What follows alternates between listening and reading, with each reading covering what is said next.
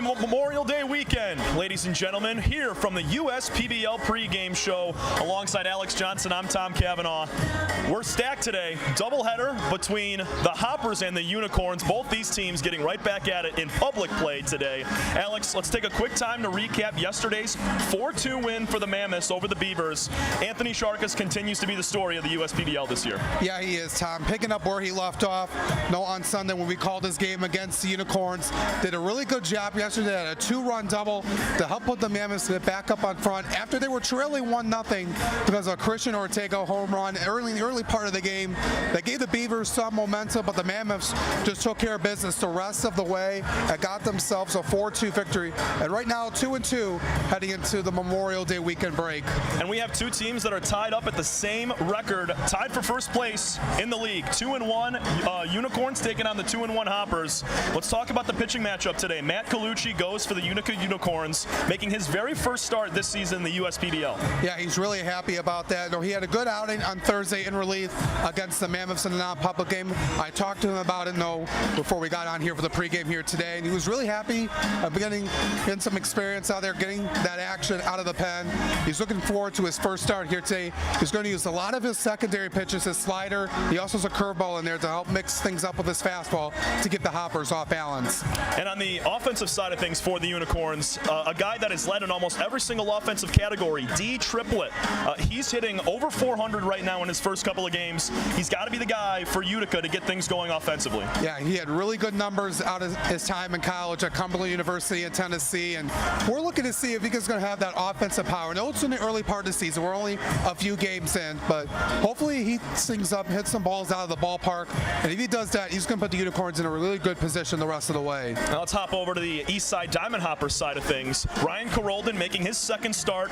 He pitched great his first time out, just did not have the run support from Eastside last Saturday in game 1 of our doubleheader featuring Eastside last week.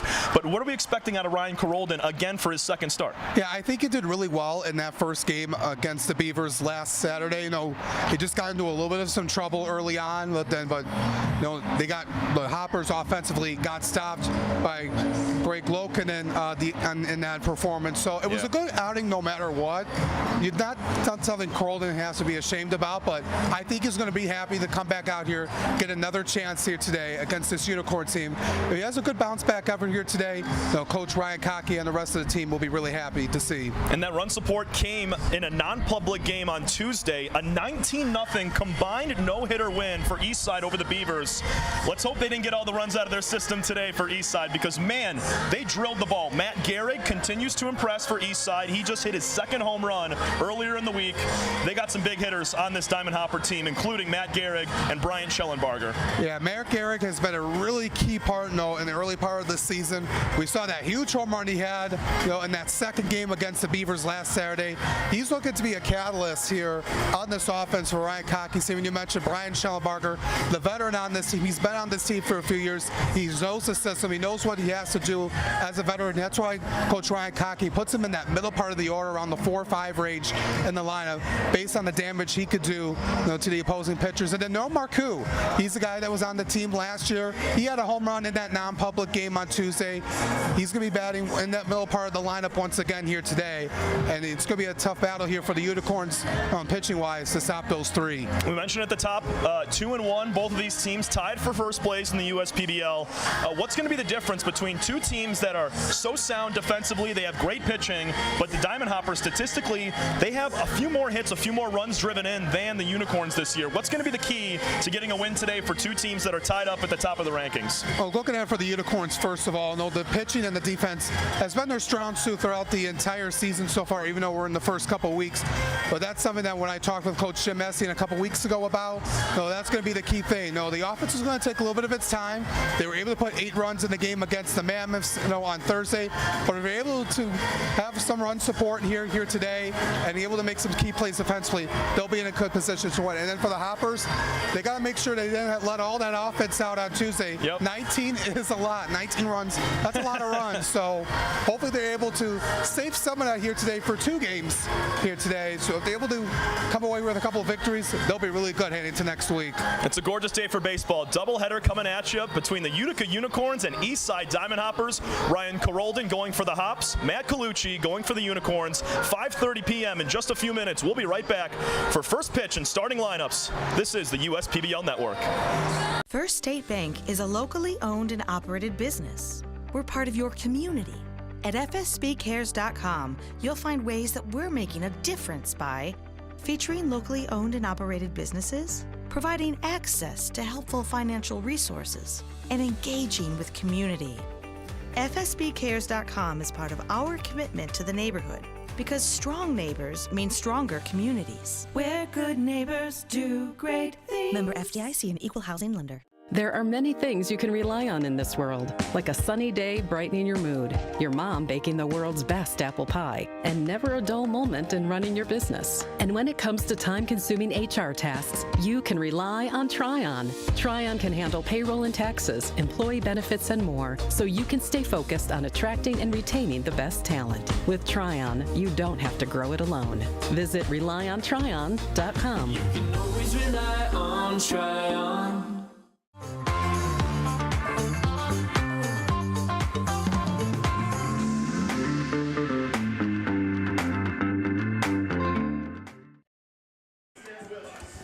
Good afternoon, ladies and gentlemen. Welcome to a beautiful Saturday night for a doubleheader at Jimmy John's Field from the USPBL. Alongside Alex Johnson, I'm Tom Cavanaugh. Alex, we're set for a great one today. 2 teams meeting for the very first time this season. The Eastside Diamond Hoppers hosting the Utica Unicorns. We'll get right into the pitching matchups between these 2 squads. Eastside, they're coming off a big non-public 19-0 win back on Tuesday when no fans or anybody was here. It was just the teams playing, but a lot of runs for Eastside. They are going to bring out Ryan Carolden to start on the mound for them. Utica Unicorns, they're also 2-1 in the rankings right now, getting a big win last week as well. Matt Colucci's going to start for them, making his very first start of the USPBL season here in 2024. What can we say about these 2 starters and what we should see out of the right-handed arms from both of these guys? Yeah, looking to see how both of these guys come out here today. Carolden, like we mentioned in the pregame show, he started in game 1 of the doubleheader last Saturday against the Beavers. Had a good performance in that game. He went 4 innings pitched. He had 5 strikeouts, 3 walks, and 5 hits, and did allow that 1 earned run early on in the game. It was in that bottom of the 2nd inning. He allowed that, which gave the Beavers that victory in game 1 of that doubleheader. It was still a good performance for Carolden. It was, yeah. Yeah, but looking into that here today, if you look at the bounce back here today against this Unicorns team, that has been struggling a little bit offensively, but got 8 runs in the game against the Mammoths on Thursday. He's going to be in a good position to get his first victory on the season. And going into Matt Colucci, he is going to be a guy that has been a really strong piece throughout last season, was the MVP of the championship game last season, so he's going to be really good to go. He did pitch on Thursday where he went 1 inning of work in 4 batters faced, 1 strikeout and 1 walk, but he has had really good numbers so far early on in this season. Has played in every game so far, and he's a big reason why that Coach Jim Essian has relied on him throughout the entire season. Yeah, he's impressed. Carolden had as well, just didn't have the run support to help him out last Saturday at just about the same time as he threw game 1 of the doubleheader. We're rolling out starting lineups right now. We have the national anthem coming in just a few minutes here from Memorial Day weekend from the USPBL. I'm really excited today. I mean, we got 2 teams that have not faced each other. The Hoppers have been on a tear offensively. They've scored a total of 42 runs. Check that. No, 30 hits. They have 23 runs on the year. And then you look at the Unicorns, just 10 runs scored on 20 hits this season. So Utica, they were off to a little bit of a slow start offensively, but the Eastside Diamond Hoppers, I mean, man, they got some guys that can swing it. Matt Gehrig's got 2 homers on the year. Noah Marcoux went deep on Tuesday in that 19-0 win. And then Bryant Schellenbarger, he's got 4 RBIs on the season as well. A lot of big hitters for this Hopper team. Yeah, a lot of key returners, like you mentioned, Marcoux and Schellenbarger. Those are the guys that are the veterans on that offensive powerhouse there for the Hoppers. And I talked with Coach Ryan Cockey about it. Scoring 19 runs in that game against the Beavers on Tuesday. It was a really good effort. He liked everything worked out for him. But today's a new day, new game. Everything that happened in the past, it can't look back on that right now. You just got to look at the present here and looking at that offense, and Matt Gehrig as well. Having 2 home runs early on in the season, he's been a really nice addition to the squad. Yeah, the fans were able to witness his very first home run as we're watching the Eastside Diamond Hoppers team come on out right now. There was Bryant Schellenbarger headed out to right field. I'm just really excited for these fans and ourselves to see these guys back out on the field in front of the public eye. Because as we talked about, there's those non-public games taking place Tuesday, Wednesday, sometimes a Thursday as well, where no fans or broadcasters from our perspective get to watch these guys play. So seeing Gehrig, or hearing about him going deep, that only piques my interest more and more as he leads now with 2 bombs and Marcoux from the left side of the batter's box going deep out to right field. So these guys, I mean, they're ready to go, but we cannot neglect Utica whatsoever. D Triplett, he's hitting above 400. He's tied for the team lead in hits with 4. Sam Baduras plays an incredible right field. He can swing it. And Patrick Baggett, my goodness, that kid can play as well. Yeah, a lot of good pieces on the Unicorns. They're going to have a tall task here today against the Hoppers. We'll see how they respond after scoring 8 against the Mammoths on Thursday. We'll have the national anthem and sponsors coming right up after this. Doubleheader today between the Hoppers and Unicorns from the USPBL here at Jimmy John's Field in just a moment.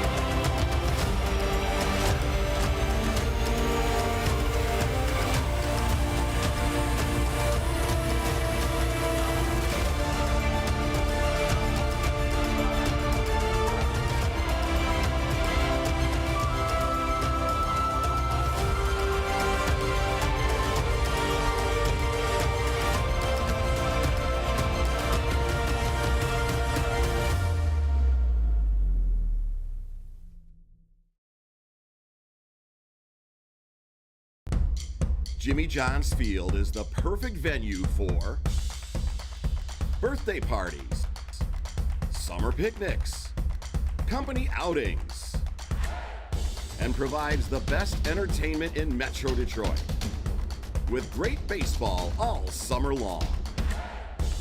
Spend your summer nights under the lights at Jimmy John's Field in historic downtown Utica. You hear about the promo that Jimmy's John's got going on? 5 off 20? How they pulling it off? Magic? You got David's Copperfields in there? Show yourself, Copperfields! Jimmy John's. $5 off orders of 20 or more.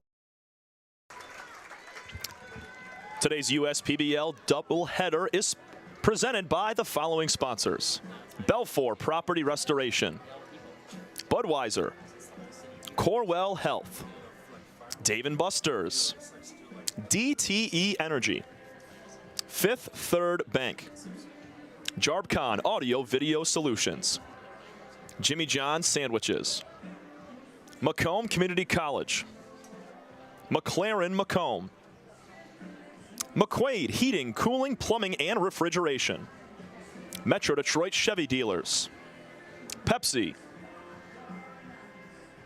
and UWM, United Wholesale Mortgage.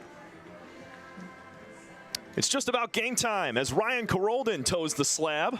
Behind the dish doing the catching for the Hoppers will be Whit Hughes, also an assistant coach for head coach Ryan Kottke, as we're going to take a look around the infield and defensively for the Eastside Diamond Hoppers.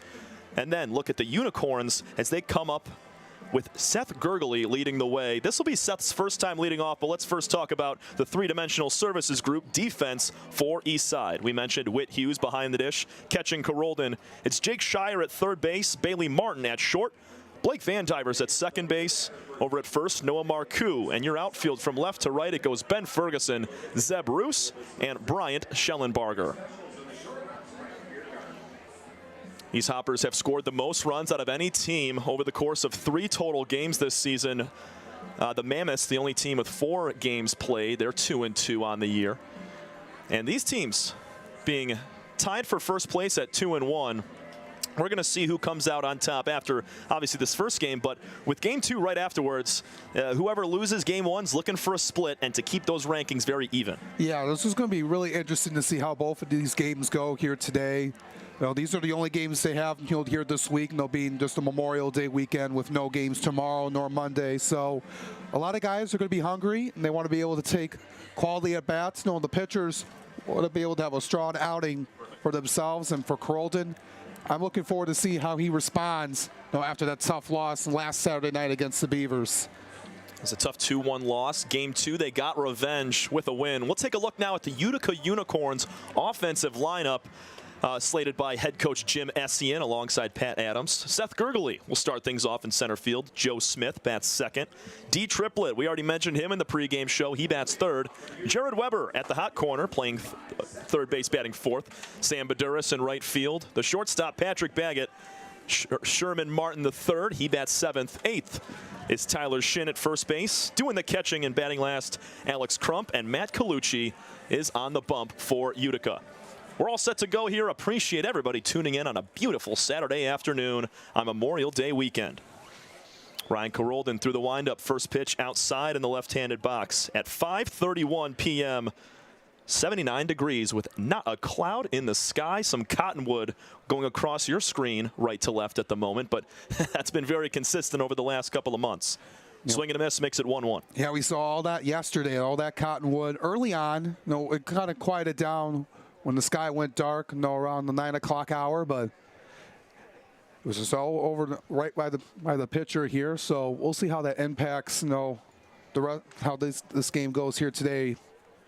Gurley takes strike 2 just below the knees. Seth this year so far, he's 1 for 9 with 2 runs scored. Also 3 RBIs on the season for the center fielder of the Unicorns. He'll tap one foul out of play back over the left side awning that reaches over the Hoppers dugout. Looking to see how Gurgley does here. Like we mentioned, off to a little bit of a slow start. Trying to become a key player right away, playing at Indiana State. Had some solid numbers down there. Carrollton shakes off. Now he says yes. Working first base side of the rubber, the 1-2 pitch is high and outside. So both these teams, I know we're early in the season, but leading the way at 2-1. It's so important to get out to a hot start in the first couple weeks of the season for these guys, especially because the non-public games also count towards record and statistics. Yeah, especially, look at the Hoppers last season. They got off to a really strong start, and then they kind of cooled off around June. So both of these teams right now will have a loss in their record, a time for first place. So this is really important, early on to get some edge and get some advantage. 3-2 pitch is high and away. Leadoff walk drawn by Seth Gurgley. That was just a good quality at bat there by Gurgley to start the game. Not chasing anything as Carrollton was chasing him a little bit high and away. In his first few pitches he's seen. You always want to be disciplined at the plate. And for the Unicorns, getting the leadoff man on is going to be really crucial for them here, because they struggled early on with runners on base, and if they're able to do that. No stolen bag attempts for Gurgley so far. Here's a ball that's going to squeeze by the glove of Whit Hughes. It trickles all the way down towards the dugout on the first base side and into second. Standing up is Gurgley taking that on the pass ball. Yeah, not what you wanted to see there. Is that one went behind Whit Hughes. Could have had a chance to stop that. Now you put your runner in scoring position early on. That was not where Hughes was set up. He was more on the inner half of the plate, and that ball was pulled out of the hand of Carrollton towards the left-handed side of the box, causing Hughes to have to reach across his body to make a catch there. It would have been difficult to play there. The 1-0 is tapped on the ground to first base. Picked up by Marcoux. He's going to touch on to first, but doing his job is Joe Smith. Well done. Ground ball to the right side, moves the runner, Seth Gurgley, down to third base with 1 out. Yeah, that's just a good job there by Smith. Moving the runner over 90 feet, hit it over to the right side, which allowed him to advance. If they would have hit it over there by third or short, he would have had to stay put. So you did your job. Even though it doesn't go down as a base hit for him, even though you got out and sacrificed one there, but you moved the runner 90 feet. Now that's good team concept baseball all the way around, and head coach Jim Essian, being a Chicago Cubs manager, knows all about that. Triplet's going to bounce one to first, and that'll get the run in. RBI ground out for D. Triplet. That's RBI number 2 on the year, I'm sorry, for D, and it's 1-0 Unicorns. Yeah, that's like good there again. Just a slow chopper. It went up in the air, went over to the first base side, which we needed to do. You got the run across. Early momentum here for the Unicorns. You didn't have to go big there, but you got the job done, and that's what you like to see early on. First pitch to Jared Weber is down in the dirt. And that just shows what a leadoff walk can do, Alex, because there hasn't been a hit recorded yet for Utica, and yet they're up 1-0. Because of the pass ball that got behind Hughes, that allowed a couple of ground balls to the right side to get the run in. And that's just, hard-nosed baseball doing the small things correctly to manufacture a run. Hey, you don't have to go big every time. You don't have to go for the hero play, the long ball, or a double or triple into the gap. If you're able to do things like that, There's a high chopper to third base. Fielded cleanly by Jake Shire. The throw to first is high, but reaching to make the catch is Noah Marcoux. Carolden with a leadoff walk brings Seth Gurgley all the way around after a couple of groundouts. D. Triplet grabs the RBI. We go to the bottom of the first inning. Hoppers up to bat when we come back. This is your home for USPBL baseball. We're for people, the pioneers, the underdogs, the players, and the slow and steadies. We're for people, for who they are and who they could become. Yes, we're a bank, and some say our business is all about money, but that's an old idea. Because look past the money, and you'll see real human lives. We see it, because we're for people. Huntington, welcome. Time doesn't heal all wounds. Hard work, perseverance. And we do. We're fighting cancer with proton therapy. And music therapy. We're turning back the clock on Parkinson's and outsmarting blood clots in seconds. Instead of days. Because this is her time. His time, your time. And it's time to show we can. Corewell Health.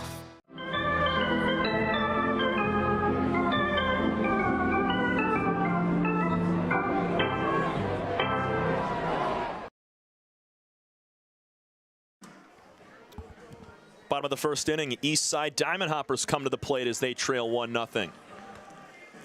Let's talk about Matt Colucci as we get things going here for the Unicorns on defense. Matt this year has been pretty solid, a 1.93 ERA through 4 2/3 innings. He's only got 1 walk and 4 strikeouts. Matt's going to fill up the zone and do it effectively. Yeah, he's really going to do that to his advantage. So he has a really good fastball that will hit the low 90s. He has a really good go-to pitch in his off-speed with a slider that will reach up to the mid-80s. Then he also has a curveball that will throw in, try to keep the hitters off balance. I was able to talk with him in the dugout before the game. He was really happy. He felt really good in his 1-inning performance on Thursday against the Woolly Mammoths. And he's looking to do the same thing here today. And there's a good group of hitters here he's going to face here against the Diamond Hoppers. But he's going to use his pitches to his strength and try to get the hitters off the plate where his location is going to be. So if he's able to do that, he'll be in a good position to give the Unicorns a victory here today here in Game 1. Blake Van Diver will start things for the Hoppers. We will recap the defensive lineup for the Unicorns in just a moment. Strike one called on the inside corner. Alex Crump, the catcher today for the Unicorns, with a nice frame job. Jared Weber over at third. Patrick Baggett at shortstop. Sherman Martin the third at second, and Tyler Shin over at first base. It's a ball that dives low and outside, 1-1. The defense in the outfield, Joe Smith in left, Seth Gurgley in center, and Sam Baduras in right field.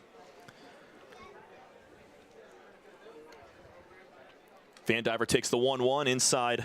Last time we watched Blake play was back on Saturday a week ago, actually, and he made 2 fantastic diving plays out in center field. He gets the start at second base today.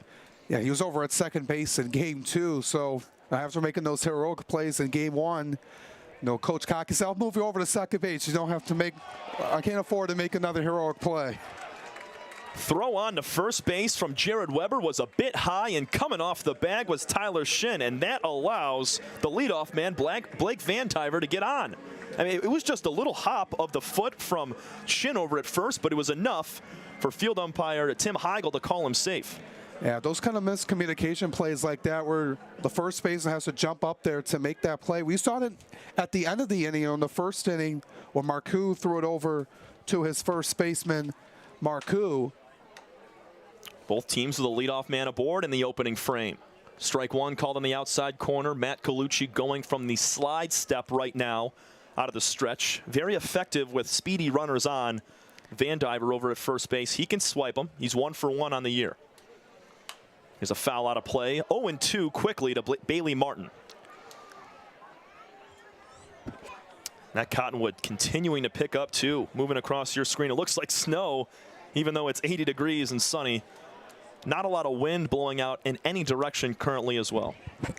Yeah, we'll see how that impacts how fly balls are at during the game. There was a little bit of wind last night, not a whole lot. I haven't seen any drastic winds over the first couple of weeks of the season. Nothing blowing out heavy to left or right center field. It's kind of stayed within itself so far. Here's a line drive out to left field coming over Smith. He comes in and dives and makes the catch. Joe Smith flashing leather in left center field. That steals a base hit from Bailey Martin. Nice swing, but a better catch. Yeah, just he read that perfectly. Smith had the good vision, had a good jump on it, and just able to get down there and make the incredible catch. We had a lot of those yesterday. Nick Pastor out in center made a really good play. Francis Florentino. So many other guys as well that just made some key plays out in the outfield. It's just been really good to watch, and the fans coming out of their seats for that. And we've seen a lot of those acrobatic plays here in the first 2 weeks of the season. It's good to see those guys flash the leather out there in the outfield. And he picked the perfect time to dive for that. I mean, beautiful catch from Smith out there. It's Noah Marcoux's turn as a stolen bag, but a base hit into right field, and onto third base will go Van Diver. A hit and run with a poke from Noah Marcoux makes it first and third with one gone. Nice swing. That was a good execution, good call by Ryan Cockey to get Van Diver on the move, and Marcoux just a soft chopper that gets past over the first baseman Shin, and you got 2 runners on and 1 out and a chance to tie the ball game here with your key man right there. Up there as Matt Gehrig steps into the batter's box. Gehrig leads the league with 2 homers on the year and 7 RBIs. Cuts and misses at a breaking ball down and outside. Yeah, he wanted to take a rip at that. He has been really impressive to watch these first few games. Having 2 bombs early on, and has a chance here to tack on his RBI total here, either a hit or a sac fly. Another big cut and a miss. Colucci gets out ahead 0-2. Yeah, Colucci has to be careful with him. It was just right over the heart of the plate and able to get him there off speed at 84 with his slider. We'll see if he goes back to it or he goes fastball. Matt holds the hands in close towards his right ear, takes a slider outside off the plate. Talked with Colucci pregame, and he mentioned to you that all of his pitches he's trying to run off the plate either inside to hitters or swinging out, as we just saw with that last pitch. He's going to try to utilize that to his advantage. And slow tapper onto third base, played by Jared Weber. He goes to second. Now to first for a double play. They will not get the runner, Gehrig. It's a fielder's choice, but the run scores. 1-1 tie as Van Diver comes in. A good job by Gehrig to get the job done, get a run on the board. You know, don't get a base hit there, but those are the little things you got to do, you know, to get yourself in position to win ball games. If you're able to execute those kind of plays, you'll be able to do the ones that players usually want to see. Pulled on the ground, forehand play, turnaround spin move from Sherman Martin III, and he nabs the runner, Brian Schellenbarger, for out number 3. Hoppers tie it up after Matt Gehrig drives in another run. That's his 8th RBI of the season. We go to the second inning, 1-1 tie between the Unicorns and Hoppers. You're watching USPBL Baseball.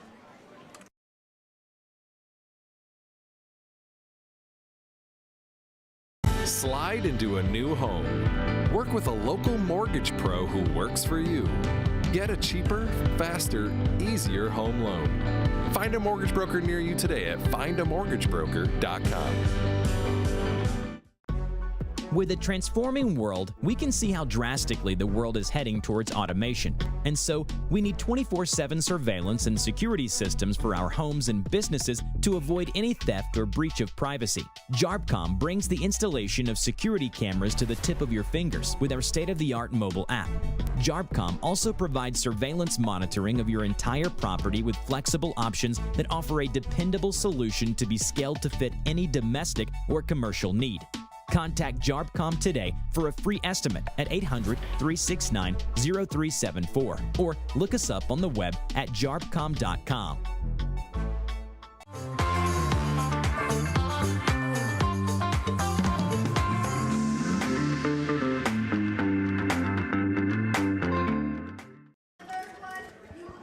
Both teams strike for a run in the first inning. Welcome back into the USPBL Network alongside Alex Johnson. I'm Tom Cavanaugh. No really big swings, just one hit in that first inning, but both teams able to scratch off a run. Yeah, they were able to do the small things right there, even though just some RBI groundouts, on both sides. Players don't really want to do that, but you're able to do the things will help you in the long term with runners on base, capitalizing on those opportunities, no matter how the way you get them. And the Unicorns didn't get a single hit on the board, but started off with a leadoff walk, and then they were able to get a run on the RBI ground up by Triplet. And now you got the middle part of the order here to see how they're able to respond here. First pitch swinging from Sam Baduras. He fouls one to the first base side and caught by Noah Marcoux. So one pitch, one out here in the second for Ryan Carolden. Yeah, I like the aggressiveness when on the first pitch. Baduras, he was in the leadoff spot.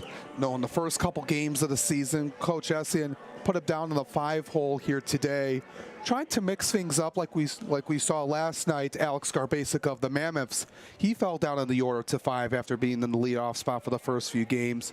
Just try to get a feel of where your players are really good at, regardless of where they are in the lineup. Just to try to mix some things up and see what they're comfortable with. A couple of really nice pitches out of the hand of Ryan Carolden. Goes with the fastball down on the lower outer third and then breaks one off to freeze Baggett.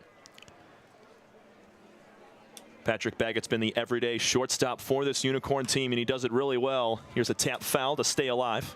It's a really good job defensively, making some key plays over there at short. One of the leaders on this team, coming over from the last year's championship squad, and he's a guy that has really gotten the guys together here early on in the season as a leader, in the dugout as well as the clubhouse. And yeah, it's funny you say that. When I met Patrick, I felt like I'd known him for years just by his charisma and how nice he was talking to me, because that's the type of guy you need in your lineup or on your team, I'm sorry, because everybody's coming from different places. They don't really know each other all that well, and having someone be able to, integrate everybody so comfortably, it's a glue guy that you have in your team, and he's doing a great job of it as he takes the 0-2 pitch high and outside. Yeah, he's a very welcoming guy, really good guy to be around with. He's also helping out when he's off on his off days, helping out in the concessions, grilling hot dogs, the other day. So he's been around the ballpark, not just with the team, but for the entire USPBL. And having a guy like him, really goes a long way. The lefty from Blairsville, Georgia, takes another fastball outside. That's been the place Carolden has missed today, is high and outside to lefties with the fastball. Now Baggett rips one to first, but right at Noah Marcoux, who just sticks the glove up and makes the catch. Nice swing, but right at him. Yeah, just took a big rip of the bat there at 80 miles an hour, right over to Marcoux. He was ready for it. You like that swing there by Baggett, but oftentimes you hit it at the wrong spot. Marcoux was just right there to make the catch, and not a bad swing at all off of Baggett. So Sherman Martin III with 2 gone takes a fastball in the outside corner. And Carolden doing a really nice job of getting out ahead of hitters. We know he walked the leadoff man, Gurgley, that led to the only run that Eastside has right now, or sorry, that Utica has at the moment. But in this second inning, he's made quite the adjustment, as it's once again 0-2, this time to Martin III. And being ahead in the count is going to be really crucial for both of these guys. Carolden got off to a little bit on the wrong foot early on in the game in his last start. Doing it up here today with another first pitch strike, giving that edge on the hitter is going to be really crucial, because the hitter is going to be really questioning what he's going to do here, beating an 0-2 hole. In the dirt. Spiked fastball, almost blocked up by Hughes. Not an easy pitch to keep in front of you. So it's now 1-2 to Sherman Martin. He's got a .250 average on the year with 2 hits in his first couple of games, 3 RBIs, and he's walked once. Had that huge RBI triple on opening day to set up the extra inning game against the Mammoths. Swing and a miss and a ball in the dirt. Hughes has to collect behind the dish, slings down to first. And the first strikeout for Ryan Carolden to end the second inning. It's 1-1 as we go to the bottom of the second. Unicorns and Hoppers from game 1 of our doubleheader here at Jimmy John's Field.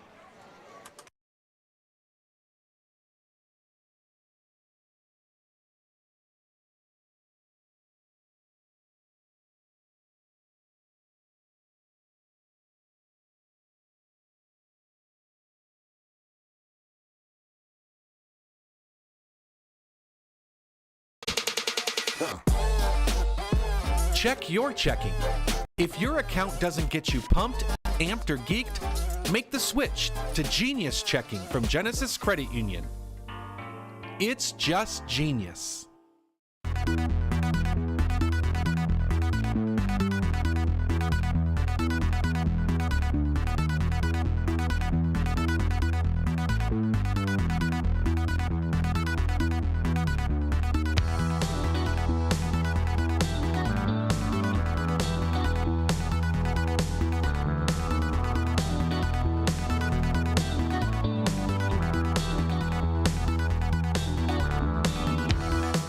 We're the financial champion of Michiganders. Whether you're a goal getter or dream chaser, an empty nester or up-and-comer, anyone in Michigan can bank with us. Michigan Schools and Government Credit Union. Tonight's USPBL ball game is presented by Bell's Brewing. For the past 25 years, Bell's Brewery has been inspired to brew beers that you can count on, not just for taste but for quality. From Two-Hearted Ale to Oberon to new classics, official hazy IPA, or the easy drinking Golden Ale. Bell's has brewed inspired beers since 1985. Bell's Brewery, Comstock, Michigan. Please drink responsibly. It's a 1-1 tie heading into the bottom of the second inning. Ben Ferguson will lead things off, and on the first pitch, Alex Crump takes one off of the inner right thigh, or maybe it was up near his neck. We're going to take a second as he's down on one knee.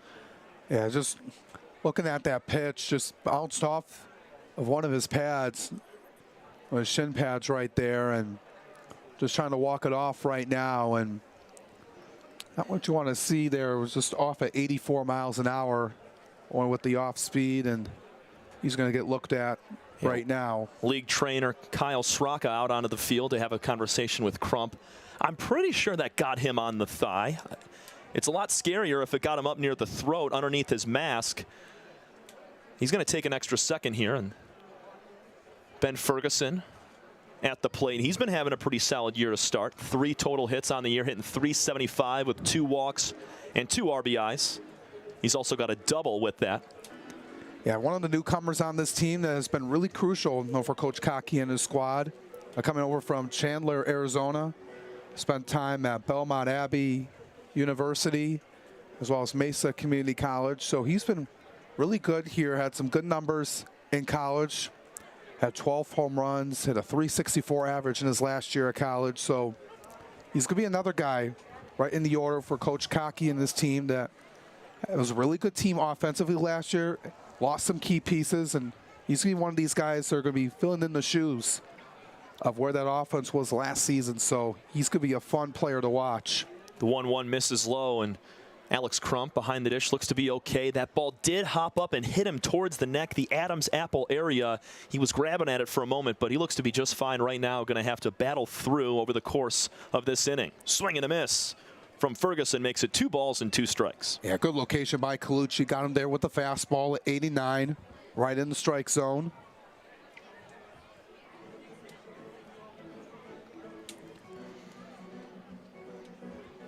So we'll see what he can throw here. They try to go inside. Let me go back with the slider. It's a lefty-heavy lineup, the 4th lefty so far. And batter number 6 right now as this slider misses low and inside. Full count to the leadoff batter here in the second inning, Ben Ferguson.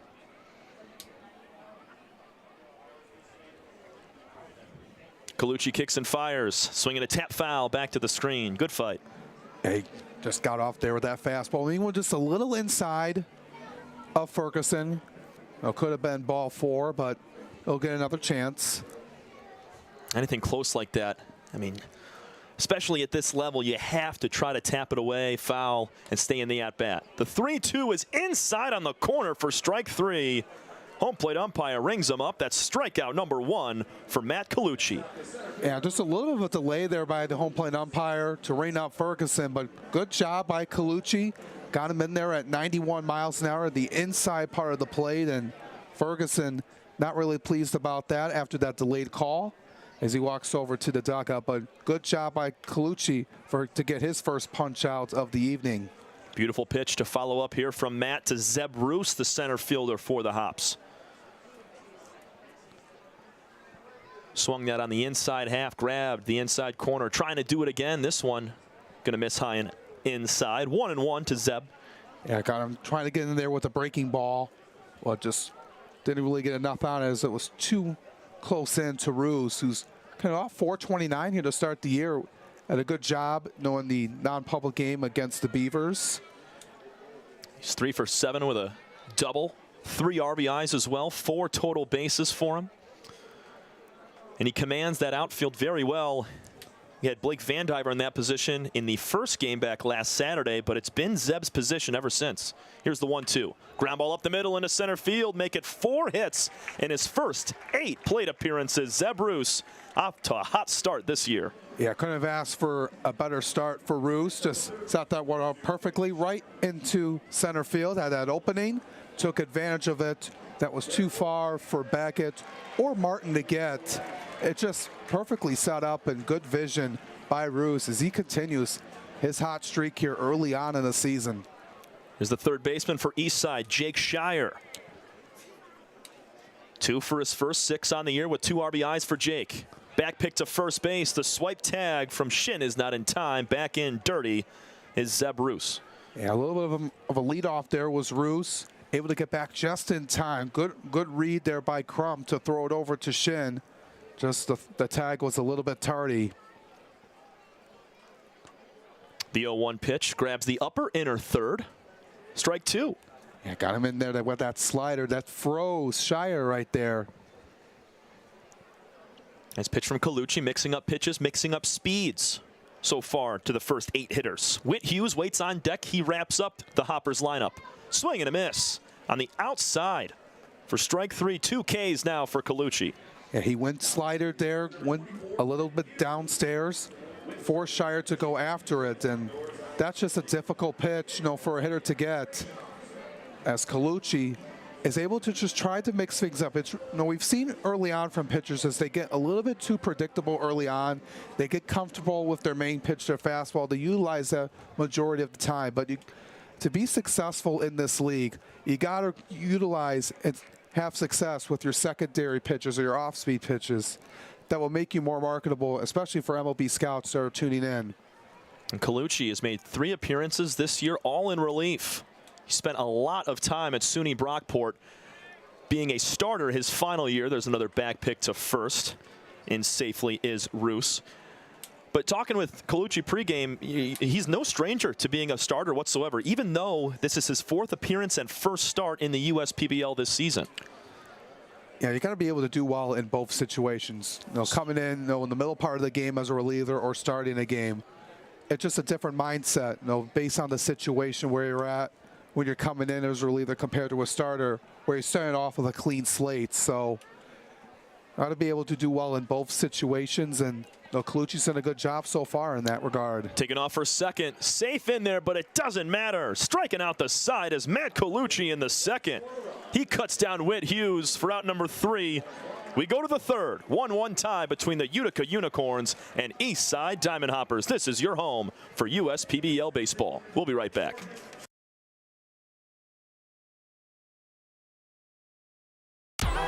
The Dave & Buster's method is designed to help you unlearn adulthood and discover the funner you hidden within you. The you that doesn't think about adult things and stuff. Ashley, I don't want to hear anything about your car registration when we're at Dave & Buster's. Okay. The you you want to be. Let the Dave & Buster's method illuminate you. Begin the method today with 5 free games. You know you want to. Fifth Third Extra Time helps you do you better. So kick back and relax. You have extra time to avoid overdraft fees. Fifth Third Extra Time. This is banking a Fifth Third better.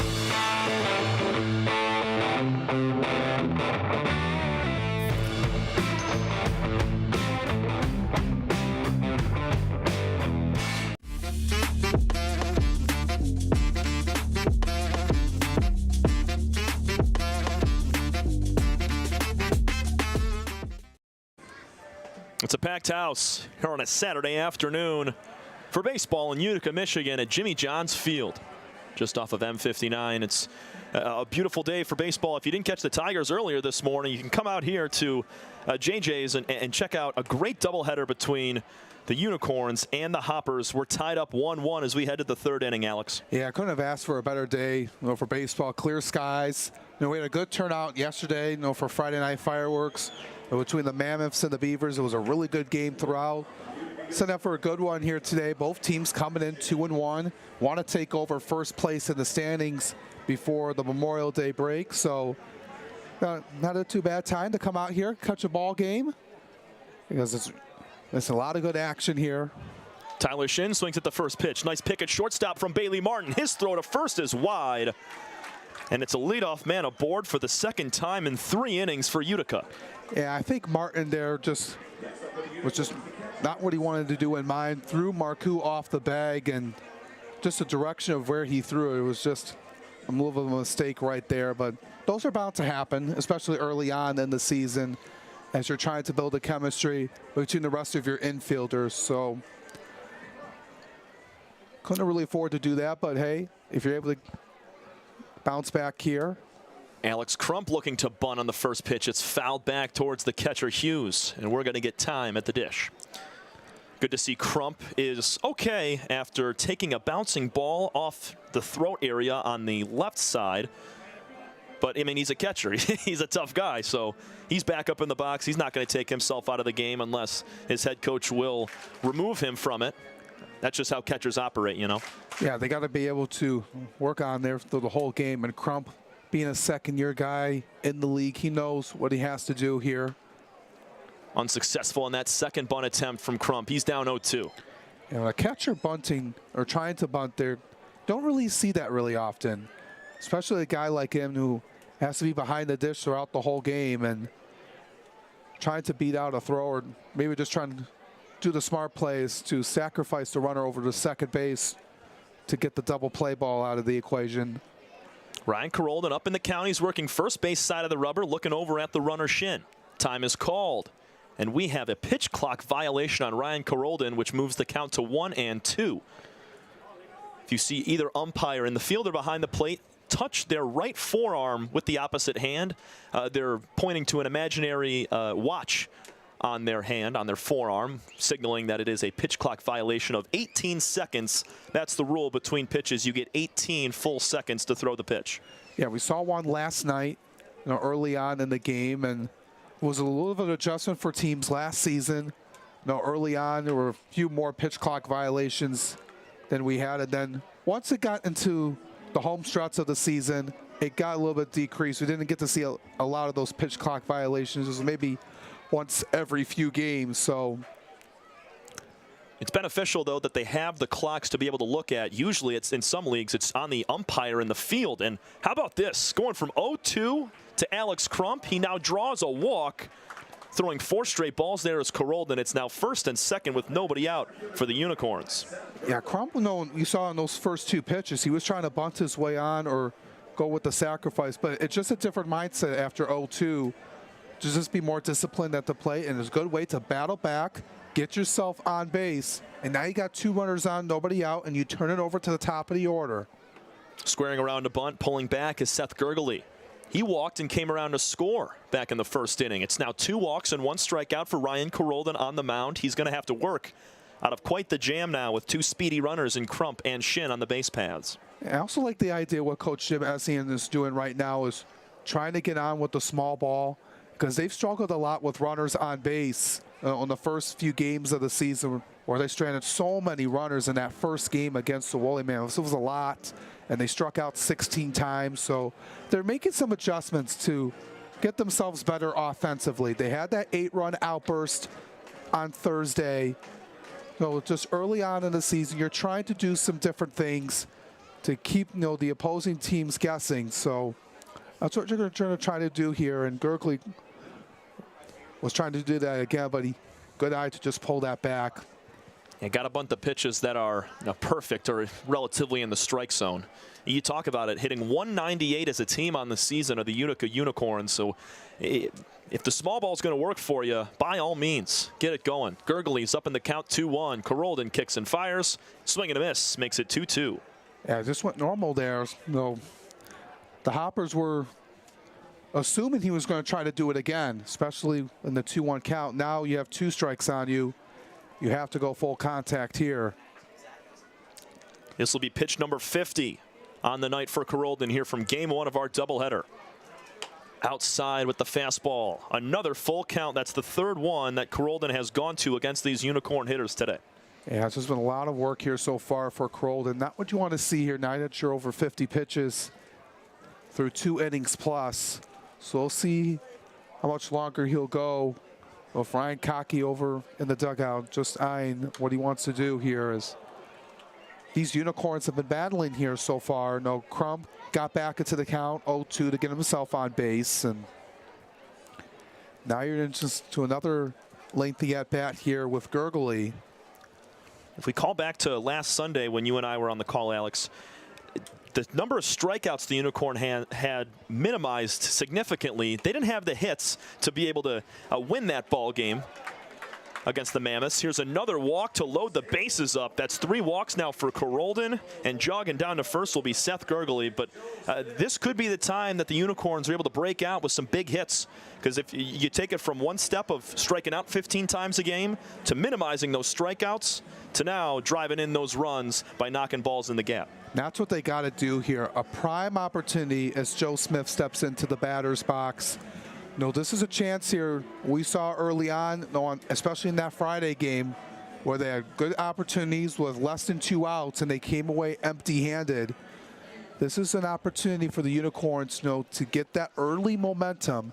And if Utica can do it, they'll put themselves in a good position to win. Right now, with runners on third and less than 2 outs, they've done well so far, just 4 for 10 in that regard. But with runners in scoring position, 2 for 25 to start the year. First pitch fastball high and inside to Joe Smith. 2 straight walks from Carolden have now loaded the bases after Tyler Shin at third base reached on an error. 0-1 from Ryan is high at the eyes, 2-0. And going back to, like I said, 2 for 25 with runners in scoring position early on, that's not going to win you games if you're Utica. So they got to be able to capitalize on this. Sometimes 1 inning can be the entire difference for the remainder of the season.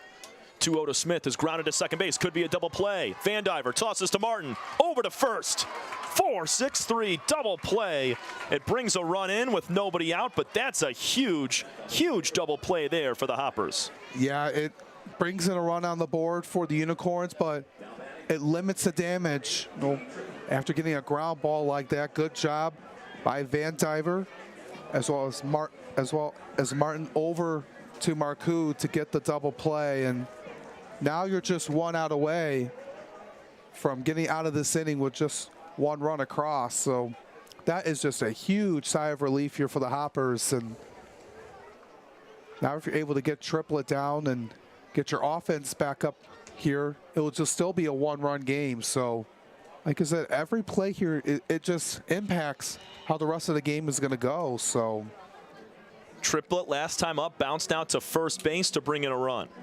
Joe Smith recorded for the 2-out double play there, but scoring was Tyler Shin, so it's now 2-1 Utica. And D is trying to extend that here with Crump over at third base. 0-1 breaking ball off the plate outside. This is going to be important here for Carrollton to get out of this inning with minimal damage. Oh, his defense backed him up there right there with the twin killing double play.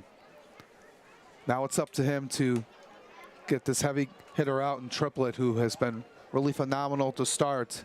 He had that RBI ground out in the first inning, but he's going to be a guy throughout the season that we mentioned. He's going to heat up at some point, and he'll get on a tear here based on what he did in his time at college. So a 2-1 pitch misses low and inside. Carrollton waited an extra second to see where that landed at. Yeah, that was a borderline pitch in the bottom part of the strike zone, right below the knees of Triplett. Unicorns lead this thing 2-1, and they don't have a hit. Carrollton's 3-1 pitch is flown out to right center field off the bat of Triplett. Going back, Schellenbarger. He's at the wall, reaches up and makes the catch. Brian Schellenbarger robs D. Triplett of a 2-run shot, and we're going to the bottom of the third. What a play. Incredible job there by Schellenbarger, reaching up there at the wall to make the catch. Good swing by Triplett. He thought he was going to reach over the wall and get out of here, but not so fast as Schellenbarger, and that's just a huge play to keep the score where it's at, Tom. Just still a 1-run game heading into the bottom of the third. Heck of a job from Brian Schellenbarger, as you said, to keep it 2-1. And there's JJ the Water Boy, sponsored by Michigan First Credit Union. Always makes sure our umpires are hydrated and ready to go. Now he gets a nice treat from field umpire Tim Heigl. For the rest of the game, that's going to fuel him. For this doubleheader, he's going to have a long day, as well as these players and us as well. So great job by JJ as we see him running back off towards the right field line, his little house that he's got there. It looks like a pretty sweet spot. Hopefully there's air conditioning in there. Yeah, it's just right there in the action, right over there in his house. So I'm looking forward here to see how the Hoppers respond here in the bottom of the third. We'll step aside briefly. Matt Colucci back on the mound. It's 2-1. Unicorns with the lead. This is your home for USPBL baseball. I'm Anthony Tomey, CEO of Tomey Group, and we're one of the largest Jimmy John franchisees in the country. With 50 Jimmy Johns and over 700 employees, it's a challenge to manage operations. What could possibly go wrong with owning 50 Jimmy Johns? People don't show up, equipment fail, run out of bread, no tomatoes, we need onions. Many different things can happen. Tryon allows us to really focus on the food and the operations of the restaurant. And that's why we rely on Tryon. You can always rely on Tryon.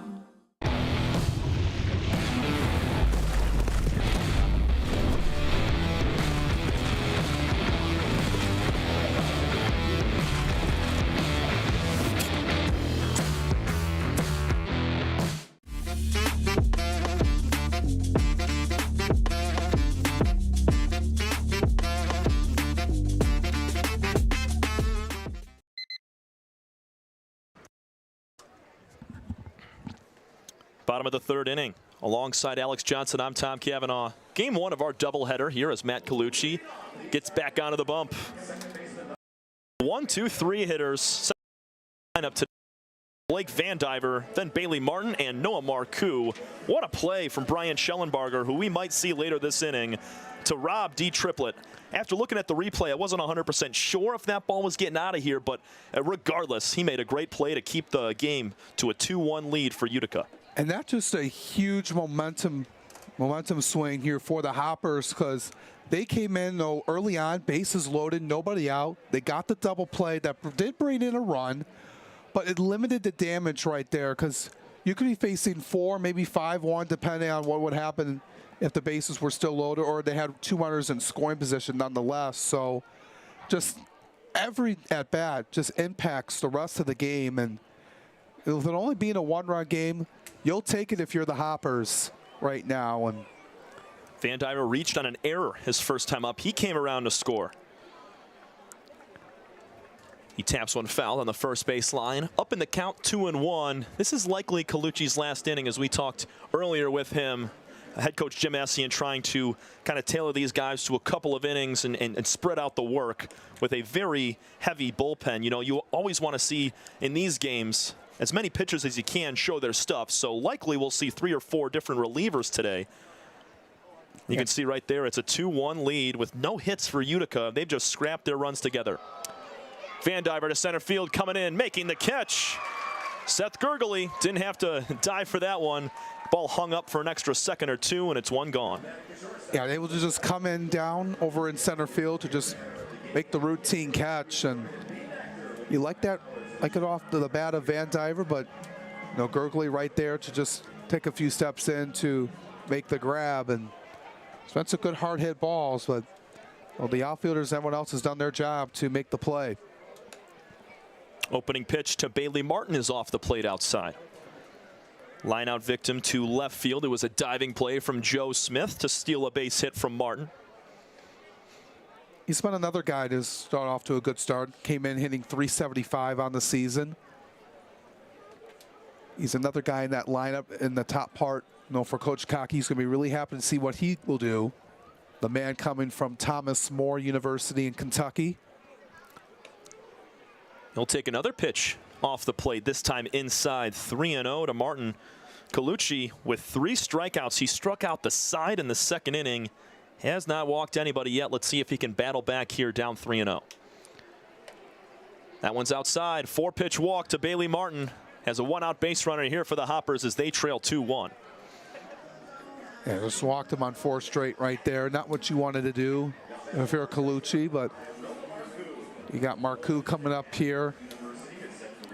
And these are the type of situations that separate the good pitchers from the great ones, because you can take a 4-pitch walk mentally. That can kind of either boost you up or tear you down. If Colucci's able to battle back here and work a good at-bat and get Noah Marcoux and the rest of the guys in the middle of this lineup, it's a lot different than him compounding that walk into multiple or a wild pitch or something like that. So right now we'll be able to see how Colucci responds to a 4-pitch walk as he starts out Marcoux 1-0. Yeah, you can't afford, you know, to allow a 4-pitch walk, but if you're able to get back, you know, especially with the heart of the order coming up, Marcoux, then Gehrig, then Schellenbarger, 3 dangerous hitters in this lineup for Eastside that we've talked about so far this season. If you're able to get something on the ground like a weak contact to turn 2 or even a punch out, you'll take it to get yourself back into the swing of things. And you know, Colucci's a veteran guy. He knows when he's been in these situations before, so he's not afraid of anything. So you still got to take it 1 pitch at a time here. Upright stance for Marcoux. Rests that bat on the left shoulder as he waits for Colucci. 2 balls, 1 strike with 1 out and a runner on base. Check swing. They say Marcoux went around. We're going to push to 2-2. I think he went a little across the plane there with his bat, so it was just a good eye there by the umpire to call it strike 2. Shadows beginning to be cast as the sun starts to fall over that third base side. Here's a pick back over to first base. In safely is Martin. Martin is 2 for 2 stealing bases this season. Let's see if he tries the arm of Alex Crump behind the dish. He will not. The 2-2 is down and away. Nice take from Noah. You got to be disciplined at the plate right there, as that one was below the zone, going at that slider at 84. Marcoux with the smart eyes not to chase after it, rewards himself with a payoff pitch coming. Full count, 1 out. They're going to pick back over to Martin. That's the second disengagement that he's moved over to first base. So the rule goes, you can pick off to first or any base, really. You can disengage with the rubber twice, and the third time you have to get the runner out or they are awarded another base. Yeah, we saw that. We had a balk in yesterday's game, which resulted in the Mammoths with Kobe Seltzer. He was on the base, and Greg Lokinen he threw it off to first base 3 times and got rewarded with second base yesterday. Marcoux draws the walk after working a great at-bat. That was more so on Marcoux working through that 3-2 count than it was on Colucci losing him, but back-to-back walks have 2 on with 1 out for the Hoppers. Gehrig takes pitch 1 high and inside. And he knows that he couldn't afford to chase away a pitch right there. He's a guy, Marcoux coming in hitting .444. he's not a guy that's going to go chase pitches outside the zone. So 1-0 to Gehrig, pulls it on the ground to third base, bobbled around for Weber. He's able to collect, throw to first, and the tag is laid on from Tyler Shin as the throw brought him off the bag. So Gehrig grounds out, but both runners will move up into scoring position. Down to third goes Martin, and to second, Marcoux. Yeah, just took a bobble off of Weber. He was able to get it off to Shin, who threw him off the base, able to get the tag on Gehrig. It does move the runners up to second and third. That bobble, cost him a double play there. Gehrig had an RBI his first time, grounds out to third base now to put 2 in scoring position. A base hit should get both runs in. Swing and a miss from Schellenbarger. A little half swing there as that pitch bit down in the dirt. Bryant grounded out to second base his first time up. It was a heck of a play from Sherman Martin, the third, ranging to his left. Colucci locked in. Off the plate, 1-1. And we'll see if that misplay, right there, not turning 2, comes back to haunt the Utica Unicorns right here. It could have been, or should have been out of the inning right now, and we'll see if they're able to not let that impact them, if they can get Schellenbarger out right here. Bryant taps one foul back towards the screen. He's down 1-2 with 2 outs. The Mount Vernon native of Ohio hitting .333 with 4 hits, 3 RBIs, and 1 run on the young season. Colucci, deep breath as he sets the 1-2. Way high and inside. Moving out of the way there was Schellenbarger, leveling it up 2-2. Yeah, not what you wanted to throw there by Colucci. They were trying to get him an inside corner, but I think he just a little bit off right there. Hoppers trying to tie it up or take the lead. Here's a ground ball off the glove of Tyler Shin into right field. 1 run will score, the second in there. 3-2 lead for the Hoppers, and Schellenbarger takes second base. High hop for Tyler Shin leads to 2 runs with 2 outs. Oh, this just took a bad hop off of Shin and allowed 2 runs to score on that play. Good base running right there by Marcoux, rounding over from first to get to score, or second rather.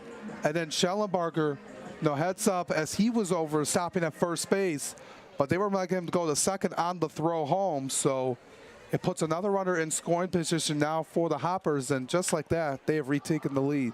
Sharp ground ball to second base. Easy play for Sherman Martin. He tosses to first to end the inning. Ben Ferguson is out on 1 pitch, and so are the Hoppers, but not without scoring 2.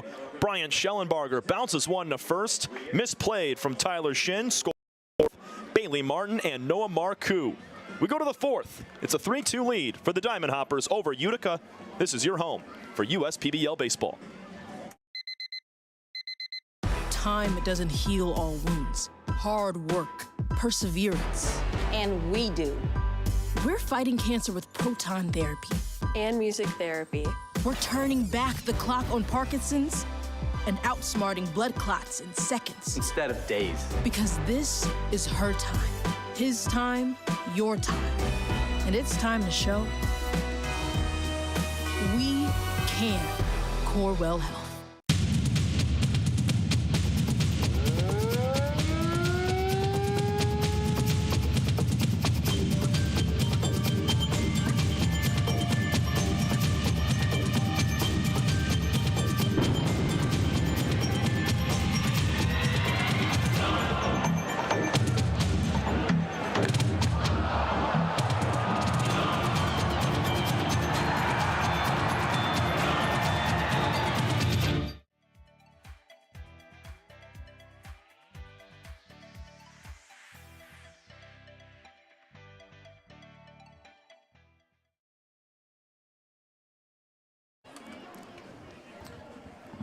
Top of the 4th inning, 3-2 lead for the Eastside Diamond Hoppers from Game 1 of our doubleheader on the USPBL network.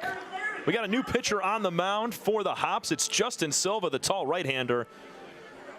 We're going to get numbers on him, but first let's talk about Ryan Carolden. He gave up 2 runs, did not allow a hit, but those 2 runs coming, 1 off a walk and 1 off an error. It was a good clean start from Carolden. He did strike out 1, but a couple of walks in there is what plagued him and allowed 2 runs to score. Yeah, so good effort here by Carolden. Or we mentioned, and we're we were interested to see how he would respond from that first outing last week against the Beavers, but he didn't allow a hit, but 2 runs came across and some mistakes, especially in that first inning where he got off to a little bit of a shaky start, but he was able to bounce back a little bit smoothly there, and you got to be happy right now if you're Coach Ryan Cockey and a performance like that, going 3 innings of work, allowing 2 runs and no hits. So you got to feel good if you're Carrollton here right now. Your offense backed you up in the last end of the inning, scoring 2 runs off of Brian Schellenbarger's single and advancing to second. So Silva coming out from Woodbridge, New Jersey. This is his 2nd year in the league playing for Eastside. He was 2-0 last season, starring in 6 games. He had 1 save through 7 2/3 innings, allowing 7 runs on 6 hits with 9 walks and 9 strikeouts. Silva's called on for the second half of this first game. Remember, folks, it's a 6-inning game here for both contests in our doubleheader. So not a full 7 and not a full 9. We're just going to play 6 here for both. Silva taps the glove on his first pitch. Whoa, slider cutting across the plate, gets a swing and a miss from Jared Weber. That's a good start there from Justin. Yeah, going off speed. Mason about pie. Weber was expecting fastball, especially right out of the gate. Silva, this is his first appearance on the season. He was planning on going to pitch in the Tuesday game against the Beavers, but due to the time limit, the game to be shortened. So he's going to feel really good to get back out here on the mound here. 0-2 pitch has popped up, foul territory, right side, sliding and not able to make the catch is Whit Hughes. He was real close on that one, just behind that Jimmy John's Field spray-painted logo on the first base side. Yeah, that's just a difficult play, but you like the effort from Whit Hughes, one of the leaders on this team and assistant coach as well. Going out for it and making that play, even though unable to make it fully right there, you got to like the effort of making up for it and not just throwing it away for a foul ball. Silva still ahead in the count 0-2 as he steps off to recollect. Some nasty sliders out of the hand of Justin. The second pitch he threw kind of buckled Jared Weber. It started in on the hip and swung back to the inside corner, and we have time at the plate. Yeah, just very late. There was like 2 seconds on the pitch clock. Yeah, it's now 1 ball, 2 strikes after that delay. Silva works third base side of the rubber. They did call the violation right there, so. This one's pulled on the ground to third base from Weber. Clean play from Jake Shire, guns to first, and it's 1 up, 1 down here in the 4th inning. Yeah, all those pitches, in the high 70s with that slider off of Silva, so. Got some weak contact right there, and he gets the ground out. So now it forces up for Sam Baduras to come in. Unicorns team, not having a hit across on the board, but only trailing by 1 and having 2 runs on the board. Not something you see every day. Baduras popped up to first base. His first time up back in the 2nd inning. Cuts and misses at a fastball high. Silva spent 5 years at Montclair State University, Division III school out in New Jersey. And he throws it off the back of Baduras. Thought that might have gotten behind him, but a 1-out hit batter has Baduras aboard. Yeah, we'll take any runners you can get here if you're Utica. Right there was off the side of Baduras. And watch out for Baduras running here. He's 2 for 2 on the year, stealing bases, and head coach Jim Essien is over at first base behind Baduras, so he's going to be coaching him up, letting him know when's the best time to go. But also Sam, a heck of a ball player, very speedy. He can do it on his own as well. Yeah, well, look out for him. He has a good leadoff right now. Baggett pops one up. Shallow left field. That's going to drop right on the outfield grass. Onto third base. Sliding in head first is Baduras. Little Texas leaguer for Patrick Baggett, and it's 1st and 3rd with 1 gone. Nice swing. There's a way to get your first hit of the ball game for the Unicorns. Patrick Baggett, he went opposite way.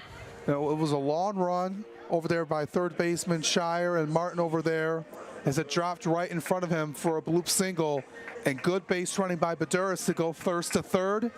And now you get a good prime opportunity to tie it up here with Sherman Martin at the dish. Swinging strikeout the first time for Martin the third. Baggett off with the first pitch. In and out of the glove of Hughes, coming to the dish is Baduras. He's in safe. We're tied. Nobody was covering home plate. Silva looked right at his feet after the ball popped out of the glove of Hughes, and Baduras picked up on the mental error.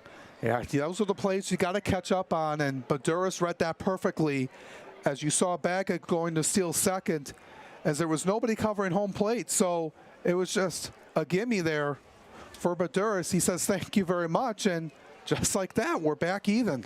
Sherman Martin III has a 1-0 count with Baggett standing at second base. Whit Hughes tried to transfer real fast there without kind of catching the ball. He tried to grab it quickly because Baggett is so fast screaming down to second base that Whit had to be fast with the hands, and the ball just popped on out. 2 balls, no strikes, as Martin was ready to bunt, but he pulled back. Yeah, this is a very athletic squad here for Utica. A lot of guys that can steal bases, that can catch, will be really difficult, for the pitchers right now, and causing a lot of chaos right there. So that's those kind of plays right there. That's been the story of the game. They haven't been flashy at the plate, but they've gotten the job done on the little plays. Line drive to right field, going to be caught by Schellenbarger. He's got an arm, throws on to third base, sliding in safely is Baggett, but a great throw from Schellenbarger makes it kind of close. It's now 2 outs with a runner at third base. It was a good opposite field swing from Sherman Martin III, just right at the Hoppers right fielder. Yeah, but he did his job, to move Baggett over to third on the play, and a good read. By Baggett to hold up at second, then go to third. So now you got an opportunity to take the lead here, if you can, with Tyler Shin at the plate. A couple of lead changes early in this one. 3-3 in the top of the 4th with 2 gone. Tyler Shin fouls the first pitch back to the screen. Tyler reached on an error and came around to score last inning. Now, so far, 3 runs, 3 hits, and 3 errors total so far in this game. A lot of threes. That scorecard over there on the scoreboard in left center field is filled up. And being hit with a breaking ball pitch is Tyler Shin, right on his Evo Shield guard on the left tricep, I should say. And that's the second hit batter of this inning. We have first and third with 2 outs for Utica. Yeah, there was going there at 74 that time, right at him. Not what you wanted to do here as you bring Alex Crump up to the plate. It's not the end of the world there for Silva on the mound in these Hoppers, because you have a play at first or second. If there's a ground ball up the middle to either Van Diver or Martin, the easier play is a toss on to that second base bag for a force out. Crump walked. He was stranded at third base last inning. First pitch is a fastball high, leaping out of his stance to make the catch is Whit Hughes. Yeah, good job there, reaching up there, Whit Hughes. Could not afford another run to get.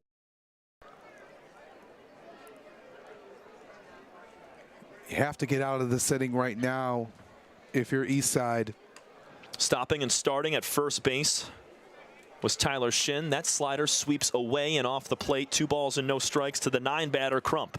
And they were able to get out of the bases loading situation with only 1 run across last inning. And then Schellenbarger was able to rob triplets of a home run. That could have added more runs on the board for the Unicorns. So if they're able to just come across in these 2 innings with just 2 runs across so far total, from 1 in the last inning and 1 here. Silva ready to throw his 17th pitch of the inning. The 3-0 is a strike called. Got to battle back here. Yeah, right over the heart of the plate. Alex Crump was not going to swing a 3-0. Especially with 2 runners on and 2 gone. 1 pitch away from loading the bases, Alex Crump at the dish. In a 3-3 tie. Foul ball back towards the first base side. Nice fight from both sides, Silva and Crump. And we're seeing from Justin Silva, he loves that slider inside that kind of sweeps in right on the inside corner off the hip of the right-handed hitter. Yeah, he's been utilizing that for more than the majority of his appearance so far. We haven't seen much of his fastball. There's a pop-up behind Hughes. Can't react in time. That ball's going to drop foul. Yeah, there's a little bit of a half swing by Crump.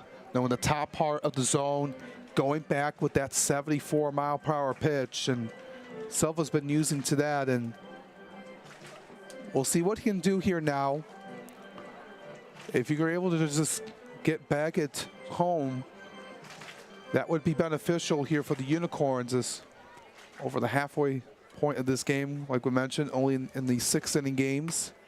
The 3-2 pitch is off the plate outside. Too much bite on that slider from Silva.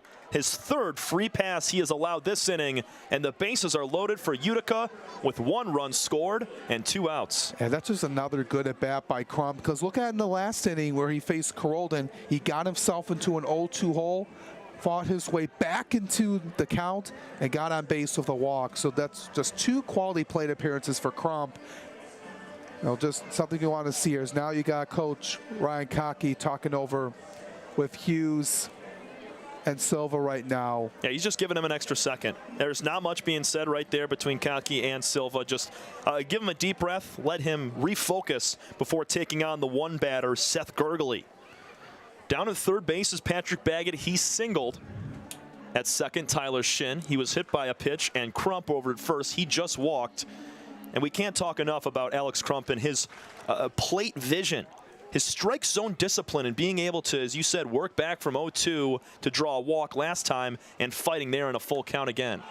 Here's a pop-up on the infield with 2 gone off the bat of Gurgley. Coming over, making the catch near his waist is Jake Shire.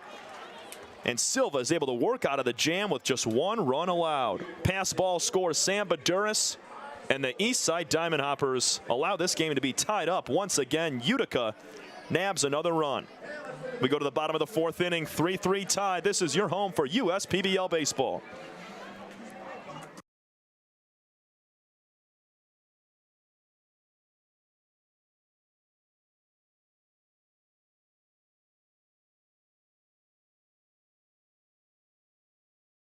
You hear about the promo that Jimmy's John's got going on? 5 off 20? How they pulling it off? Magic? You got David's Copperfields in there? Show yourself, Copperfields! Jimmy John's. $5 off orders of 20 or more.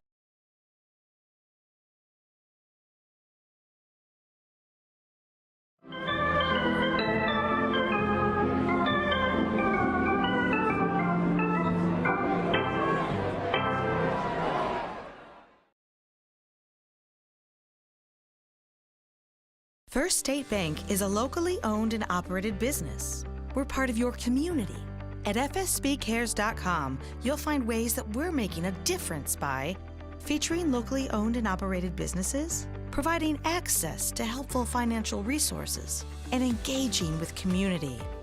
fsbcares.com is part of our commitment to the neighborhood, because strong neighbors mean stronger communities. Where good neighbors do great things. Member FDIC, an equal housing lender. Tie ball game back in the bottom of the 4th inning here on the USPBL network. We have a new arm on the mound for the Utica Unicorns as Matt Colucci's day is done. It's going to be Garrett Bonnet, the right-hander, coming in from a couple different colleges. He played at Ohio Valley and LSU Shreveport. Bonnet standing at 5'9", 205, the 25-year-old called on for the final couple of innings. We have a couple of arms warming up in the bullpen right now, but Bonnet's going to be tasked for the 4th inning. Yeah, looking at his stat line here so far, this is going to be his 3rd appearance on the season. He's pitched in 3 innings so far, 3 strikeouts, 3 walks, 3 runs, 2 of them earned. An opposing batting average of .091, so he's been really solid in that regard.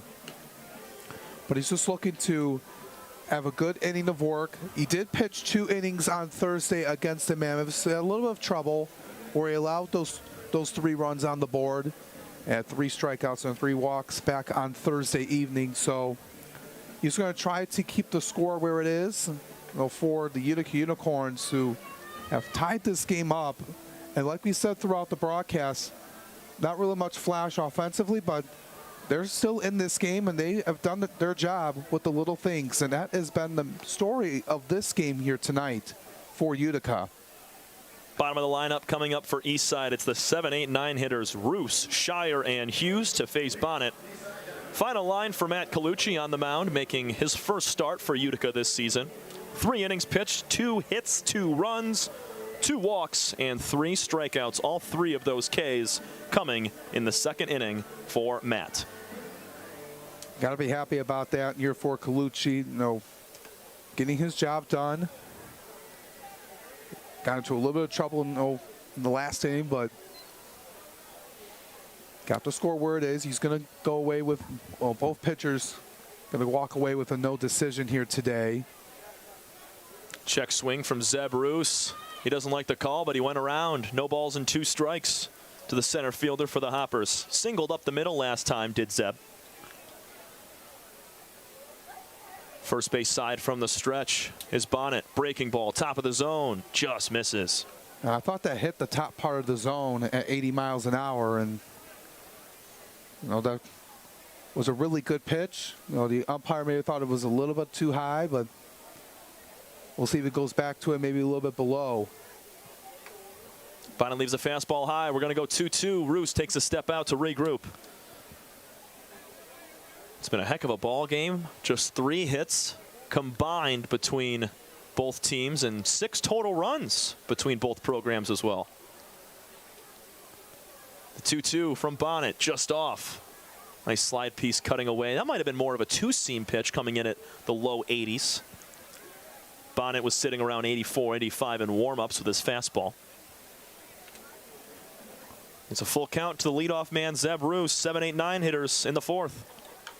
He'll foul it off to stay alive. Yeah, he went fastball there. Right there in the bottom part of the strike zone, the bottom square. Those just, you have to take a hack at it if you're Zeb Roos. Loading up on that back leg, Garrett Bonnet. Here's a ground ball to third base. Nice glove from Jared Weber. He collects, throws to first. Nice swing from Roos, but a better play off the glove of Jared Weber at third base for the Unicorns. Yeah, just a good job there by Weber to just do his job. Able to pick up the ground ball and throw it over to Shin for the out. So the kind of plays you like to have. There's been a little bit of trouble early on with that high throw he made back in the early part of the game, rather. And it was that first inning. We threw that high throw over to Shin that Van Diver reached on the error. First pitch tapped in the box by Jake Shire. He struck out swinging his first time, one of 3 strikeout victims. It was Ferguson, Shire, and Hughes that went down to Colucci. Shire's another guy that's going to be really crucial, in this lineup for the Hoppers. Man coming from Tiffin University in Ohio. Had some really good numbers down there, playing in the GMAC. Really good Division II program. Bonnet just broke that one off, down and away. Gets a swing and a miss from Shire, who's in an 0-2 hole. Another tap foul in the box, pulling that towards the third base side, but just right in that right side box there for Shire. But you could see that ball was destined to hang down the third baseline. That's what he was trying to do. He was just a little bit late on that. Let's see if Bonnet works him outside with this next pitch. We saw him grab a nice slider on the outer half to get a swing and a miss from Jake earlier in the at-bat. He goes low and in, takes a ball. Did Shire. We're going to go 1-2. Yeah, this was a good read there by Shire. That was just a little bit below his knees.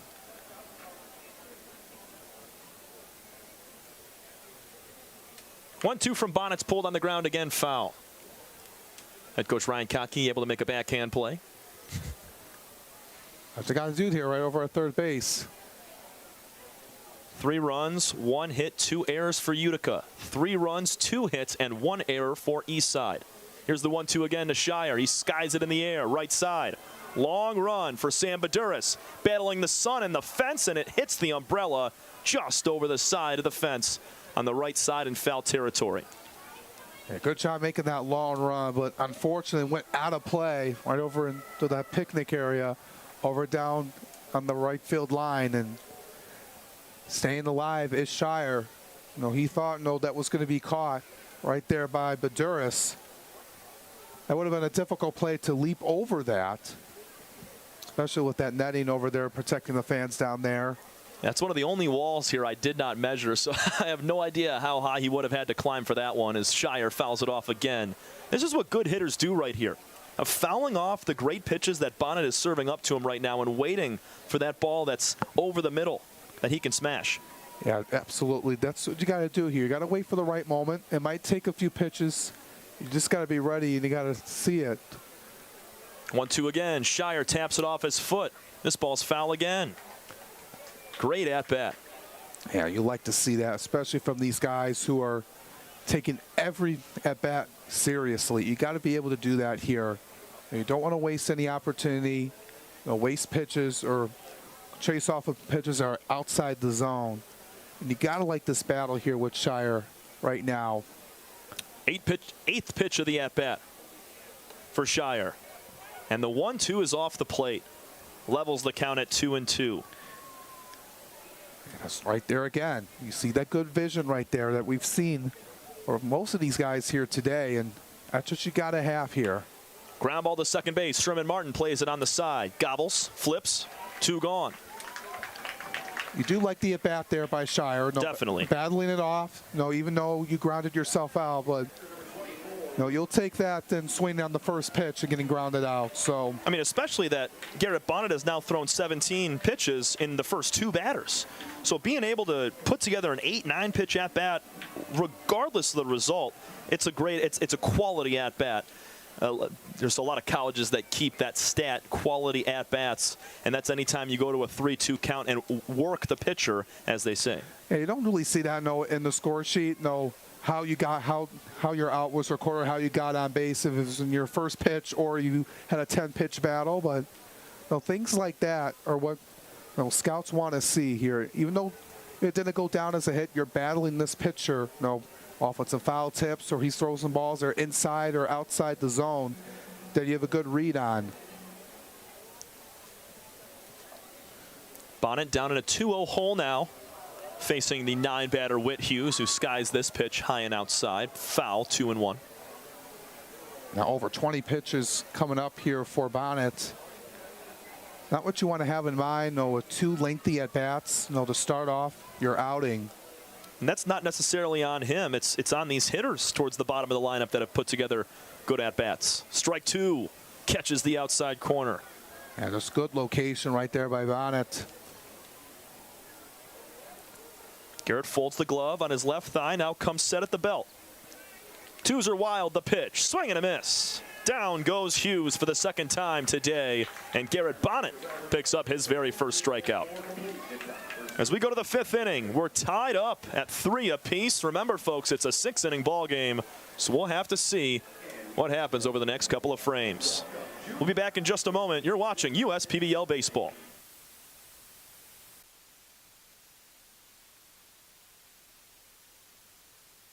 First State Bank is a locally owned and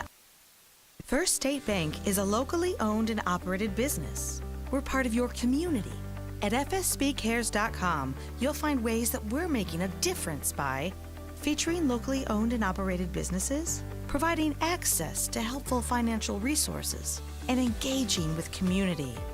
fsbcares.com is part of our commitment to the neighborhood, because strong neighbors mean stronger communities. Where good neighbors do great things. Member FDIC, an equal housing lender.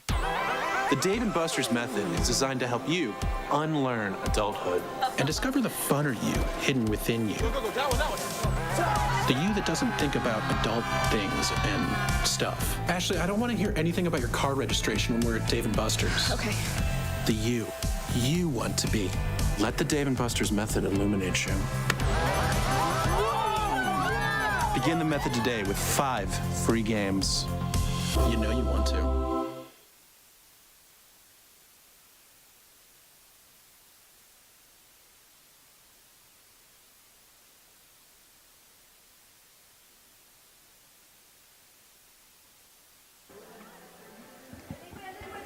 Fifth inning of game 1 of our doubleheader from the USPBL Network. Alongside Alex Johnson, I'm Tom Cavanaugh.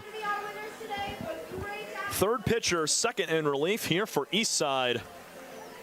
Garrett Brown, the 6'3", 225 right-hander out of Samford University, is called on here. Not a lot of time over the first couple of games on the mound for Garrett, but I mean, he did a great job in his 2/3 of a frame. No runs, no hits, 1 strikeout, and he's here for the 5th inning after Justin Silva gives up 2 runs in that 3rd inning. Yeah, I'm just going to see what he was going to be able to do here right now as Garrett Brown steps in. He was part of the combined no-hitter on Tuesday against the Beavers.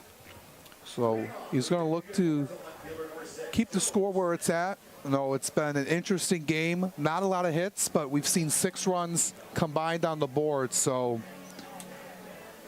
it's very rare you see double the runs than you have hits between both teams. Just 3 hits, 6 runs combined between both. And I'm sorry, Silva gave up 1 run in that 4th inning on a passed ball that scored Sam Baduras. And the first pitch here from Brown is low and outside past the glove of Hughes. It's Joe Smith, D. Triplett, and Jared Weber here for the Unicorns. Yeah, Smith made that great catch out and left early on in this ball game, looking for his first hit here today. There's a high pop-up down the right field line. Coming over, Schellenbarger, still running. He slides, can't make the catch. It's foul anyways. It was a little bit too far for him to get, but you do like that effort once again. You know, guys are just going at the ball, trying to make the play, instead of just assuming it's going to go into the stands. You saw Schellenbarger out there in right, nearly rob a home run from D. Triplett. That was back in the 3rd inning. Smith has an RBI as well today. He grounded into a double play that brought a run home. Fouls this one off. 1 ball, 2 strikes to Joe. Yeah, if Schellenbarger doesn't make that catch, you know, out there and right, you know, robbing Triple of a home run, it could be a different ball game right now. And you know, the Unicorns have had so many chances, you know, in the last 2 innings where they had the bases loaded and then they grounded into a double play that brought in a run in the 3rd inning. And then the last inning, they did get a run in, but left some guys on base. And what's been the story here so far is the Unicorns couldn't be in the lead right now if they wouldn't have made those mistakes in those innings. Swing and a miss at a slider down and away. Strikeout number 1 for Brown. And Smith goes down for out number 1 here in the 5th inning. Yeah, good work there by Brown, making Smith chase that one way far and away. Always good to get the first man out of the inning.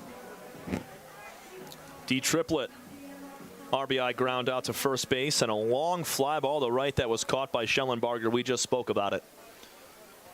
And we mentioned in the pregame that he's waiting to get that power to come through here, and he almost had it, you know, in his last at bat.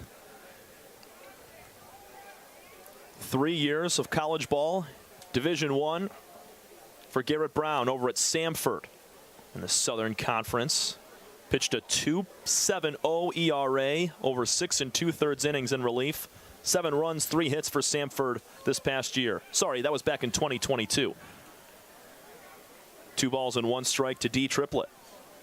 He's looking to produce those same numbers here, you know, in the USPBL. You know, like we mentioned, hasn't pitched a full inning.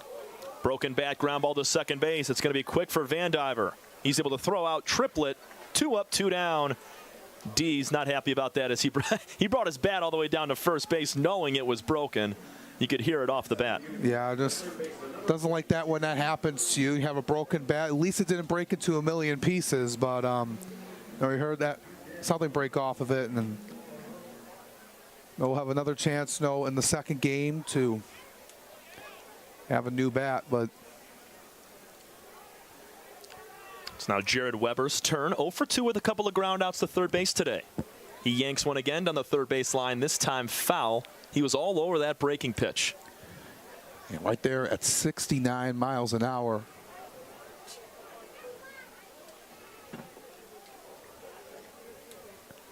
A little bit of slow movement there. I got a little bit of delay. Yeah, it was Ferguson out and left. He had to go nab that foul ball that kicked off the side of the padding. 1-1. Great pitch, not a strike. You could see the double clutch behind the plate from Whit Hughes. He thought that was definitely going to be strike 2. Rather, it's ball 2. And on the mound, Garrett Brown trying to figure out where that pitch missed. Yeah, I think that was a really good pitch. I liked it. Liked the location there from Brown. That one goes to the backstop, but that was just right on the bottom part of the zone. You know, maybe it was a few inches below it, but I think it was just really close. Especially when your catcher kind of does that double pump behind the plate, not hearing that strike call. He had to readjust and ask about it. The 3-1 pitch is in the dirt, sneaks by Hughes, and it's a 2-out walk for Weber. And these are the some of the most dangerous base runners that you can get in an inning. Usually it's the leadoff man aboard, or the 2-out walk is what is a killer sometimes too. Yeah, no, you got yourself in a good rhythm. You got, the first 2 guys, retired, and then you allow that 2-out walk. That just demoralizes you. But now put yourself in the position to get back on track, and hopefully that doesn't come back to haunt you. The Unicorns, experienced that, had a 2-out rally. Swing and a miss from Sam Baduras. He bats for the 3rd time today. 0 for 1. He was hit by a pitch in the 4th, scored on a pass ball out of the hand of Justin Silva, who pitched just that 4th inning. Had that rally in that first game of the year. Runner takes off for second base. The throw down from Hughes is in time. It's off the glove of Van Diver, trickling into center field. Nice backup from Bailey Martin, the shortstop, but a stolen bag for Jared Weber. Yeah, just going to say in his glove there by Van Diver, but you also saw Martin move over into the outfield for that ball not to go deep into center field for Baduras. Actually, Weber, to go to 3rd on the play. So, but if you're able to get something good here for Baduras to hit at, the Unicorns can retake the lead here. 2 out with the runner at second base, trying to break a 3-3 tie. Baduras takes a slider low. And it had good movement there to get it into the strike zone, but it just fell a little bit too low. Sam hailing from Shorewood, Illinois. He's got 1 hit on this young season with 3 walks and a hit batter. Strike 3 on the outside corner. Huge strikeout from Garrett Brown as he slings one on the outer half to Baduras for out number 3. So we head to the bottom of the 5th in just a moment. The Genesis Credit Union take me out to the ball game. 7th inning, 5th inning stretch will take place in just a moment. Connor Tomasic is onto the mound for Utica. We'll be right back. This is your home for USPBL baseball.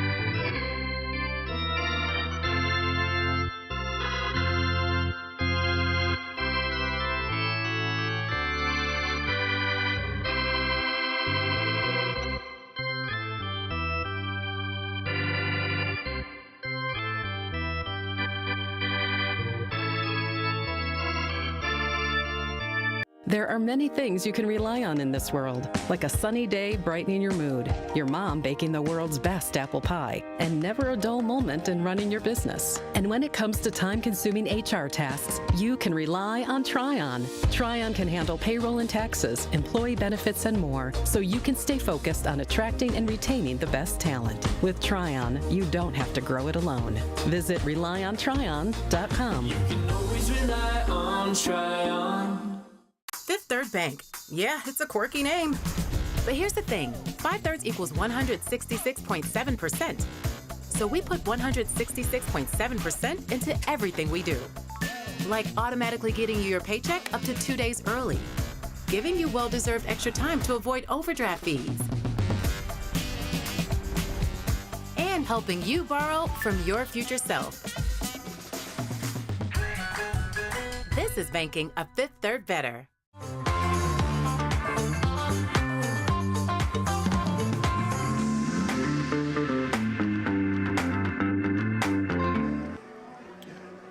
Connor Tomasic, the new pitcher on the mound for the Utica Unicorns, as we're tied up 3-3 in the bottom of the 5th inning. Top of the lineup starting with Blake Van Diver to face Tomasic. And the first pitch out of Connor's hand is a strike at the knees, 0-1. Tomasic making his 4th appearance on the season here, Tom, and has done a really good job here. 3 innings, 4 hits, 3 strikeouts, 2 walks. He's allowed 3 runs, but none of them were earned.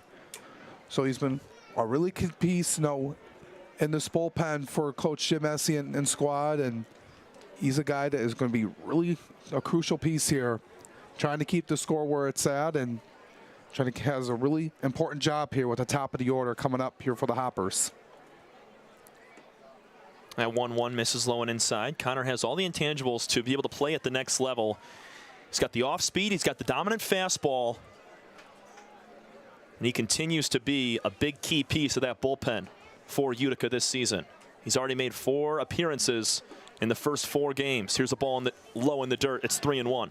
Especially with his experience playing in the Big Ten at Michigan State, and prior to that at Purdue, 2 really good programs. Has really good movement with his fastball and his changeup. Those are his go-to pitches. He's able to push to a full count here against Van Diver, who's 0 for 2. Scored a run back in the first after he reached on an error, lined out to center field his last time. Now this is his second season USPBL. He had a 2-2 record, ERA a little bit above 4.5, but looking to improve on here with some more experience now, being in the league for his second year now, so he's familiar with being in this ballpark. Trying to work out of this full count here. The first batter he faces, Van Diver, who's hungry here for a hit, 0 for 2 here today. Blake leaves the 3-2 high and outside. It's a leadoff walk here for Eastside. And this game has just been back and forth. We'll take you back to the first inning. Utica, they struck first with Seth Gergely coming into the plate. And then in the bottom of the first, Van Diver, who just walked, he scored to make it 1-1. In the third, a 2-1 lead was taken by Utica. And then in the bottom of the third inning, 2 runs off the bat of Brian Schellenbarger made it 3-2 Eastside. And then in the fourth, Sam Baduras scores on a pass ball, and we're all knotted up at 3 apiece. Yeah, just been an interesting game here throughout. Like all the runs scored either on like the pass ball or been on errors. Yeah, you look at the scorebook here. Nobody's an RBI single or an extra base hit or anything. It's been ground outs and wild pitches, pass balls. We have Schellenbarger obviously getting those 2 in on an error. Gehrig, his RBI was on a ground out. Same thing with Joe Smith for the Unicorns and D Triplett. 2 balls and no strikes to Bailey Martin, who's 0 for 1 with a walk and a run scored. Small lead at first base for Van Diver. Back in safely. He was leaning towards second base there as it was closer than I thought. Tomasic got a very quick move over to first base. Yeah, got to be careful over there. Van Diver does have 1 stolen base early on this season, and like we mentioned, not a lot of noise offensively. We've seen 6 runs on the board total in this game, and they had a lot. We had the 19-run performance on Tuesday for the Hoppers, 8 runs on Thursday for the Unicorns. So we were interesting to see if the offense was going to be left behind them or they were going to bring it here with them here today. So Tomasic shoots back over to first. That's the second disengagement. So the next time Tomasic wants to go over there, he's got to get Van Diver. If he doesn't, Blake will be awarded second base. Martin sitting on a 2-1 count. It was a nice bounce back pitch from Tomasic on the last one. Here's a high pop-up, foul territory with room. Shin scaling back, diving, not able to make the catch as it bounces just out of the reach of his mitt. Yeah, just a really tough play over there by Shin, making that sliding effort, just unable to hold it on into his glove. And we've seen a few of those plays here today, Tom, where they make the effort, but it goes out of his glove or it was just a little bit out of the reach. But those flares that come off the bat in foul territory, once they're up in the sky, they got a mind of their own. And Shin's, has to make a Willie Mays Hayes type of catch right there, and it just continues to crawl away. Nice pick from Crump. Throw down to first on a back pick is over the head of Shin and into right field. Down to second goes Van Diver. He's going to hold up there. So a beautiful pick from Alex Crump behind the dish. He tries to get greedy and throw to first, and it was just a little bit high over the head of Shin. And Van Diver's in scoring position now. Yeah, I think it was just a really tough decision there for Crump. He was trying to get Van Diver back out at first, but he threw it over the head of Shin. I think maybe he should have kept on to the ball, maybe, depending on the situation. Give away an error right there on Crump. Swinging a foul tip out of the glove of Crump. It stays 3 balls and 2 strikes now to Bailey Martin. I like the thought process from Crump because he's got a great arm behind the dish. And if you're able to sneak a back pick like that on one hop, more times than not, the runner at first base is heavily off the bag. So if that throws on the money, they might have had a chance. He just left it a little up. Full counts, it'll stay as another foul ball pulled in the third base line. Yeah, I do agree with the mindset, what Crump was trying to do there. I think the execution was off, but, it's still early on in the season where guys are still getting used to each other, especially, with the catcher and your infielders. Haven't been on the field a lot together, so you're still trying to work on those little things, and those will get cleaned up throughout the course of the season. And if they have a similar situation like that when it comes July, August, they'll be able to master that play perfectly. Yeah, Crump's got too much confidence in that arm to not throw that ball. It just kind of rose a little bit on him. 3 balls, 2 strikes as Martin fouls off another. Ball 4, low and outside. What a fight from Bailey Martin. He walked his last time up on 4 pitches. Now he's got to grind for it. And it's now 1st and 2nd with nobody out for Eastside. And now you're bringing the heart of the order coming up to the plate. Marcoux, Garrick right behind him, Schellenbarger in the hole. This is what you want to have here if you're Coach Ryan Cockey. A prime opportunity here to take the lead back with 2 on and nobody out. First pitch from Connor Tomasic. Outside corner for a strike to the lefty, Noah Marcoux. And take a look at coming into today for the Hoppers here, Tom, with runners in scoring position. As a team, they're going to be really crucial here right now as they're hit .318 as a team, 14 of 44 with runners in scoring position.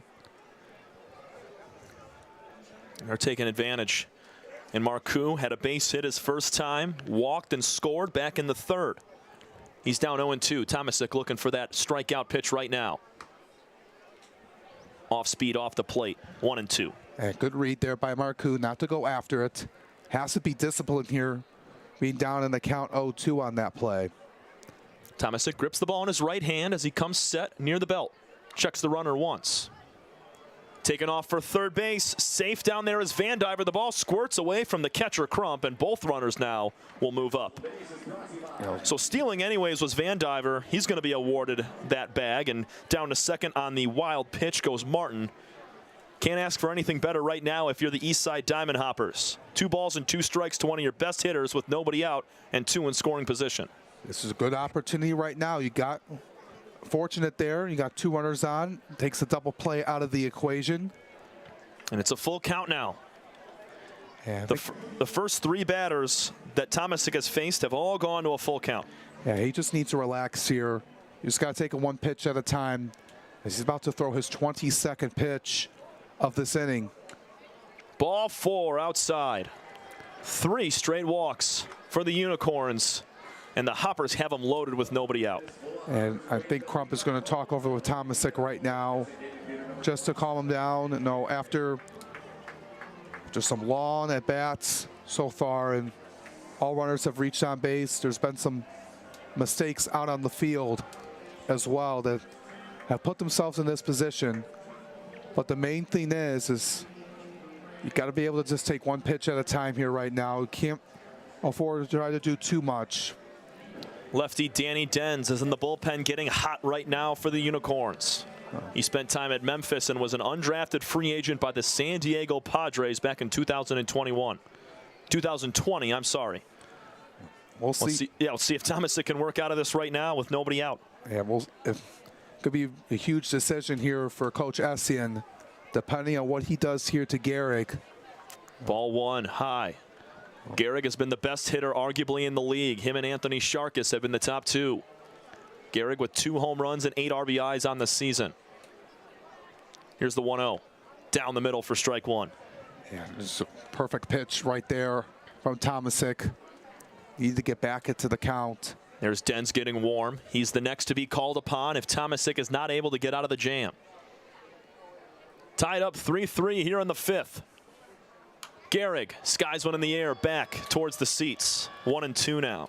Yeah, he just missed it there. Had a good swing of it. Well, just a little off on there by Garrick, but fortunate enough, it went into foul ground, so he's still alive here. Tomasic not checking any of the runners. He's going right to the plate. 1-2 to Garrick. Yes, he did, says our home plate umpire. Huge strikeout for Connor Tomasic, and there's one gone with the bases still loaded. Yeah, he said he went around, and that's a good relief here right now. If you're the Unicorns, able to get one out right there without allowing a run. And here comes head coach Jim Essien. Danny Dens will enter the contest, and Tomasic gets a much-needed strikeout to keep the bases loaded with one gone. So now you have the double play opportunity to roll it up and finish things off. Brian Schellenbarger has grounded the ball twice to the right side, once for an out and once to drive in 2 runs. We'll step aside briefly. End of the day for Connor Tomasic. Big strikeout right there to Matt Gehrig, one of the best hitters in this league. And the lefty, Danny Dens, will hop on to toe the slab. 3-3 tie, bases loaded here for the Hoppers with one gone in the 5th inning. Check your checking. If your account doesn't get you pumped, amped, or geeked, make the switch to Genius Checking from Genesis Credit Union. It's just genius. With a transforming world, we can see how drastically the world is heading towards automation. And so, we need 24/7 surveillance and security systems for our homes and businesses to avoid any theft or breach of privacy. JARPCOM brings the installation of security cameras to the tip of your fingers with our state-of-the-art mobile app. JARPCOM also provides surveillance monitoring of your entire property with flexible options that offer a dependable solution to be scaled to fit any domestic or commercial need. Contact JARPCOM today for a free estimate at 800-369-0374 or look us up on the web at jarpcom.com.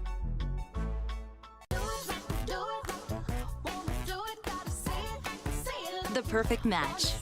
It's what so many of us are looking for. When it comes to getting a mortgage, how can you find the one that's perfect for you? Start at mortgagematchup.com. Because the only way to get a mortgage that's easier and more affordable is to find a local home loan expert first. Go to mortgagematchup.com today.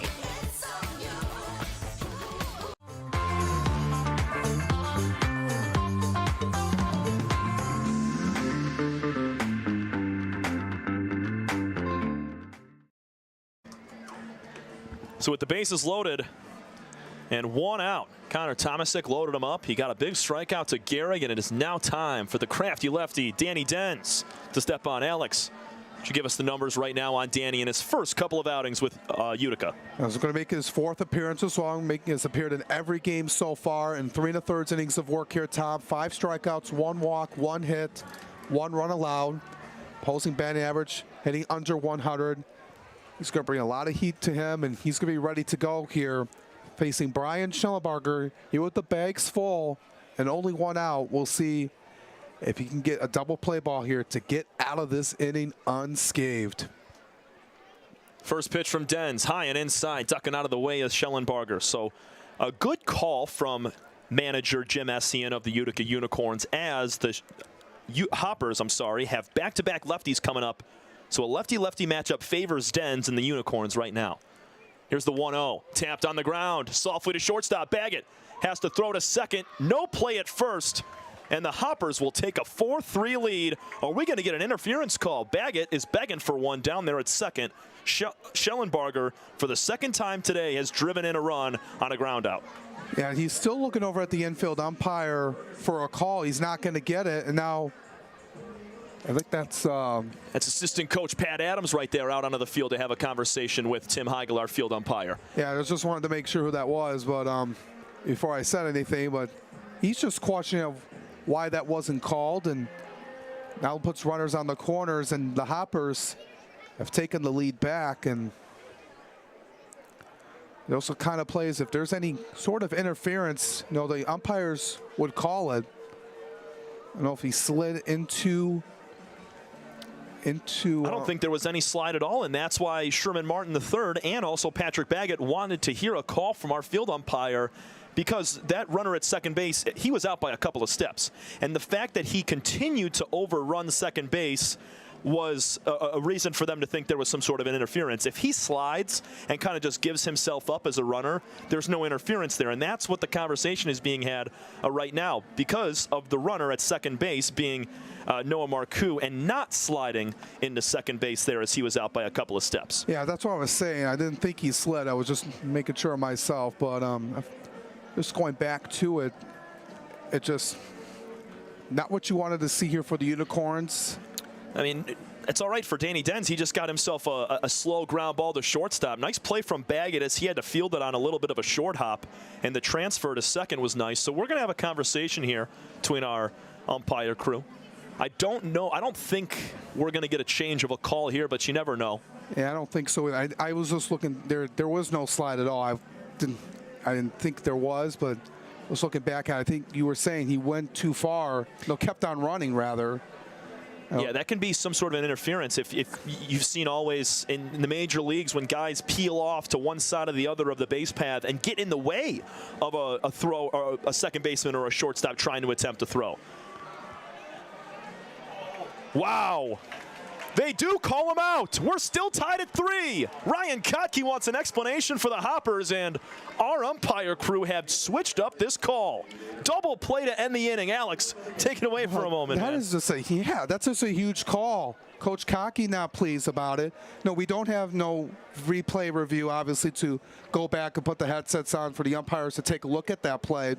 No, it's just up into their vision what they saw, and that's just a huge call here at this point of the game. You know, the Hoppers thought they were going to have the 1-run lead at least heading into the 6th inning, but now it just changes the game here, having a tie ball game heading into this final inning of play. So going to be crucial to see how the Hoppers respond here in this next inning. Utica Unicorns, get out of the jam. We're tied 3-3 here in the 5th.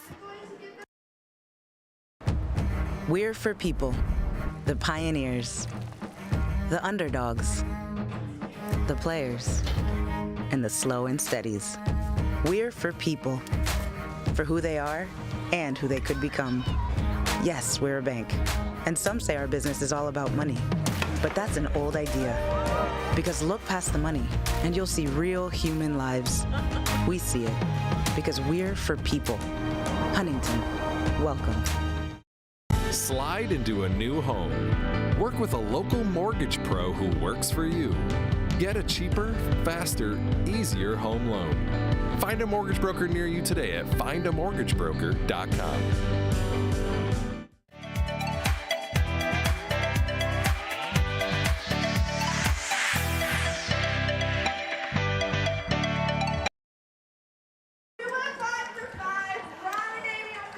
Coaches having a conversation after that final play of the bottom of the 5th inning. It was a interference at second base from the runner Noah Marcoux to allow that second out to be recorded. Sherman Martin went for the transfer. He couldn't get the throw off because of the interference by the base runner. We're still tied up 3-3 as we head to the 6th. Our final regular inning of play. If we need extra innings, we will get there. But it's Delmas Russ, the new pitcher on the mound for the Eastside Diamond Hoppers. He's taken over for Garrett Brown. Got to keep this game tied up right now, and they're going to try to win it in the bottom half. Yeah, the Hoppers just unhappy about that call getting overturned. No, like I mentioned just before the break, we don't have instant replay or video replay review rather to go back and look at it. And there's the explanation. They're like we're thinking maybe they're just going to keep the call where it's at, depending on where the umpires were at the time. So now they're going to bring out Delmas Russ to try to keep this a tie ball game. Man coming from Wilmington, North Carolina, played at Division II school, William Peace University. Had 4 appearances last season, went 7 2/3 innings, 7 strikeouts, 9 walks, 5 hits, 4 earned runs. Take a look at how he's done so far this season. This is only his second appearance overall, and had 1 inning of work with 3 strikeouts. So he's trying to keep the score where it's at here, Tom. And you just feel a little bit unhappy about where that call, how that got overturned, and Yeah, can't ask for anything better from Delmas Russ in his first outing, striking out the side in 1 inning of work. But you're right. It's completely deflating after having the bases loaded. You get the ground ball to shortstop off the bat of Schellenberger that you think has given you the lead, and then you only need 3 outs to win it. But a change call late, as there was multiple conversations that were had between Utica assistant coach Pat Adams and our field umpire, and then both umpires came together to have a conversation about it, and that's when the call was changed, and it took us by surprise, most definitely. I was not ready for that to be called, but it's definitely the right call as the runner overran second base and did not give himself up and caused the interference. Yeah, and usually in those situations, so the umpires would just talk and they would just stick with the original call depending on being where they were on the field. But you just have to be fully sure on what you saw to overturn a call. So I think it was, you said, the right decision since he ran over after getting out at second base. There's the 1-0 to Baggett on the corner for strike one, even up the count. 1 for 2 today for Patrick. Singled, floated one out to shallow left field his last time. Did not score. And then he lined out to third base. It was a screamer. 1-1 out of the hand of Delmas Russ. Breaking ball swung on and missed. And that is why Russ had 3 strikeouts in 1 inning his last time out. Beautiful breaking ball there at 77. Just so nasty right there. Baggett just swinging and missing on that. Couldn't get anything off of it. We'll see if Russ goes back to it or goes with a fastball. There's another off-speed pitch inside. Almost catches the back foot of Patrick Baggett. He stands strong in that box to even up the count once again, 2-2. It's a big at-bat right here. Your leadoff guy, if you're able to get him aboard, it can mean the world later in this ball game. I know we're in the late stages. We'll see what he can do here. Start a rally here early on. Get your leadoff man on if you can. Start things going here. You had some good chances, especially in that 3rd and 4th inning, but you only got 2 runs across with the amount of men you've stranded on base. And that's been the story here for the Unicorns. And only having 1 hit on the board, and we're in this final inning of play.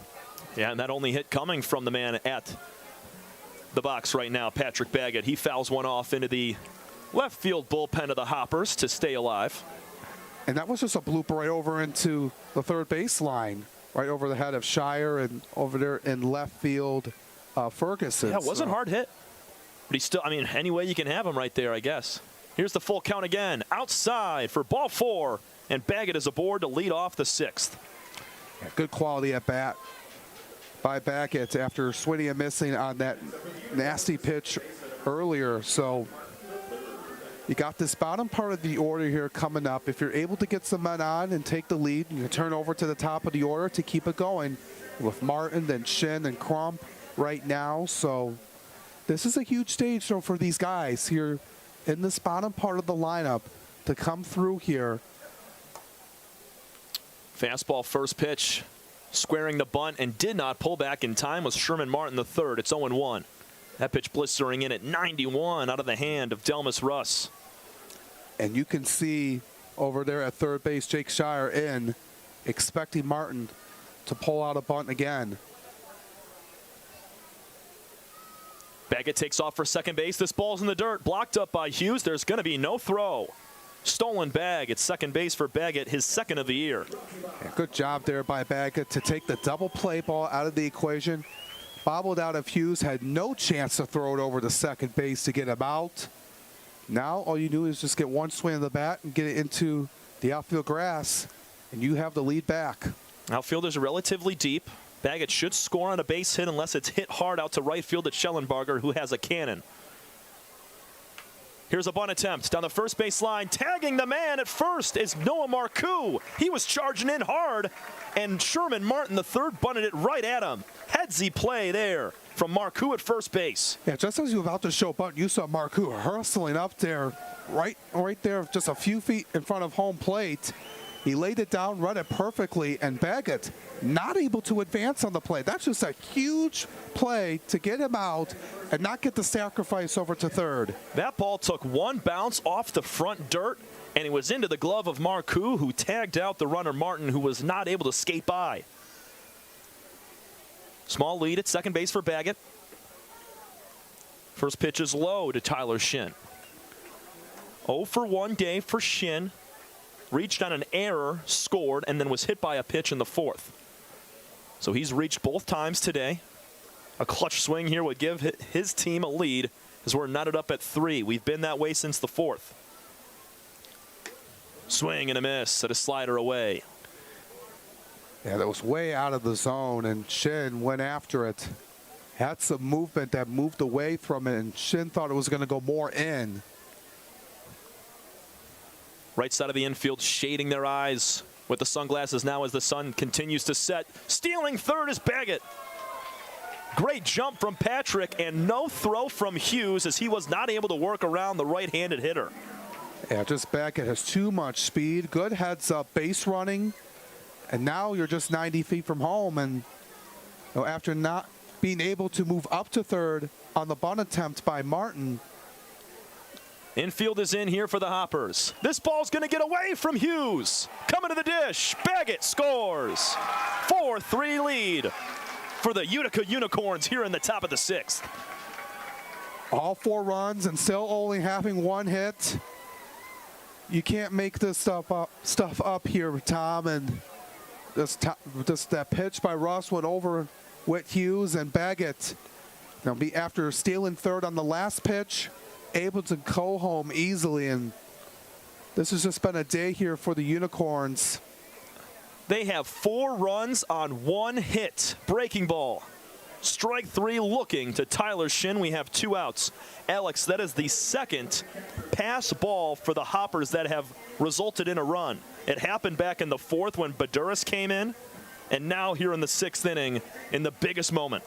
Yeah, just those couple of those mistakes have just cost the Hoppers 2 runs on those pass balls. And the Unicorns, you're thinking about yourself, you're watching them, how do they have 4 runs but only 1 hit on the board?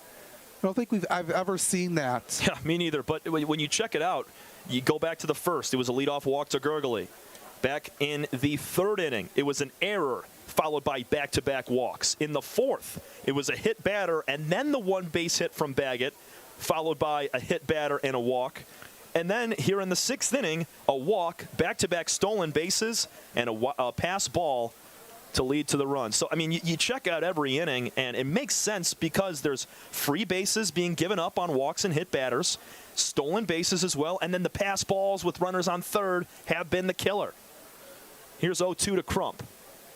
He'll swing and miss at a slider down and away. Delmas Russ looks filthy with his last 2 batters, getting back-to-back strikeouts. Russ now has 5 Ks in 2 innings of work over 2 appearances this year, but the Utica Unicorns take a 4-3 lead on a pass ball. Patrick Baggett does it himself as he steals 2 and comes in.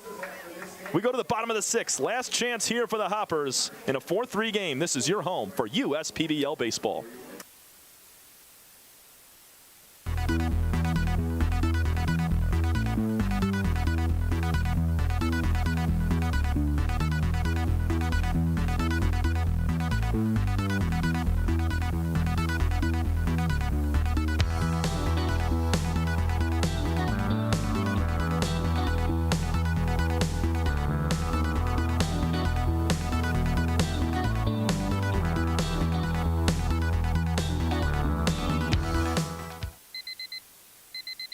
Time doesn't heal all wounds. Hard work, perseverance. And we do. We're fighting cancer with proton therapy. And music therapy. We're turning back the clock on Parkinson's and outsmarting blood clots in seconds. Instead of days. Because this is her time. His time, your time. And it's time to show we can. Corewell Health.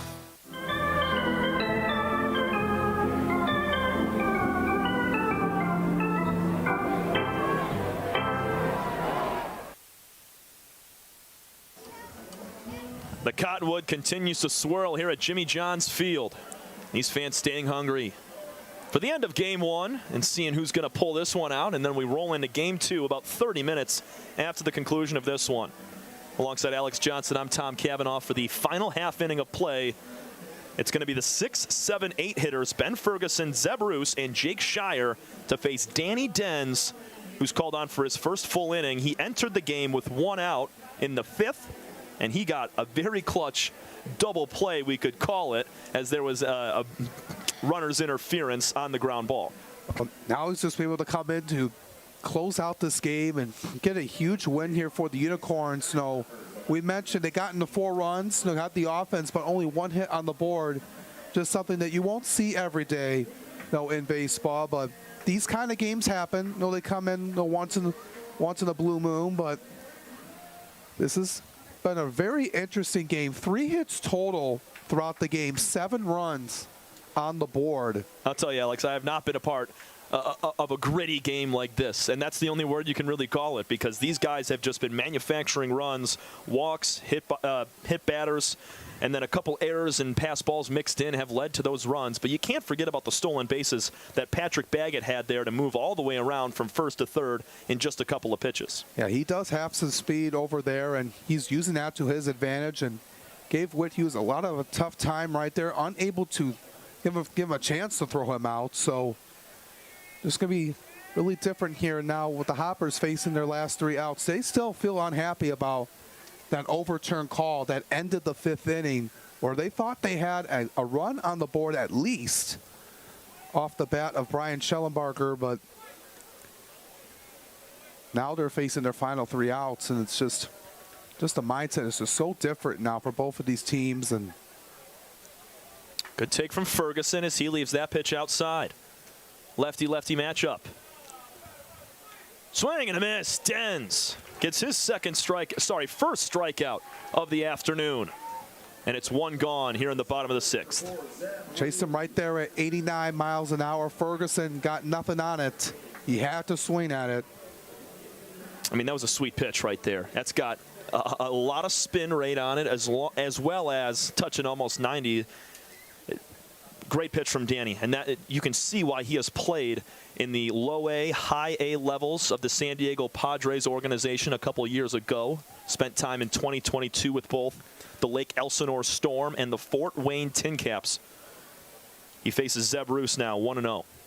He was working himself away to get back to where he was playing in the farm system of a major league organization. There's many guys, you know, in this league that, you know, were former draft picks or guys that were not drafted but played in the farm system elsewhere. So this has been a good place, you know, for him, for Dens, and many of the other guys to get back to where they were. Yeah, Danny definitely stands out in this league as he throws another nasty pitch on the inside corner for strike 2. That had late break at 84, and you just look at the velocity coming out of the hand of Dens, as well as the control and command.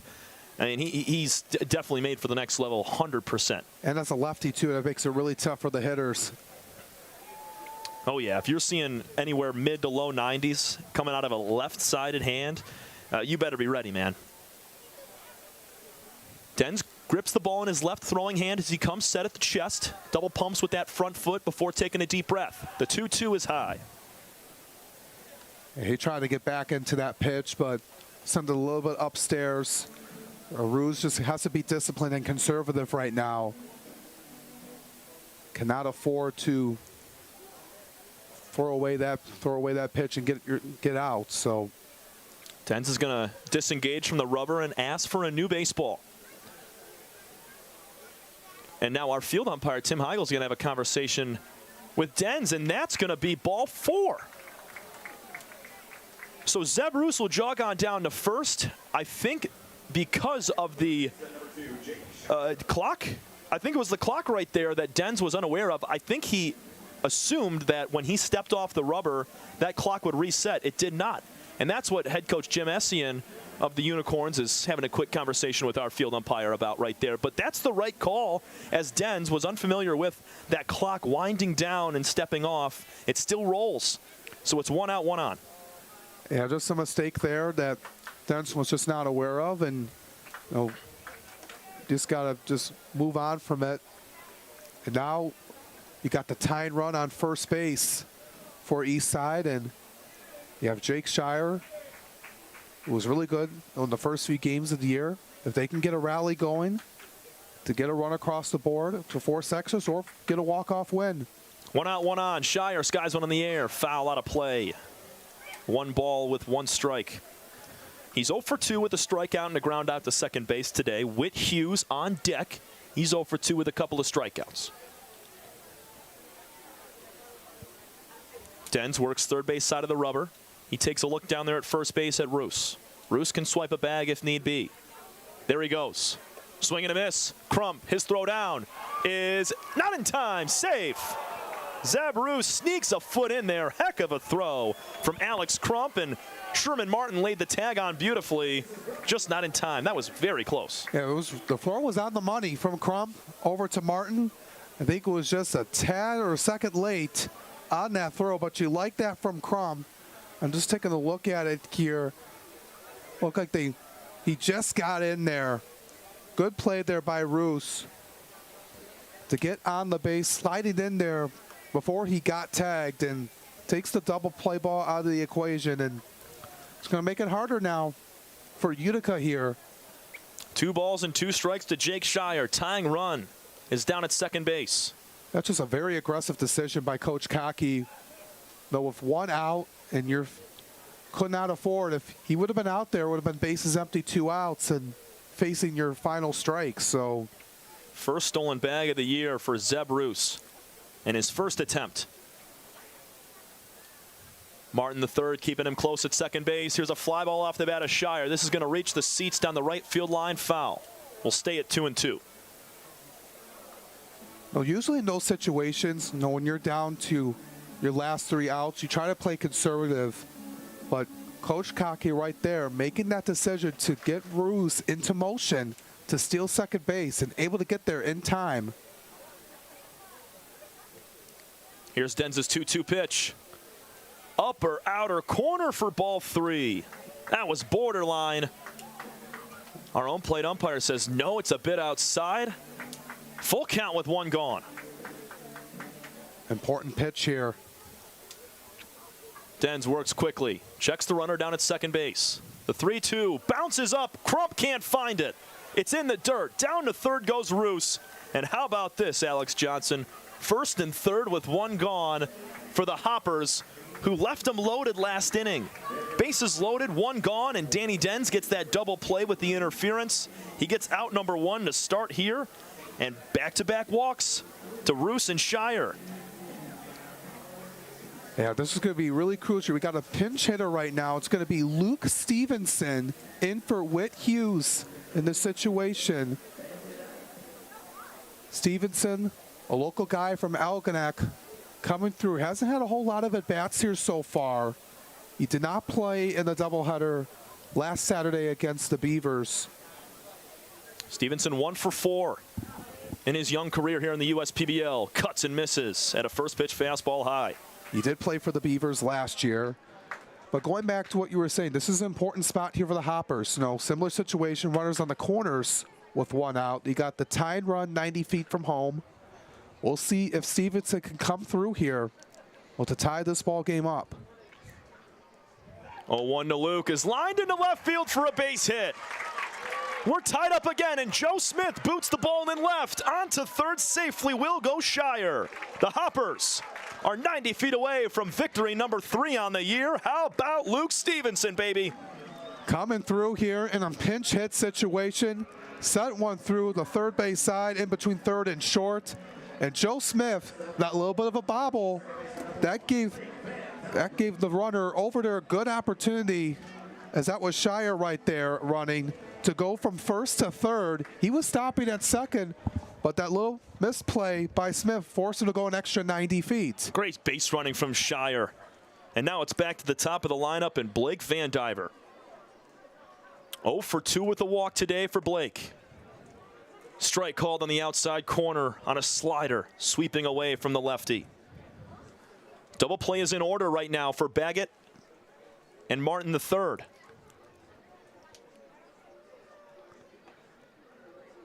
Infield all the way in. The 0-1 pitch swung on and missed. Great pitch from Danny, makes it 0-2. 4-4 tie here in the bottom of the 6th. Yeah, that was just a good pitch by Dens. This is important here. If they can get a double play ball for the Unicorns, Van Diver has to get something over there. Has it opening between third and short again. Runner takes off for second base. Not going to throw down. It's now second and third with the winning run at third base and Jake Shire. Luke Stevenson comes through in a pinch hit spot with the first RBI base hit of the day. That was the third hit of the afternoon for Eastside. Van Diver's in a hole, 1 ball, 2 strikes. Dens delivers. This one's chopped on the ground to first base. Played by Shin. He tosses over to first, and that's an out. Wow, Shin had to look back the runner Shire for a moment, and they almost did not get Van Diver. Yeah, they were just so worried about if Shire was going to come home on that play because he was ready to throw it over to Crump. He just had to make sure before they were to get Van Diver out at first, but keeps the runners where they're at, brings up Bailey Martin now. So many lead changes, so many ties in this ball game. It was once 1-1, then 2-1, then 3-2, then 3-3, 4-3, and now 4-4. My goodness, what a ball game. Dens throws the first pitch low in the dirt to Bailey Martin. Yeah, been an incredible game to watch. You know, both teams with 4 runs and 4 hits total in this game. Martin has lined out and walked twice in his 3 plate appearances today. 1-0 from Danny, outside. And to speak on Luke Stevenson down there at second base, he spent time at Xavier for a couple of years and then went over to Elon University. So you said from Algonac. A heck of a player, and he is a Division I talent that comes into the game and rips a 90-mile-an-hour fastball into left field. 2-0 to Martin, check swing, foul ball. That's just really crucial there for Stevenson to come through in that moment to tie the game up. Now the Hoppers just trying to get that one more hit to get this victory here today in game 1. Dens sets with the 2-1 pitch on the way. Strike 2. Yeah, wow. Yep, good job by Dens. Right there at the heart of the plate at 84. That was a money split right there. Cutting inside from the outer corner. That was a nice slide piece. 2 balls, 2 strikes, 2 outs. Bottom of the 6th inning. Hoppers trying to win a ball game here in game 1. High and away on the 2-2. We're going to push to full. And this is exactly what Bailey Martin has done his last couple of at-bats. Working a 3-2 count, and he's drawn a walk the last 2 times. Been really disciplined here. We'll see if he can say that here with this 3-2 pitch coming from Dens. Long pause from Dens on the cut. Swing and a foul back to the screen.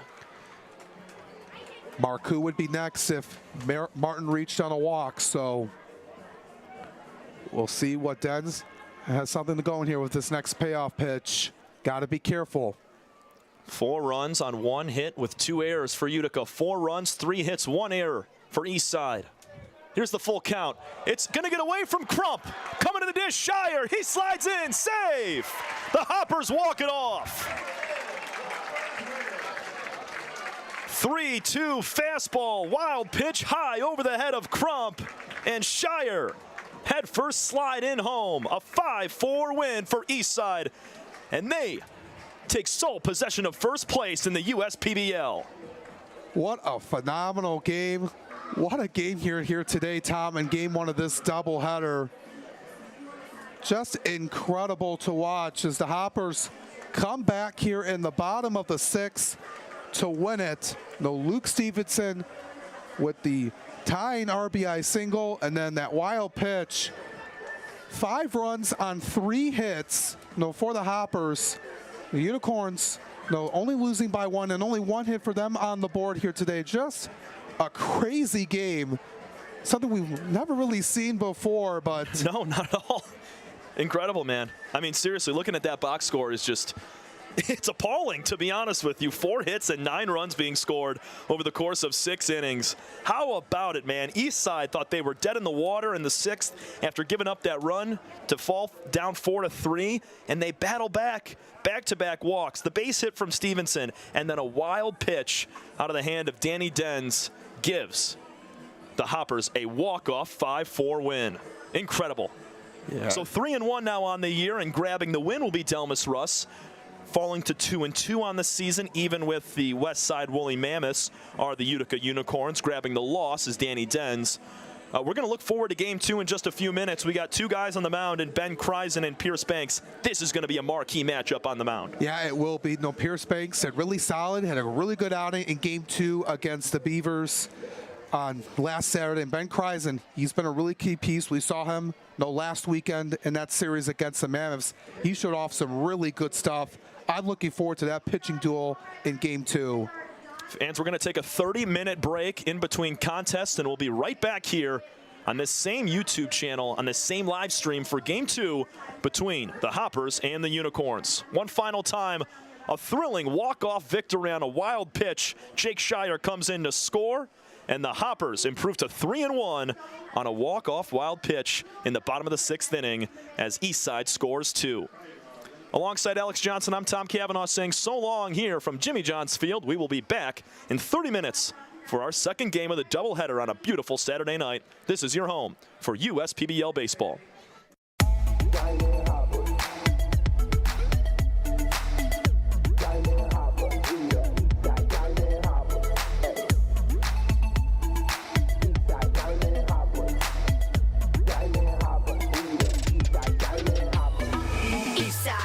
Diamond Hoppers, ain't too many of the teams can defeat us. You on the sideline warming up the benches. Need a lesson? I can show you, I can teach ya. You see a Diamond Hopper fan, point 'em out. Ayy, fly ball, catch a frog, walk it out. Ayy, every time we score, I'm throwing up my diamond.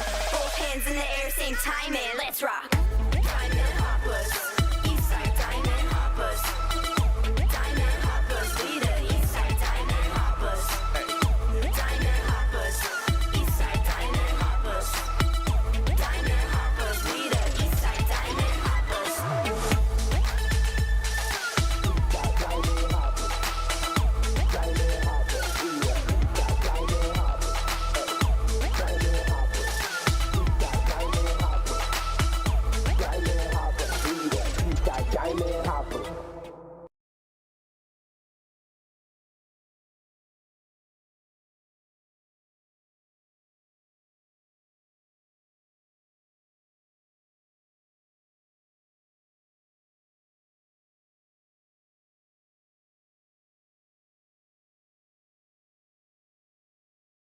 Fifth Third Extra Time helps you do you better. So kick back and relax. You have extra time to avoid overdraft fees. Fifth Third Extra Time. This is banking a Fifth Third better. Jimmy John's Field is the perfect venue for birthday parties, summer picnics, company outings, and provides the best entertainment in Metro Detroit, with great baseball all summer long. Spend your summer nights under the lights at Jimmy John's Field in historic downtown Utica. You hear about the promo that Jimmy's John's got going on? 5 off 20? How they pulling it off? Magic? You got David's Copperfields in there? Show yourself, Copperfields! Jimmy John's. $5 off orders of 20 or more. We build roads, bridges, wind farms, and pipelines, schools to skyscrapers. Our members create monuments. We operate. We're the operators and mechanics behind the advanced heavy machines that move Michigan forward. We maintain boilers and HVAC. Our members run the complex heating and cooling systems that we all depend on. Our training is second to none, and safety is our priority. We are Operating Engineers 324, and we keep Michigan running. We're the financial champion of Michiganders. Whether you're a goal getter or dream chaser, an empty nester or up-and-comer, anyone in Michigan can bank with us. Michigan Schools and Government Credit Union. I'm Anthony Tomey, CEO of Tomey Group, and we're one of the largest Jimmy John franchisees in the country. We were using a national payroll company that would only do the payroll, and we had another branch that would only do healthcare benefits, and then we also had another group of HR. So having a company like Tryon that's able to do all three of those things in one makes life so much easier for us. The PEO model that Tryon does so well helps us keep our quality employees. And that's why we rely on Tryon. You can always rely on Tryon.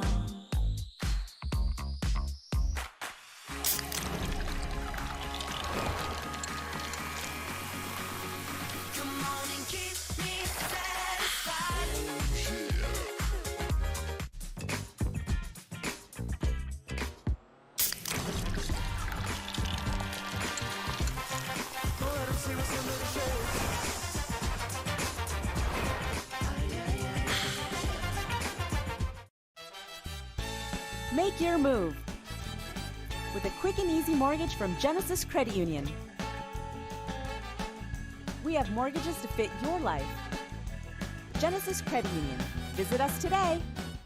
First State Bank is a locally owned and operated business. We're part of your community. At fsbcares.com, you'll find ways that we're making a difference by featuring locally owned and operated businesses, providing access to helpful financial resources, and engaging with community. fsbcares.com is part of our commitment to the neighborhood because strong neighbors mean stronger communities. Where good neighbors do great things. Member FDIC and Equal Housing Lender. Check your checking. If your account doesn't get you pumped, amped, or geeked, make the switch to Genius Checking from Genesis Credit Union. It's just genius. With a transforming world, we can see how drastically the world is heading towards automation. And so, we need 24/7 surveillance and security systems for our homes and businesses to avoid any theft or breach of privacy. JARBCOM brings the installation of security cameras to the tip of your fingers with our state-of-the-art mobile app. JARBCOM also provides surveillance monitoring of your entire property with flexible options that offer a dependable solution to be scaled to fit any domestic or commercial need. Contact JARBCOM today for a free estimate at 800-369-0374 or look us up on the web at jarbcom.com.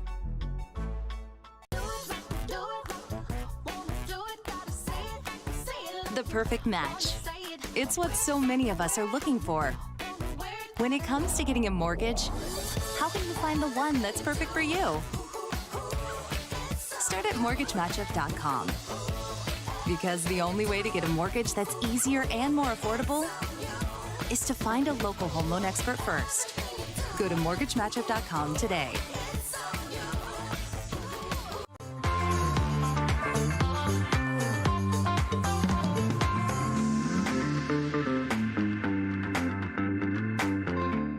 We build roads, bridges, wind farms, and pipelines, schools to skyscrapers. Our members create monuments. We operate. We're the operators and mechanics behind the advanced heavy machines that move Michigan forward. We maintain boilers and HVAC. Our members run the complex heating and cooling systems that we all depend on. Our training is second to none, and safety is our priority. We are Operating Engineers 324, and we keep Michigan running. Time doesn't heal all wounds. Hard work, perseverance. And we do. We're fighting cancer with proton therapy. And music therapy. We're turning back the clock on Parkinson's and outsmarting blood clots in seconds. Instead of days. Because this is her time. His time, your time. And it's time to show we can. Corewell Health.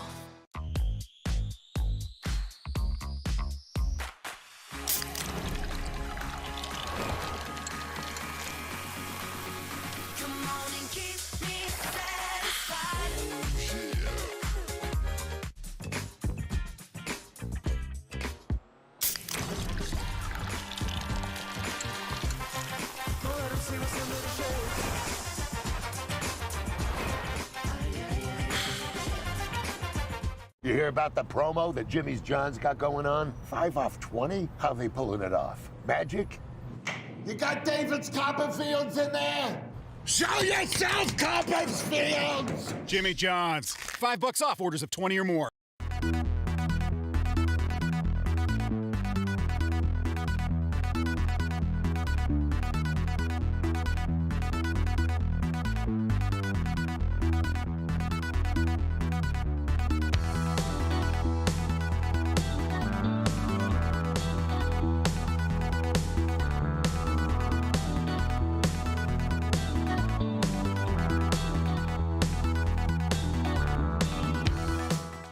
There are many things you can rely on in this world, like a sunny day brightening your mood, your mom baking the world's best apple pie, and never a dull moment in running your business. And when it comes to time-consuming HR tasks, you can rely on Tryon. Tryon can handle payroll and taxes, employee benefits, and more, so you can stay focused on attracting and retaining the best talent. With Tryon, you don't have to grow it alone.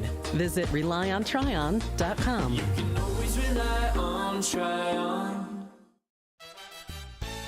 Make your move with a quick and easy mortgage from Genesis Credit Union. We have mortgages to fit your life. Genesis Credit Union. Visit us today.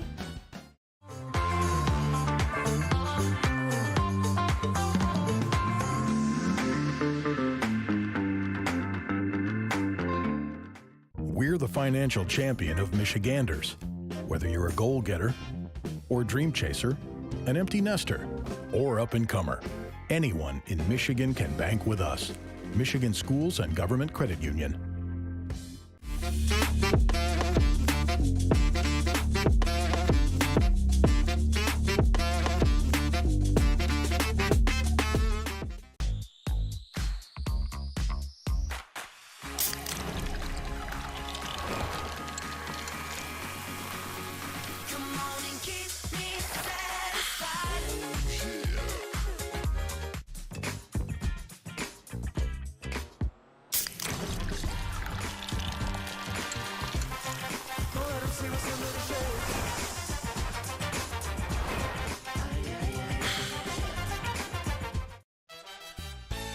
Make your move with a quick and easy mortgage from Genesis Credit Union.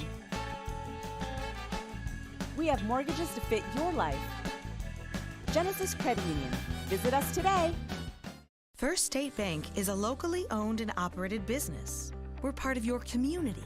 At fsbcares.com, you'll find ways that we're making a difference by featuring locally owned and operated businesses, providing access to helpful financial resources, and engaging with community. FSBcares.com is part of our commitment to the neighborhood because strong neighbors mean stronger communities. Where good neighbors do great things. Member FDIC and Equal Housing Lender. Check your checking. If your account doesn't get you pumped, amped, or geeked, make the switch to Genius Checking from Genesis Credit Union. It's just genius. With a transforming world, we can see how drastically the world is heading towards automation. And so, we need 24/7 surveillance and security systems for our homes and businesses to avoid any theft or breach of privacy. JARPCOM brings the installation of security cameras to the tip of your fingers with our state-of-the-art mobile app. JARPCOM also provides surveillance monitoring of your entire property with flexible options that offer a dependable solution to be scaled to fit any domestic or commercial need. Contact JARPCOM today for a free estimate at 800-369-0374 or look us up on the web at jarpcom.com.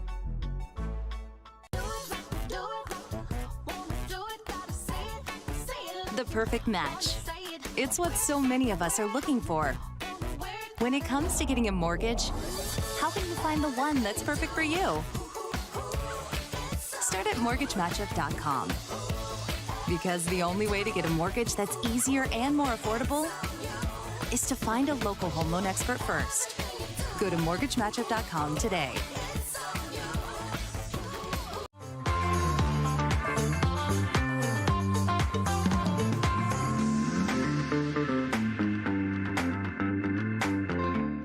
We build roads, bridges, wind farms, and pipelines, schools to skyscrapers. Our members create monuments. We operate. We're the operators and mechanics behind the advanced heavy machines that move Michigan forward. We maintain boilers and HVAC. Our members run the complex heating and cooling systems that we all depend on. Our training is second to none, and safety is our priority. We are Operating Engineers 324, and we keep Michigan running. Time doesn't heal all wounds. Hard work, perseverance. And we do. We're fighting cancer with proton therapy. And music therapy. We're turning back the clock on Parkinson's and outsmarting blood clots in seconds. Instead of days. Because this is her time. His time, your time. And it's time to show we can. Corewell Health.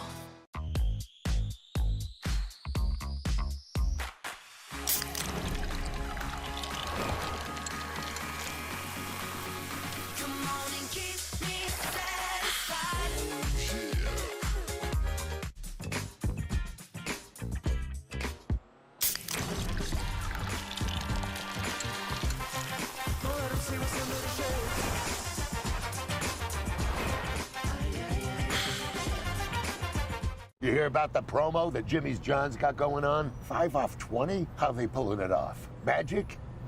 You got David's Copperfields in there?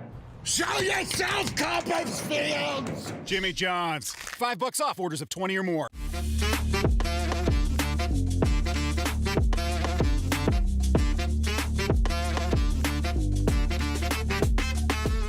We build roads, bridges, wind farms and pipelines, schools to skyscrapers. Our members create monuments. We operate. We're the operators and mechanics behind the advanced heavy machines that move Michigan forward. We maintain boilers and HVAC. Our members run the complex heating and cooling systems that we all depend on. Our training is second to none, and safety is our priority. We are Operating Engineers 324, and we keep Michigan running. We're the financial champion of Michiganders. Whether you're a goal getter or dream chaser, an empty nester, or up-and-comer, anyone in Michigan can bank with us. Michigan Schools and Government Credit Union. I'm Anthony Tomey, CEO of Tomey Group, and we're one of the largest Jimmy John franchisees in the country. We were using a national payroll company that would only do the payroll, and we had another branch that would only do healthcare benefits, and then we also had another group of HR. So having a company like Tryon that's able to do all three of those things in one makes life so much easier for us. The PEO model that Tryon does so well helps us keep our quality employees. And that's why we rely on Tryon. You can always rely on Tryon.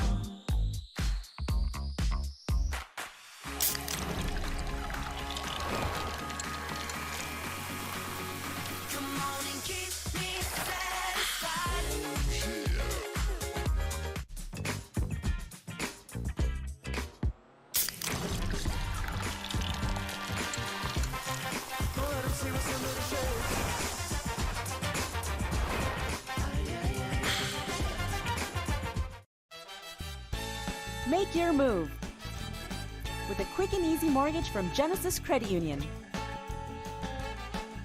We have mortgages to fit your life. Genesis Credit Union. Visit us today. First State Bank is a locally owned and operated business. We're part of your community. At fsbcares.com, you'll find ways that we're making a difference by featuring locally owned and operated businesses, providing access to helpful financial resources, and engaging with community. FSBcares.com is part of our commitment to the neighborhood because strong neighbors mean stronger communities. Where good neighbors do great things. Member FDIC and Equal Housing Lender. Check your checking. If your account doesn't get you pumped, amped, or geeked, make the switch to Genius Checking from Genesis Credit Union. It's just genius. With a transforming world, we can see how drastically the world is heading towards automation. And so, we need 24/7 surveillance and security systems for our homes and businesses to avoid any theft or breach of privacy. JARPCOM brings the installation of security cameras to the tip of your fingers with our state-of-the-art mobile app. JARPCOM also provides surveillance monitoring of your entire property with flexible options that offer a dependable solution to be scaled to fit any domestic or commercial need. Contact JARPCOM today for a free estimate at 800-369-0374 or look us up on the web at jarpcom.com.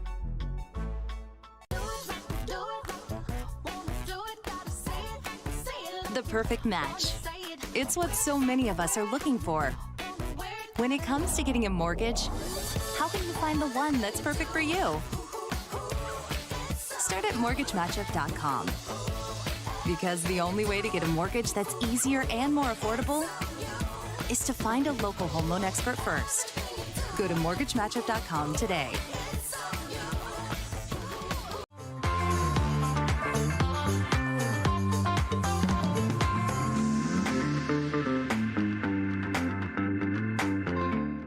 We build roads, bridges, wind farms and pipelines, schools to skyscrapers. Our members create monuments. We operate.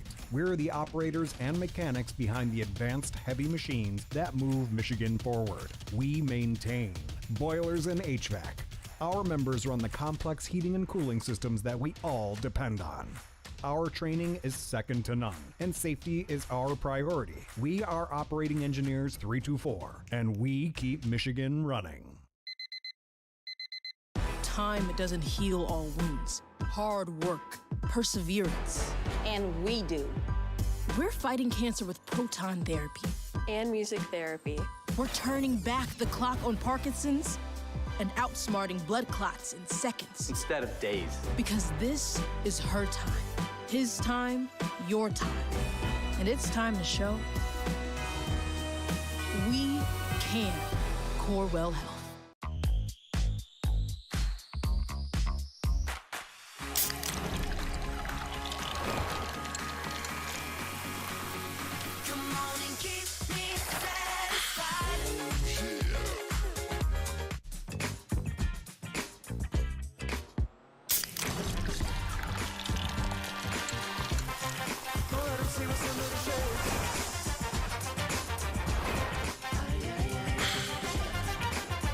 You hear about the promo that Jimmy's John's got going on? 5 off 20? How they pulling it off? Magic? You got David's Copperfields in there? Show yourself, Copperfields! Jimmy John's. $5 off orders of 20 or more.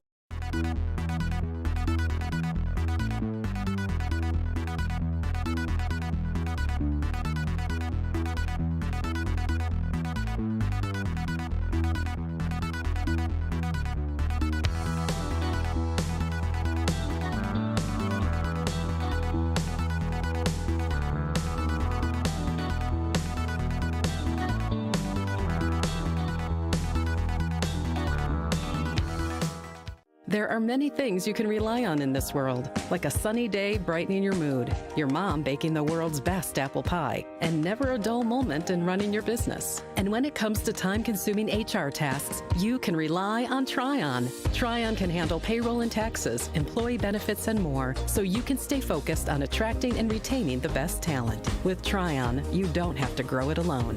Visit RelyOnTryon.com. You can always rely on Tryon. Make your move with a quick and easy mortgage from Genesis Credit Union. We have mortgages to fit your life. Genesis Credit Union. Visit us today.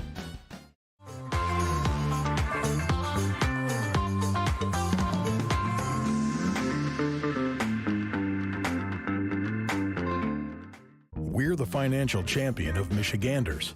Whether you're a goal getter or dream chaser, an empty nester, or up-and-comer, anyone in Michigan can bank with us. Michigan Schools and Government Credit Union. The Dave & Buster's method is designed to help you unlearn adulthood and discover the funner you hidden within you. The you that doesn't think about adult things and stuff. Ashley, I don't want to hear anything about your car registration when we're at Dave & Buster's. Okay. The you want to be. Let the Dave & Buster's method illuminate you. Begin the method today with 5 free games. You know you want to. Check your checking. If your account doesn't get you pumped, amped, or geeked, make the switch to Genius Checking from Genesis Credit Union. It's just genius.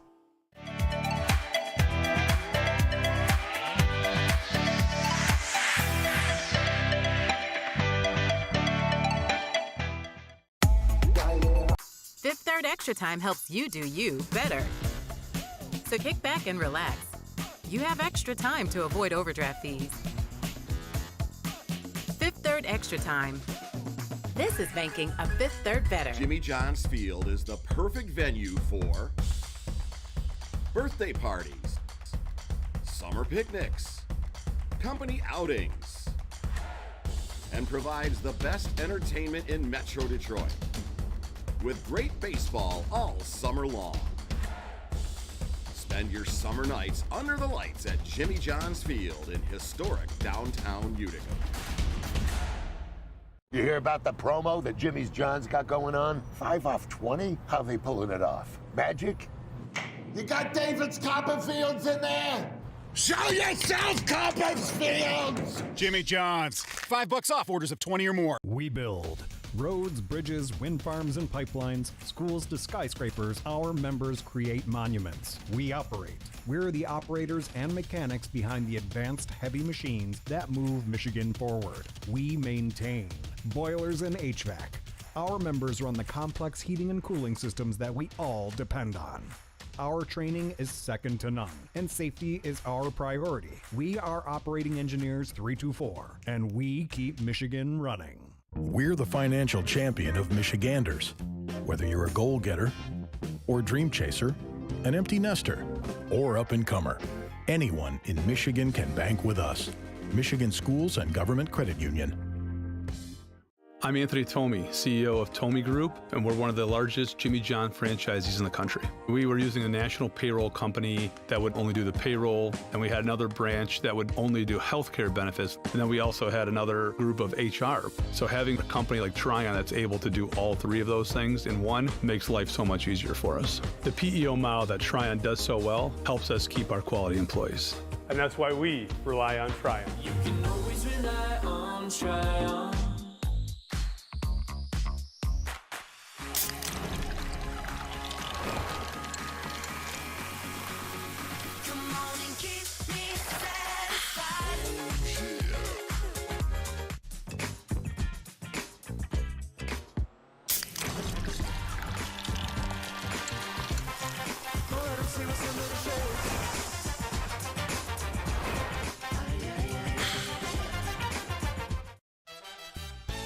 Make your move with a quick and easy mortgage from Genesis Credit Union.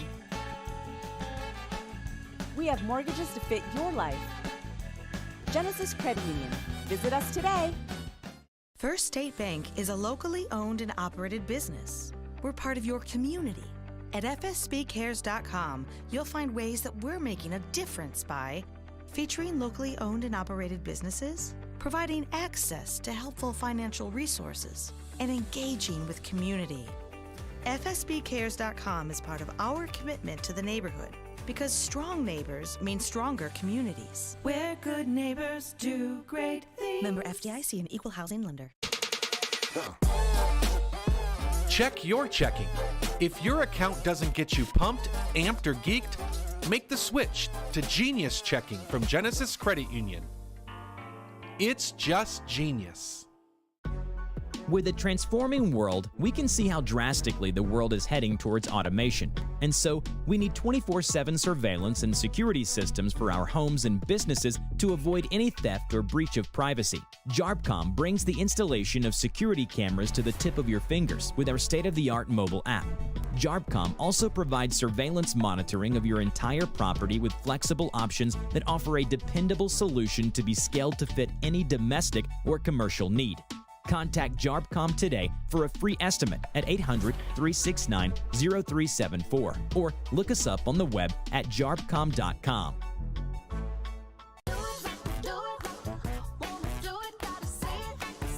The perfect match.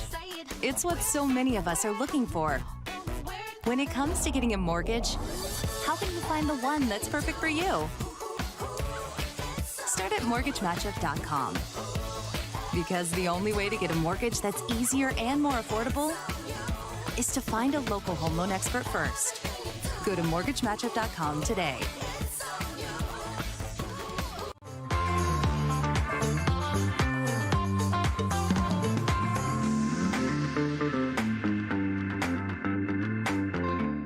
We build roads, bridges, wind farms, and pipelines, schools to skyscrapers. Our members create monuments. We operate. We're the operators and mechanics behind the advanced heavy machines that move Michigan forward. We maintain boilers and HVAC. Our members run the complex heating and cooling systems that we all depend on. Our training is second to none, and safety is our priority. We are operating engineers 324, and we keep Michigan running. Time doesn't heal all wounds. Hard work, perseverance. And we do. We're fighting cancer with proton therapy. And music therapy. We're turning back the clock on Parkinson's and outsmarting blood clots in seconds. Instead of days. Because this is her time. His time, your time. And it's time to show we can. Corewell Health.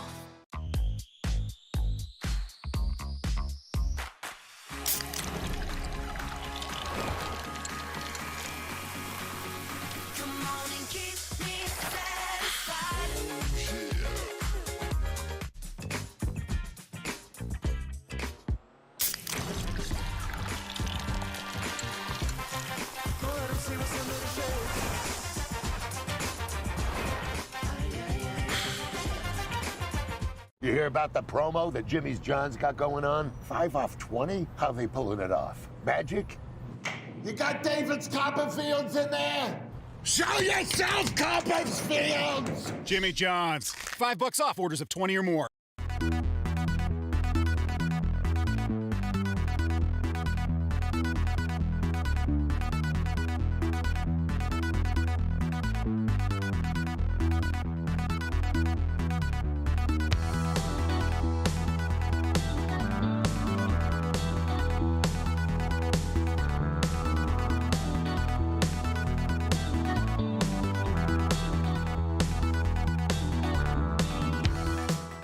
There are many things you can rely on in this world, like a sunny day brightening your mood, your mom baking the world's best apple pie, and never a dull moment in running your business. And when it comes to time-consuming HR tasks, you can rely on Tryon. Tryon can handle payroll and taxes, employee benefits, and more, so you can stay focused on attracting and retaining the best talent. With Tryon, you don't have to grow it alone. Visit RelyOnTryon.com. You can always rely on Tryon.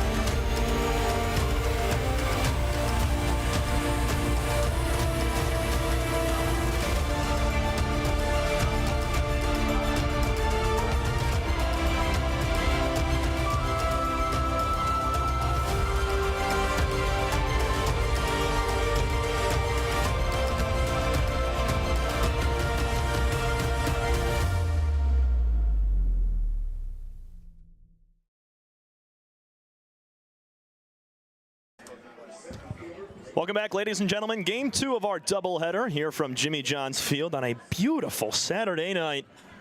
It's the Hoppers and the Utica Unicorns. Heck of a game 1. Not a ton of hits, but a lot of action.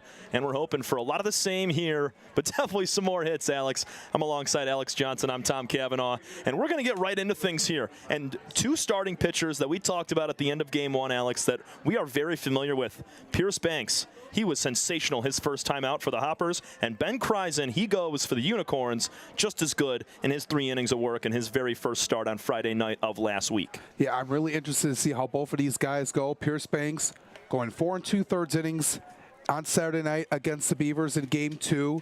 He went 3 hits, did allow an earned run, but the Hoppers were able to get the win in that game. He had 2 strikeouts and 16 batters faced.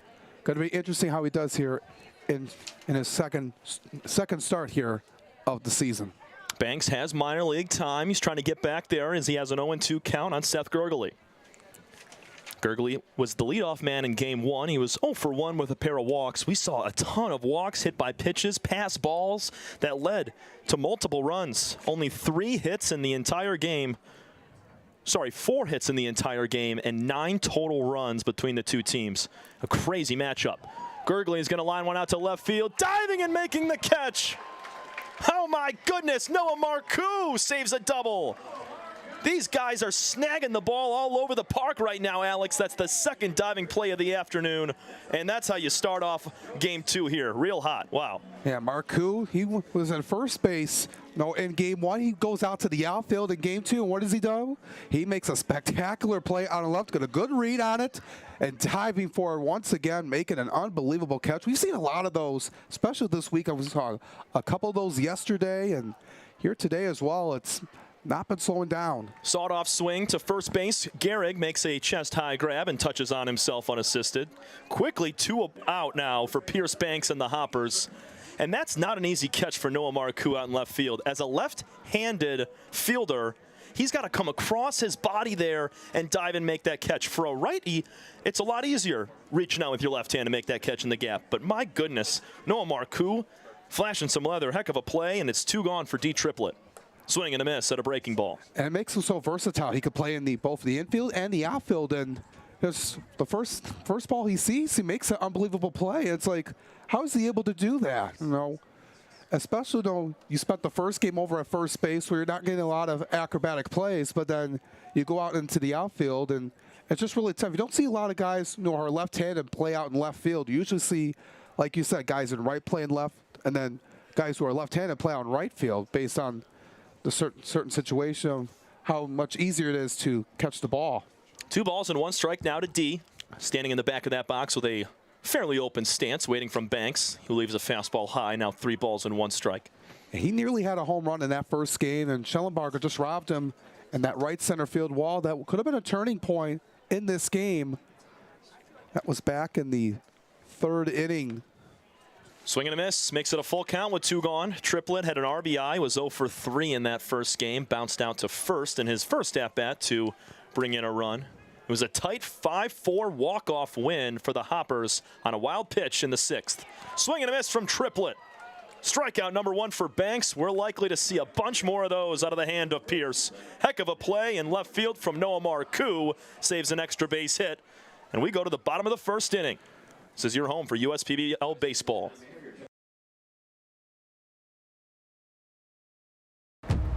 We're for people, the pioneers, the underdogs, the players, and the slow and steadies. We're for people, for who they are and who they could become. Yes, we're a bank, and some say our business is all about money, but that's an old idea. Because look past the money, and you'll see real human lives. We see it, because we're for people. Huntington, welcome. Time doesn't heal all wounds. Hard work, perseverance. And we do. We're fighting cancer with proton therapy. And music therapy. We're turning back the clock on Parkinson's and outsmarting blood clots in seconds. Instead of days. Because this is her time. His time, your time. And it's time to show we can. Corewell Health.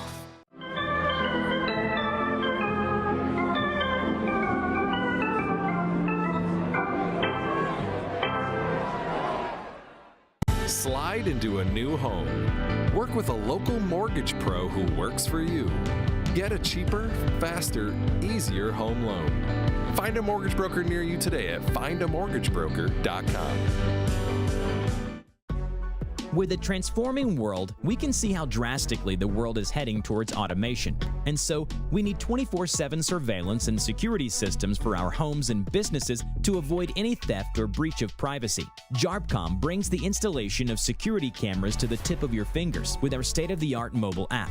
JARPCOM also provides surveillance monitoring of your entire property with flexible options that offer a dependable solution to be scaled to fit any domestic or commercial need.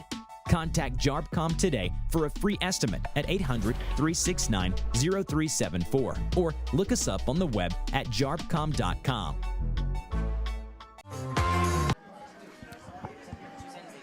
Clean top half of the first inning from Pierce Banks and the Hoppers. Now let's turn our attention to Ben Kreisen as he toes the slab in the bottom half. Ben, already one start for the Unicorns. That was on opening night on Friday. We remember a lot from that start from Ben. What can you tell us, Alex? Well, he did really well in that performance, Tom, going 3 innings of work, only allowed 2 hits, had 3 strikeouts, 2 walks, and 13 batters faced.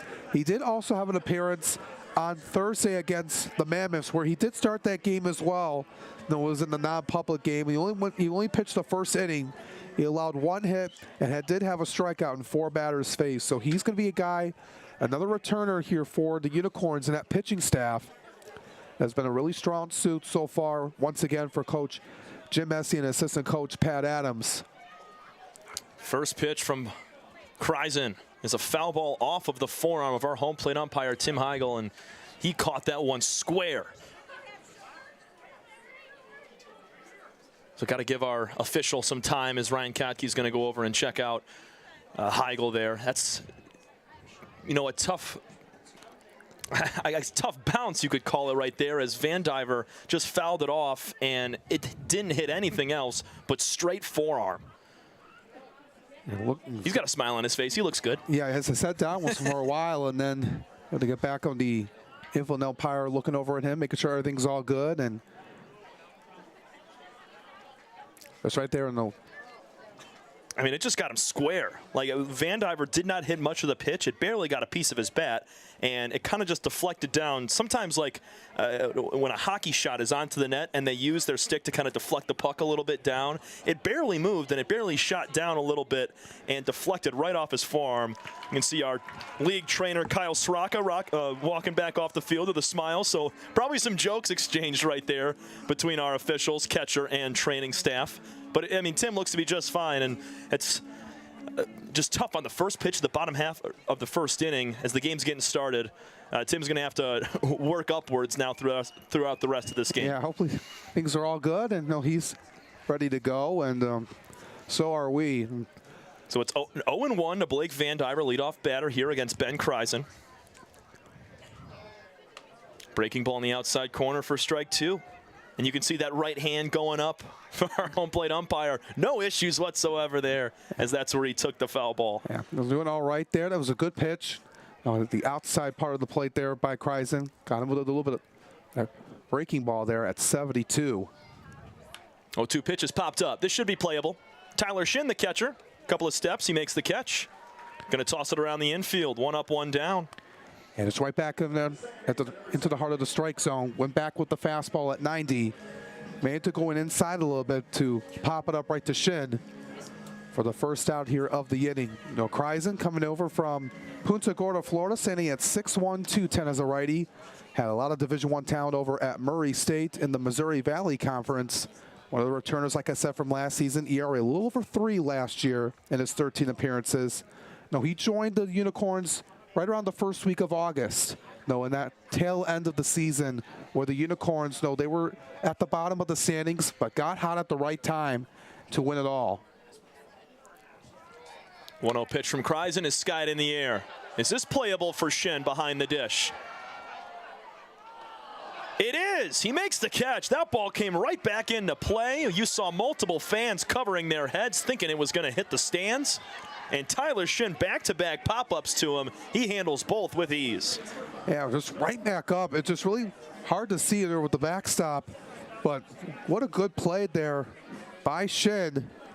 Just read it up, moved over a few steps over to his left, and able to make the catch. And it had to take a lot over that huge netting right behind the fans here at home plate. Another pop-up towards Shin, the catcher. Will he make the grab? Yes, he does! Wow, Tyler Shin. 3 pop-up catches behind the dish in foul territory. An immaculate inning for Shin and the Unicorns. How about it? Really incredible. Getting all the 3 outs and just going back-to-back plays in foul ground. those are just kind of difficult plays where to read the ball, but Tyler Shin just coming in, making the catch. Coming over from first base in game 1, putting on the helmet here in game 2, and making some huge plays here to retire the Hoppers in order. Unicorns didn't need any defense besides Shin and Kreisen out there for that bottom half. We go to the second. No score between the Unicorns and Hoppers from game 2 of our doubleheader here from the USPBL.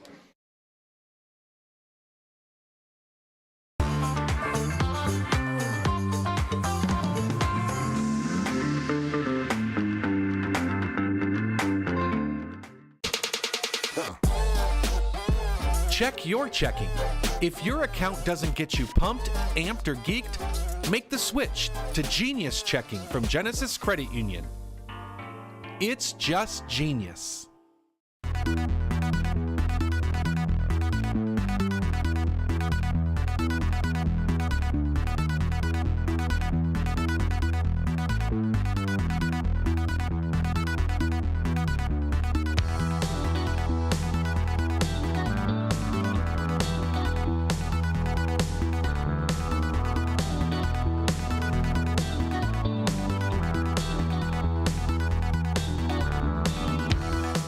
We're the financial champion of Michiganders.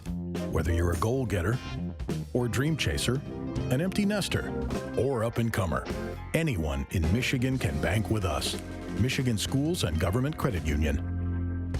The Dave & Buster's method is designed to help you unlearn adulthood and discover the funner you hidden within you. The you that doesn't think about adult things and stuff. Ashley, I don't want to hear anything.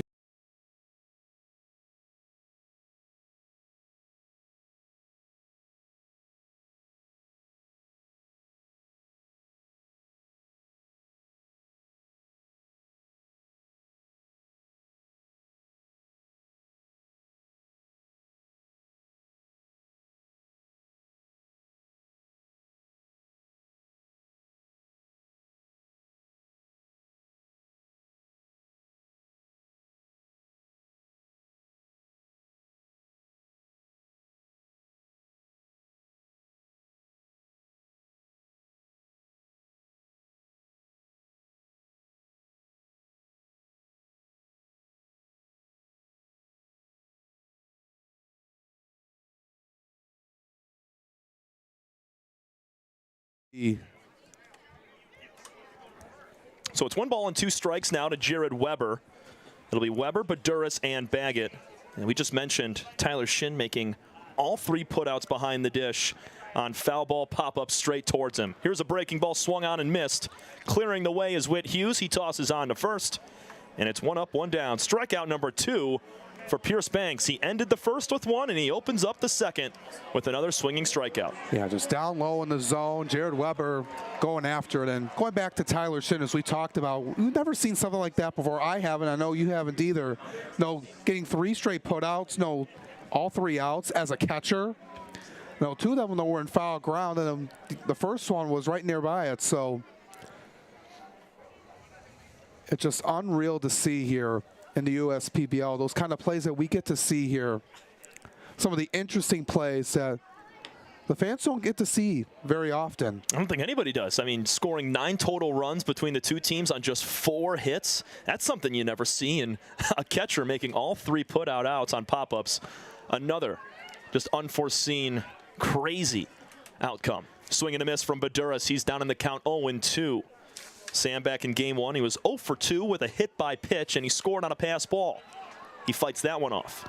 We've seen some of the interesting statistics, but we've also seen some incredible plays out there as well on the outfield over the first few days of the season. It's been fun to watch here to start the 2024 USPBL season. We're just getting started, only in week 2, wrapping it up here tonight. With no games tomorrow nor Monday, so just a short week. Teams, they get to play 2 here today. The Madison Beavers only got to play 1 public game last night. Baduras swings and misses, make it 3 straight strikeouts for Pierce Banks. Yeah, this is a similar start we saw last Saturday against the Beavers, where Banks was just in complete control early on, shutting down the Beavers. And on a similar path here tonight. It's been, like I said, about a week gap in between his last start and now. So very interesting to see what he would be doing here after the time off, because in the majors you get 5, maybe 6 days off in between starts, and it's a different setup here with the USPBL where guys are starters. They probe 3, 4, 5 innings most of the time. Patrick Baggett starts out 1-1. He had the only hit for the Unicorns in Game 1. He was 1 for 2 with a walk and a couple of stolen bases. He rips one out to right field. Coming in, Schellenbarger. He makes the catch for out number 3. Nice swing from Baggett, but having the beat on it and right was Bryant Schellenbarger. 2 strikeouts from Pierce Banks in the inning.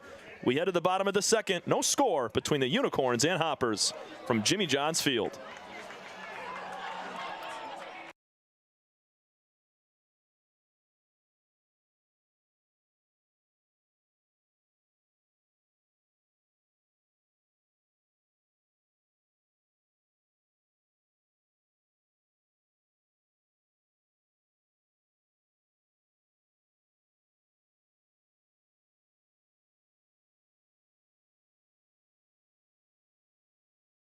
Fifth Third Extra Time helps you do you better.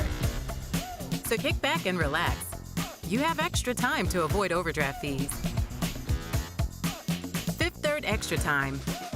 This is banking a Fifth Third better.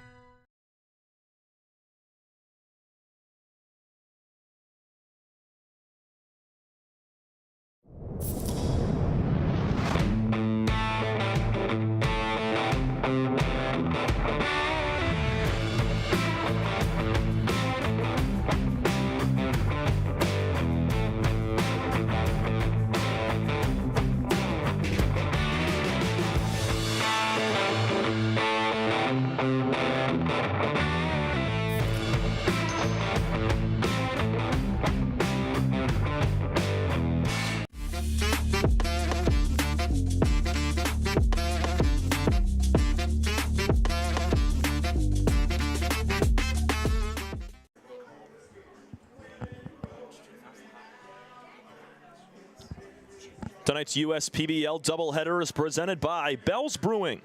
For the past 25 years, Bell's Brewing has been inspired to brew beer that you can count on, not just for taste, but for quality. From Two-Hearted Ale to Oberon to new classics, official hazy IPA, or the easy drinking Golden Ale. Bell's has brewed inspired beer since 1985. Bell's Brewing, Comstock, Michigan. Please drink responsibly. Alongside Alex Johnson, I'm Tom Cavanaugh from Game 2 of our double here on Saturday night. Hope you're enjoying your Memorial Day weekend. I know that we both are here as we get to cover some USPBL baseball. It's been a clean first inning and a half here from Game 2. Strike 1 called out of the hand of Ben Kreisen. Pierce Banks has already exceeded his strikeout number from his last start, going 4 2/3. He's got 3 now, and I mean, he's cruising, and so is Ben Kreisen and Tyler Shin behind the dish. Yeah, both guys have been in command so far, and we expected that coming into tonight. Both guys, being the dominant pitcher on both of these squads respectively, and for Kreisen, he really had to do much work as Tyler Shin took care of business on all 3 outs. So we'll see what he can do here. And that's what you call a sword right there. Garrett goes down swinging. Ben Kreisen, throw him some nasty junk at 80 miles an hour right there. 1 up, 1 down, first strikeout for Kreisen tonight. Yeah, going off speed, near the middle part of the strike zone and getting Garrett to go after it. Just a really good play for him right there. He had 3 strikeouts in his first outing against the Mammoths last Friday, so about 8 days ago. So here in his second public game, just seeing how we would be able to continue off of that. And let's see who's going to break the streak, Alex. All four of the first 4 outs have all been retired in order, and they've all ended in the glove of Tyler Shin behind the dish. 3 pop-ups in the first to Shin behind the plate, and he just caught strike 3. There's a ball outside, 1-1 to Bryant Schellenbarger. Bryant was able to bring in 2 runs back in the 3rd inning of Game 1. He was 0 for 3, but had a bouncer to first that was misplayed and scored 2 with 2 outs. Yeah, those were some of the mistakes that the Unicorns had in that game that cost them, though they also had some opportunities in that game, especially in the third and fourth inning. They had the bases loaded with nobody out in the third inning. They did get a 1 run, but they got into a double play that limited any other damage they would have had. If they would have capitalized and gotten a few more runs there, they would have won the game in that regard.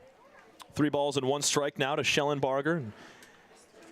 It's interesting because both teams kind of played at the same level back in that first game. Both teams were making mistakes in the field, a couple of errors on each side, and then you had a couple pass balls, some stolen bases to add to it as well, and everything was kind of working against both teams in both sides of the plate, on the mound and behind the at the plate, I'd say. So a walk to Brian Schellenbarger on the 3-1, puts 1 on with 1 out, but it was just weird to see because usually in games like that, it's one team that is making the mistakes, walking people, pass balls, wild pitches, etc., and the other team is pretty bundled up, tightened up nicely, but it was kind of the same way. It really was, and then the Hoppers were able to capitalize late when the Unicorns kind of faltered there in that last inning with that wild pitch. This is still a young team in the Unicorns. A lot of guys, coming straight out of college. For Coach Jim Essien squad, they're still getting used to each other, despite being 2-1. But it takes time for these players to get adjusted, especially players coming from far away to get here to the USPBL, and it takes a few weeks to transition in. You get about a week and a half, 2 weeks, spring training and tryouts to get used to each other, and then you're right there in game 1, just gets you right out to in the blink of an eye. Ben Ferguson starts out 2 balls, no strikes. He's 0 for 3 back in game 1 with 2 strikeouts. He's going to tap this one off himself. 2 balls and 1 strike now to Ben. He was in the field in game 1. He played left. He is now a DH in game 2. Yeah, one of many adjustments from game 1 to game 2 for head coach Ryan Cockey, getting guys at different positions like you saw with Noah Marcoux moving from first to left. And you like to see that from guys, especially MLB scouts watching and just looking at players to say where they can play at certain positions, if they can play more than one position, and they can succeed in many spots on the field that will make them useful for a minor league roster. 3 balls and 1 strike to Ben Ferguson. Kreisen delivers a fastball that's popped up. Shallow center field, coming in a few steps. Seth Gurgley. He makes the catch for out number 2. There's a few defensive changes on that Unicorn side. On the infield, it's just D. Triplett, who was a DH in game 1. He's playing first instead of Tyler Shin, who's behind the dish. Crump is the new DH for the Unicorns. And then in the outfield, Gurgley, Smith, and Baduras, they're all the same. But on that Hopper side, Blake Vandiver has moved from second to center field. As you mentioned, Alex, Marcoux is in left. Shire, he moves from third to shortstop.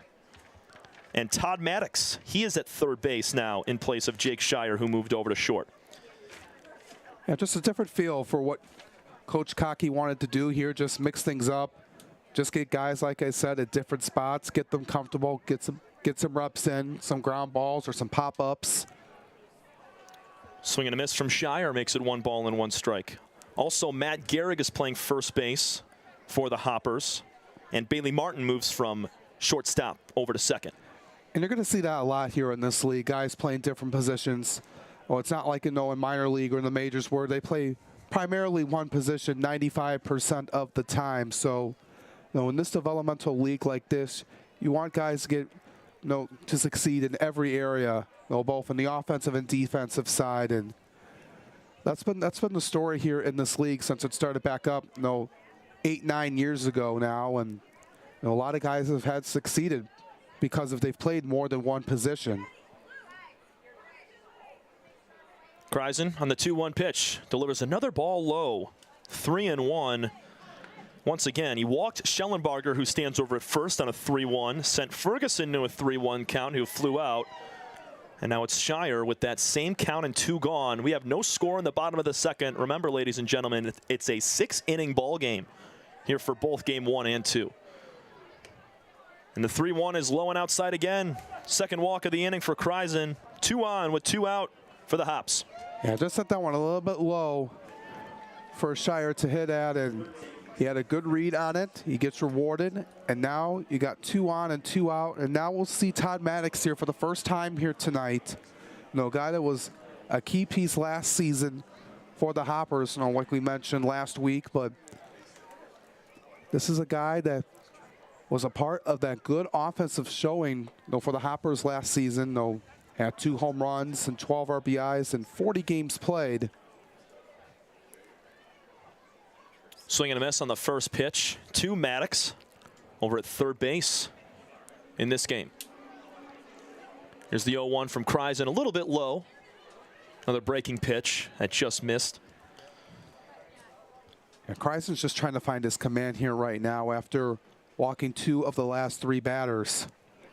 Had a good rhythm in that first inning where he only needed 6 pitches. Cut and a miss from Maddox. He's down now 1-2. He definitely needed that one right there. Schellenbarger's at second. He walked. So did Jake Shire over at first. Shire was the game-winning run with the bases loaded and 2 outs in the bottom of the 6th inning of Game 1. It was Danny Denz on the bump for the Unicorns, who delivered a fastball wild pitch high over the head of the Unicorns catcher that brought in Shire to win it. Maddox waiting on the 1-2 pitch. 2 on, 2 out. He grounds one up the middle to shortstop. Baggett. He'll field and touch second himself for out number 3. Maddox bounces out. And no runs across with 2 left on for the Hoppers. We played 2 innings of baseball, no score between Utica and Eastside. You're watching USPBL Baseball. We'll be right back for the 3rd inning. I'm Anthony Tomey, CEO of Tomey Group, and we're one of the largest Jimmy John franchisees in the country. With 50 Jimmy Johns and over 700 employees, it's a challenge to manage operations. What could possibly go wrong with owning 50 Jimmy Johns? People don't show up, equipment fail, run out of bread, no tomatoes, we need onions. Many different things can happen. Tryon allows us to really focus on the food and the operations of the restaurant. And that's why we rely on Tryon. You can always rely on Tryon.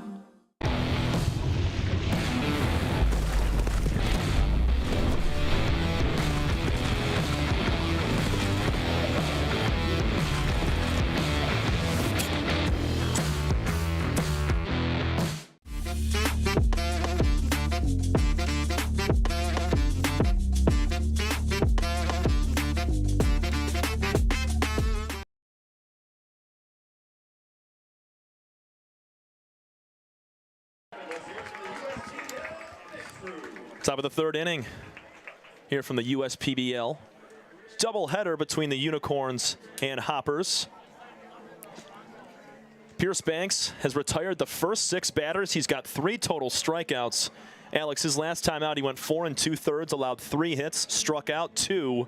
He already has 3 here, and he's cruising through the first 2 frames, moving on to the 3rd. Yeah, he has no sign of slowing down here, and he's a huge reason why he has experience playing in the minor league level. He got signed by the Minnesota Twins a couple years ago. He's looking to get back to an MLB organization, so he's been working really hard here, especially here in his first 2 outings, to showcase his skills and his talents, and it's been really good to see here. 7, 8, 9 hitters to face Banks. I'll mention back when I was in high school, I was a sophomore, and Banks, I think, was a junior. I think he was a senior. He was playing for Parkway Christian, and I had to face him twice.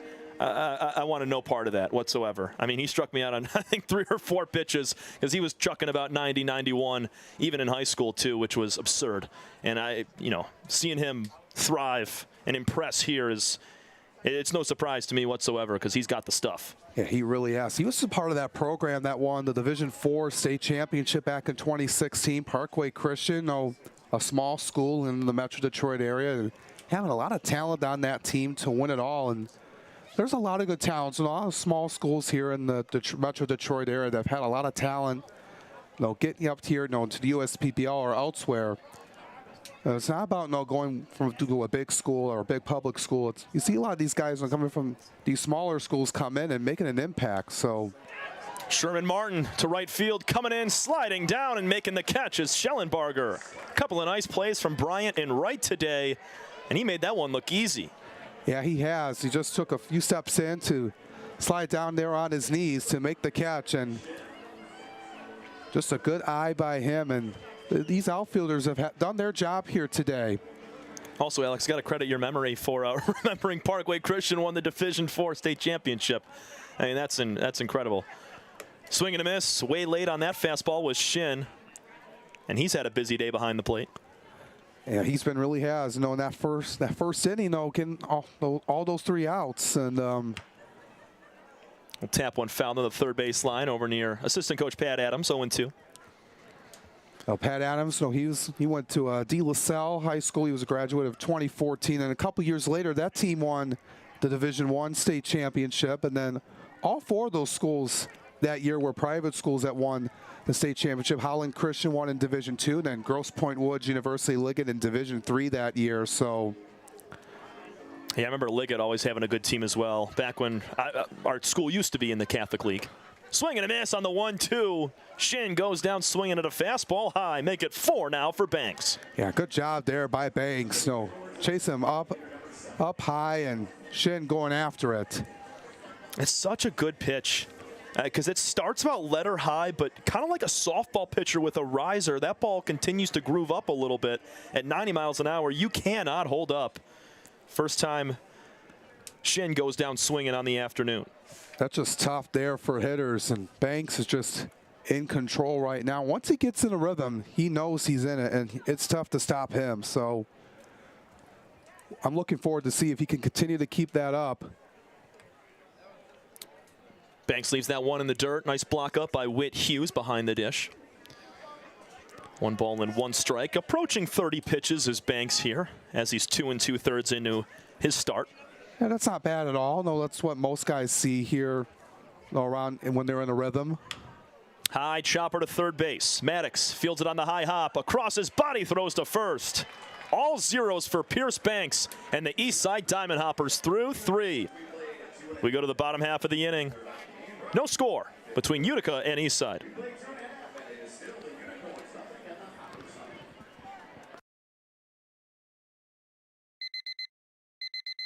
Time doesn't heal all wounds. Hard work, perseverance. And we do. We're fighting cancer with proton therapy. And music therapy. We're turning back the clock on Parkinson's and outsmarting blood clots in seconds. Instead of days. Because this is her time. His time, your time. And it's time to show we can. Corewell Health.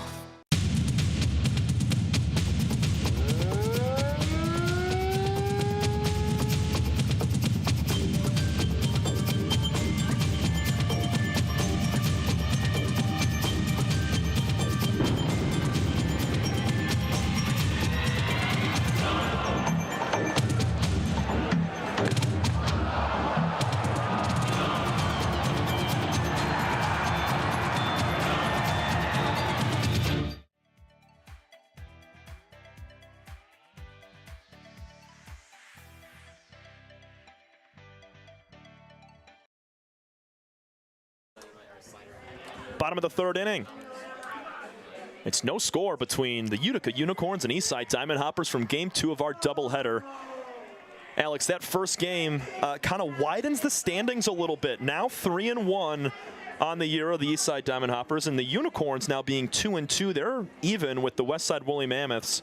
It's maybe too early to tell who's going to be towards the top and the bottom of these rankings, but a huge win for the Hops. Yeah, that really was. And in a game that only saw 4 hits on the board and 9 runs total, if you win those kind of games, you'll look back on those and look at it and say, that was just a win that you might not remember back in August or September, but you look early on in the schedule like, hey, we won that game. No, it wasn't a pretty game by any stretch of the imagination, but you're better off getting a win like that than having like a good loss per se. But 100%. And the Unicorns, they want to try to split this doubleheader, and no man better to put on the mound to start than Ben Kreisen. He's been good so far. He walked 2 in that second inning, but recovered quickly with a ground down and fly out. He'll face the 9-1-2 hitter, starting with Whit Hughes in the bottom of the third inning. You know, mistakes are bound to happen here for any pitcher, but how to overcome and face that adversity is really crucial for becoming a good to a great pitcher. And Kreisen fits that bill perfectly and able to so after allowing 2 walks, Whit Hughes out to left field. Not deep enough. Going back, making the catch is Smith. One gone. Go ahead, Alex. Well, that was, like I was saying, he was able to face an adversity there, but came back through nicely to get out of the inning. Then off the first pitch by Whit Hughes, right there at 88 miles an hour. Had a good ride on it. No fans were and all thought that was going to go out, but it stayed in the ballpark. Not enough on it and went 284 feet. It was a good swing. I think he might have just gotten it towards the end of the bat, not the end cap, just more so on the, I guess, latter half, and didn't quite get all barrel there. First pitch is a breaking ball high and outside to the leadoff man, Blake Vandiver. He popped out to the catcher. Well, we can say it now. Vandiver, Martin, and Marcoux all popped out to the catcher shin in their first at-bat. We'll see if it repeats itself here. 2 balls and no strikes. Quickly to Blake. He's back in center field where he was sensational last Saturday in Game 1 of a doubleheader. He's kind of split time over the first couple of games at second and in center field. Yeah, it's making him more like a versatile player like Marcoux, who was over at first and now in the outfield, like I mentioned in Game 2. And that's what you got to have here if you're a ball player and playing at different positions. It's been the story here for most of these guys in the league. And we've seen players play one position one game, then the next day they're out in the outfield or over the upper side of the infield. So it'll be a 4-pitch walk to Blake Vandiver, 1 on with 1 out. It's such a good point you bring up there, Alex, because even at the major league level, guys will get a call maybe in AA or AAA, and the general manager will call them and say, hey, we're thinking about mixing up positions with you. Are you comfortable with that? Are you comfortable to play a different position? And if they haven't played multiple positions at a high level, they can't truly say, yeah, let's do it, because they haven't played second base and center field or first and left field. You have to have that versatility to be able to make yourself more marketable, as you've mentioned multiple times. It's such a key to being a player at the next level if you have a lot of diversity across the entire diamond. Yeah, it's easy to say, like, you get a phone call, say, all right, I want you up on a roster right now with but if you haven't played that position, you're going to go in there and make a mistake and you maybe throw an error. And then even though you're in the show, but if you're not have a good average or you make mistakes multiple times out in the infield or outfield, and put yourself in position, you're sent back over to the minors. Vandiver down to second base on a stolen bag. He's in there. The throw from Shin is a little bit wide right. It doesn't matter, though. Beating the tag by a couple of steps was Blake Vandiver. First stolen base of this afternoon, or this night, for Blake. Yeah, I like the aggressiveness we've seen so far here, especially for the Hoppers. They were in that position, in that bottom of the 6th inning, where they stole second base, with their final 2 outs in that game, and it was Ed Bruce and then Jake Shire. Those guys, coming through here, making that decision to go. And that set them up to win the game. Strikeout number 2 for Ben Kreisen. Slider down and away, gets Martin waving at it. And that's a huge strikeout with a runner at second base and less than 2 outs. Yeah, you got to have at least 1 out there on the board, and Kreisen able to retire Martin just like that at 80 miles an hour, down and away from the plate. Lights have flickered on. Twilight starting to set in here in Utica, Michigan. Swing in a check swing, I should say, by Marcoux. He's down 0-1. That was a set-in strike a little bit low at the zone. Marcoux fouled out to end that first inning. But he's a guy that did have a home run, like I mentioned, in the Tuesday non-public game against the Beavers. So he's going to be a guy that's looking to heat up in the middle part of that lineup. He's another guy from Michigan coming from Saginaw. Marcoux is down 0-2 after a second straight check swing. It's been all zeros on the scoreboard so far tonight. Kreisen delivers the 0-2 pitch. It bounces around. It hits our home plate umpire again, and this ball trickles away from Shin. Somebody's got to cover the plate. Kreisen and Shin both go for it, and Tim Heigl, our home plate umpire, is getting beat up back there over the first couple of innings. Yeah, just something right there. Shin was confused on where the ball went, and it goes over to his right, and Vandiver able to get to third base easily. And now Coach Cocky and the athletic trainer looking over at him again. Yeah, he got hit, I think, near the neck area or shoulder this time. Not on the forearm like it fouled off of him back in the first inning. Man, I mean, it's just so tough because these guys are in the line of fire all the time. They'll take one off the hand or maybe the thigh or something from time to time, but twice in about 3 innings of action. So as you mentioned, Blake Vandiver moves down to third as that ball bounces away from Shin. And I think it got him in the collarbone, maybe on the neck area right there. You saw the ball kind of pinball around between Shin, the batter, and then it hit Heigl. Just a wacky turn of events over the last couple of innings. Yeah, giving him a bottle of water right now. And I mean, catchers and umpires know this the best. If that ball even somewhat comes close to the noggin and rattles around, it can stun you for a second. And even though it doesn't hit you straight on, you can see him right now kind of trying to collect himself. Tim's a great umpire. He officiates in the NJCAA here in Michigan. He also does the WAC conference. Madonna, some other schools around here, Rochester University. He does a great job. He's an awesome umpire. I know him personally after covering a lot of those teams and being around him. It's good to see him get back behind the plate. He's a tough guy, and I mean that just comes with the territory, right? Yeah, especially for these umpires too. You know, we don't get to talk about them a lot, but they're working on themselves too to get either to Division II, Division I, or even some minor league ball. You know, based on how they've been doing and how they call certain pitches, if they have a good game.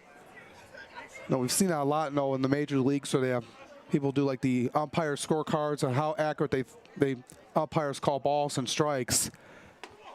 The 1-2 pitch swung on and missed from Noah Marcoux, and that ends the frame. Ben Kreisen gets his 3rd strikeout, 2nd in a row, and he's over there to apologize to home plate umpire Tim Heigl.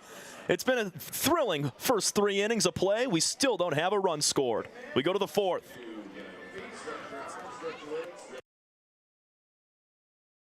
You hear about the promo that Jimmy's John's got going on? 5 off 20? How they pulling it off? Magic?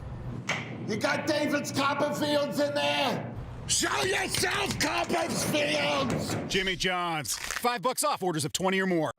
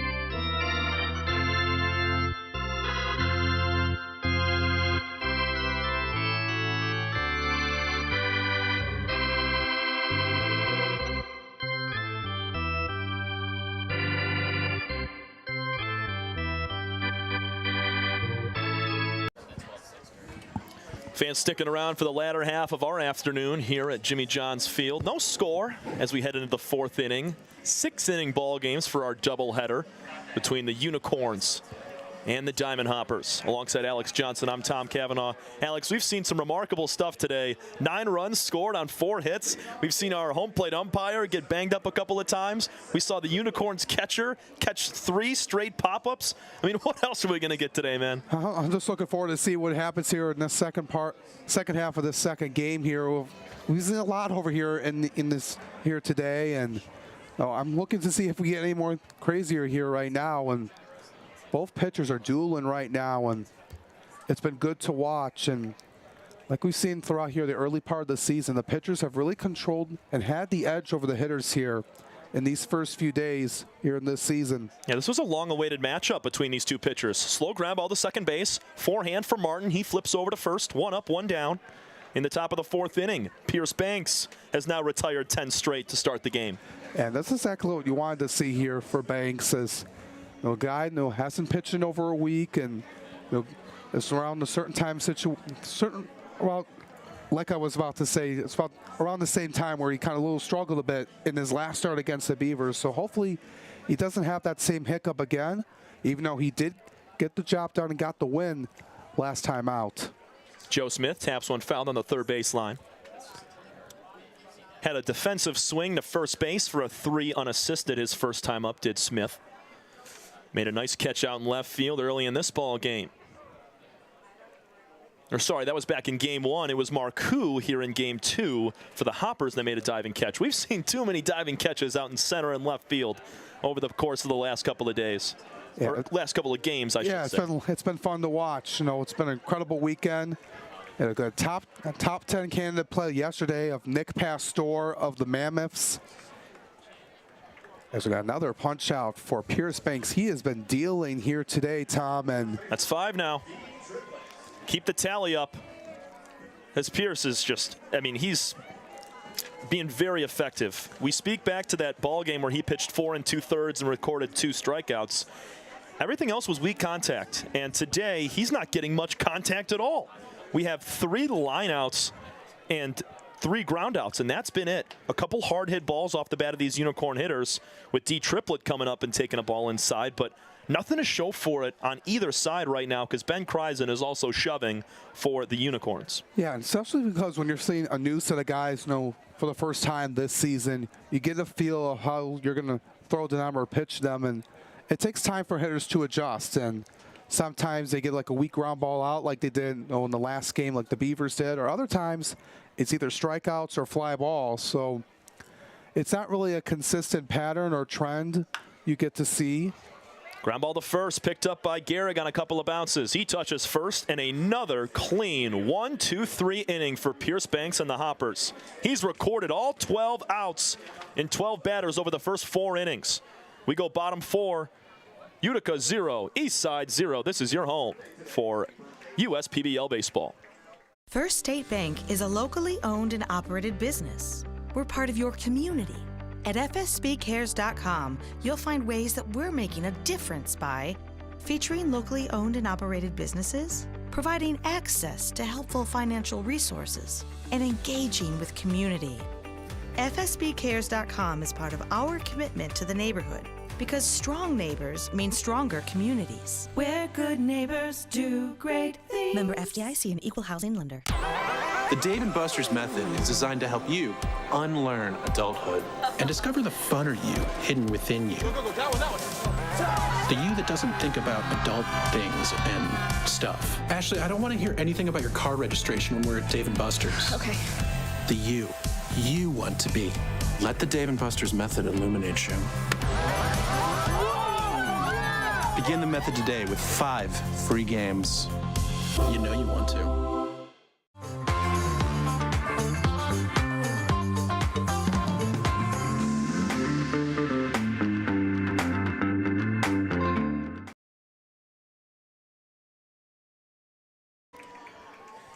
Here in the 4th inning of action, Andrew Severini onto the bump to take over for Ben Kreisen. Severini was a guy that we saw on Sunday afternoon in that game against the Mammoths where he took the loss, unfortunately, but did have a good outing nonetheless. As we take a look at his stat line so far, from that outing, let's look at it. He did also pitch Thursday against the Mammoths as well. So he's had a couple of appearances in, some games under his belt. But going back to that game that we called on Sunday here, Tom, where he went 2 innings of work, had 2 hits, had 1 run that was unearned. He also had 2 punch-outs and a walk in that game. So he's feeling pretty comfortable now, after having a few games in, easing his way into the USPBL. And so coming in, a good opportunity here with no score on the board, heading into the home half of the 4th. And going to be interesting to see what Severini does here in his second public game appearance. Final line for Ben Kreisen. He went 3 innings, gave up no hits, no runs, 3 walks and 3 strikeouts. And Severini called on here in the 4th inning. Matt Gehrig will lead things, followed by Bryant Schellenbarger and Ben Ferguson. Strikeout swinging the first time for Gehrig. He'll take the first pitch inside, a little 2-seamer riding in on the feet.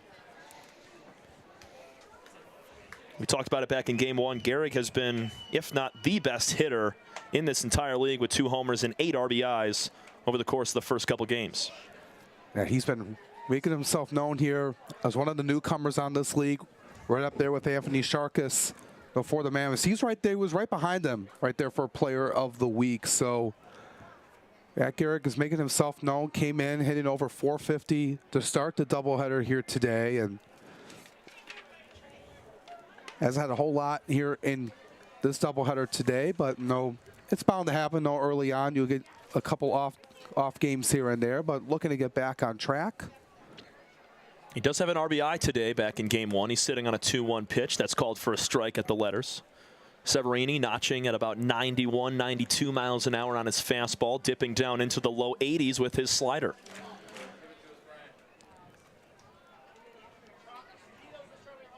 Two to Gehrig is fouled straight back. It's a good fight right there. We just saw some action in the Hoppers bullpen. We'll be seeing in that 5th inning if Pierce Banks will come back out or if we're going to see a reliever. Kreisen had a great start. He hadn't allowed a hit. He had walked 3, though, and he goes to 3 innings. But I think Coach Jim Essien was feeling out the 3-inning rule, just like we saw with Colucci in game 1. Strike 3 on the outside corner. Good start for Andrew Severini in his relief appearance. Gets Gehrig looking. Yeah, just froze him right there on the outside, and good work there by Severini to get him there and get the first out of the inning. Always good to get the leadoff man out. Especially a guy like Matt Gehrig. Here comes Brian Schellenbarger, who's played really nice in right field today. A couple of catches. One was a sliding grab. He cuts and misses at a first pitch off speed ball at 85. And that's what you got to have as a leader out there in right field with Brian Schellenbarger. And we mentioned he's been in this league for a few years now and making those veteran-type plays. There's a floating line drive out to Baggett at shortstop. He doesn't move a muscle. Squeezes that for out number 2. Yeah, didn't have to move at all. Just went right over to him. Just a little bit of soft contact. It lined right to him. Not like a direct line drive, but it just was in the air for a second and just right into the glove of Patrick Baggett. It's a great pitch from Severini because that's exactly where Shin was set up, lower outer corner, and that's pretty much all Schellenbarger could have done with that pitch. He could not get all barrel, and he kept his hands inside and tried to go the opposite way, and that's the result right there, just a weak line drive to shortstop. Foul ball off the bat of Ben Ferguson. 0-1. Good work here by Severini so far, and that's what you wanted to see from him coming out of the bullpen. Money. Outside corner, strike 2. Great frame from Shin to steal that one back into the zone.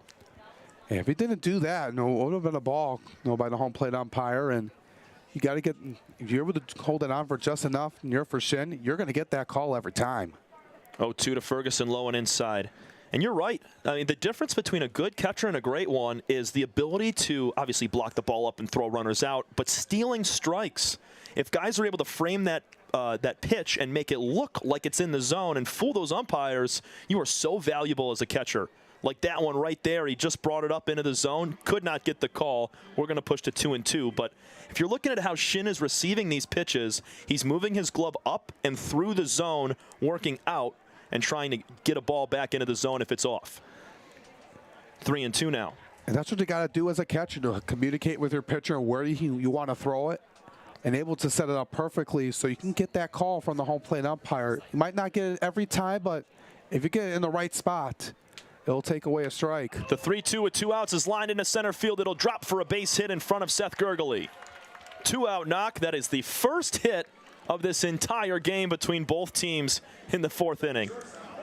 Well, it was a battle of the pitchers all game long, but Ben Ferguson breaks up the no hits for either side. So good job there, right up in the center by Ferguson. He's been looking to get off on the right foot here in these first few games, and now it gives the Hoppers a chance to rally here with 2 outs and a man on. Breaking pitch high and inside to Jake Shire. He walked his first time up. And Ferguson was seeing dead red right there as he knew on 3-2 he was either going to get something off the plate and maybe high or a grooved fastball down the middle, and that's what he got. 1-0 to Shire. low and outside. Nice catch from Shin as he goes across his body for that one. And those are the kind of plays that you mentioned, not letting that one go ahead of him to go to the backstop or getting stops in the dirt. That's what you got to have here as a catcher. And Shin is right up there as one of the key catchers we've seen so far. And that's a good stop right there, like we've been talking about. Yeah, it was. I mean, it's being able to slide over that way. He was set up on the inner half a little bit, but just deadening that ball. You'll see a lot of times with catchers, when it bounces off that cushy chest protector, the ball will ricochet down the first or third base line or maybe in foul territory. And sometimes runners will pick up an extra base. That's low in the dirt. The 3-0 pitch is ball 4. So a base hit and now a 4-pitch walk to Shire has 2 on with 2 out for Todd Maddox. It's not what you wanted to see here from Severini after getting the first 2 outs with ease, and now you're just keeping it on here after allowing the first hit of the game. A little bit of a backbreaker for the Unicorns, and now in some trouble here now with Todd Maddox. Even though he's the number 8 hitter in this game tonight, he is still a very good hitter. Maddox flies one out to left field. Back goes Smith to the wall. He leaps up. Can't make the catch. It stays in the ballpark. Into second goes Maddox. It's a 2-run double. What a try from Joe Smith out in left field. He brought the ball back into play, just couldn't make the catch. It was really close right there by Smith. You like the effort. Maddox, that right there off speed, 84 miles an hour. Near the left field wall, Joe Smith leaping for it, couldn't get it into his glove. 2 runs come across, and Todd Maddox, like I said, you got to be careful with him. Even though this is only his second at-bat here tonight, he's been hungry here for it, and he made the Unicorns pay. And this game has turned right now after we've seen no hits after, for both sides, 3 2/3 of this game. Maddox picks up RBIs 1 and 2 on the year, and they're big ones. 9th batter in this lineup, Whit Hughes, flied out to left field his last time. He now takes a slider away for 1-1. Wow. That ball would have just barely crawled over. Smith, with an insane effort, brings it back in, could not complete the catch, and it scores 2. Cut and a miss from Hughes. He's down 1 ball, 2 strikes. Yeah, I just said, look out, Maddox. Like I said, even though we were in the bottom part of the order, he was due for a hit. And yes, he was. He was 1 for 5 coming. Sorry, 1 for 6 coming in.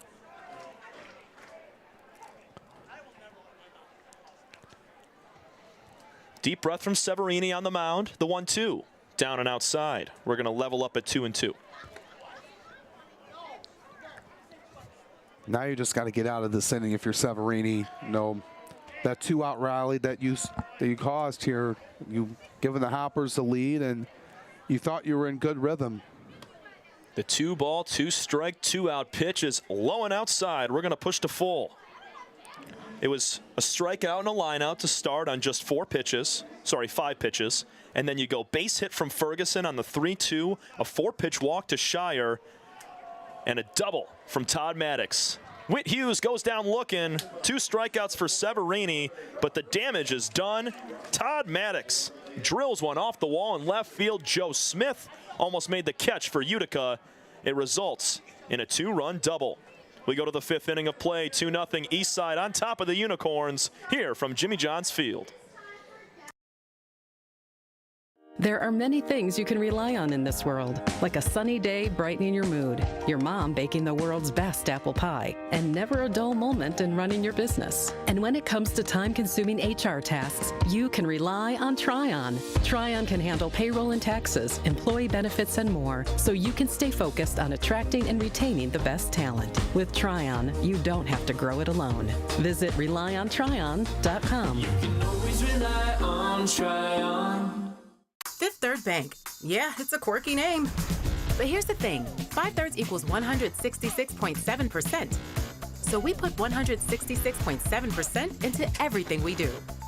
Like automatically getting you your paycheck up to 2 days early. Giving you well-deserved extra time to avoid overdraft fees. And helping you borrow from your future self. This is banking a Fifth Third better.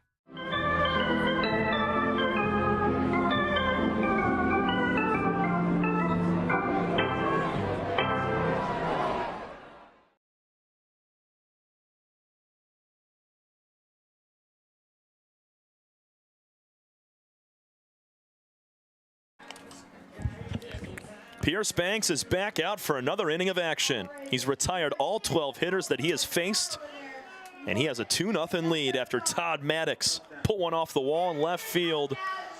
Almost a robbed home run for out number 3, but Smith hits the leather of his glove. He brings it back into the park, and with 2 gone, everybody's running around, so it brings in 2. And now Pierce has a little bit of a cushion to work with. It's not a tie ball game where he has to execute perfectly to keep his team in it. He's got a 2-0 lead and a little bit of cushion. Yeah, he really does.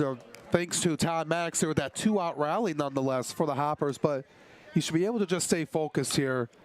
Line drive off the first pitch to Jared Weber, caught by Bailey Martin at second base. Nice opposite field swing from Weber, just right at the Hopper second baseman. Yeah, you want to be able to stay in control of this game, for Pierce Banks. You don't want to be able to play too lax and get things get away from you. You just want to be able to stay in control of this game. And like you said, if he's able to stay right to where he's been, he's in good position to keep the score where it's at. No movement in the bullpen at the moment. Banks delivers a first pitch breaking ball to Sam Baduras low. That was a 12-6 breaking ball. That was just his 40th pitch of the evening. That's incredible. Swing and a miss from Baduras. 41 pitches through 4 1/3 innings. You never see that at any level usually, unless it's, USSSA 9U or anything like that. But the 1-1 to Sam is down and outside.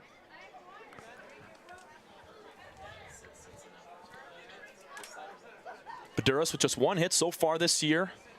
He has drawn 3 walks as well. Struck out his first time up. Cut and a miss makes it 2-2.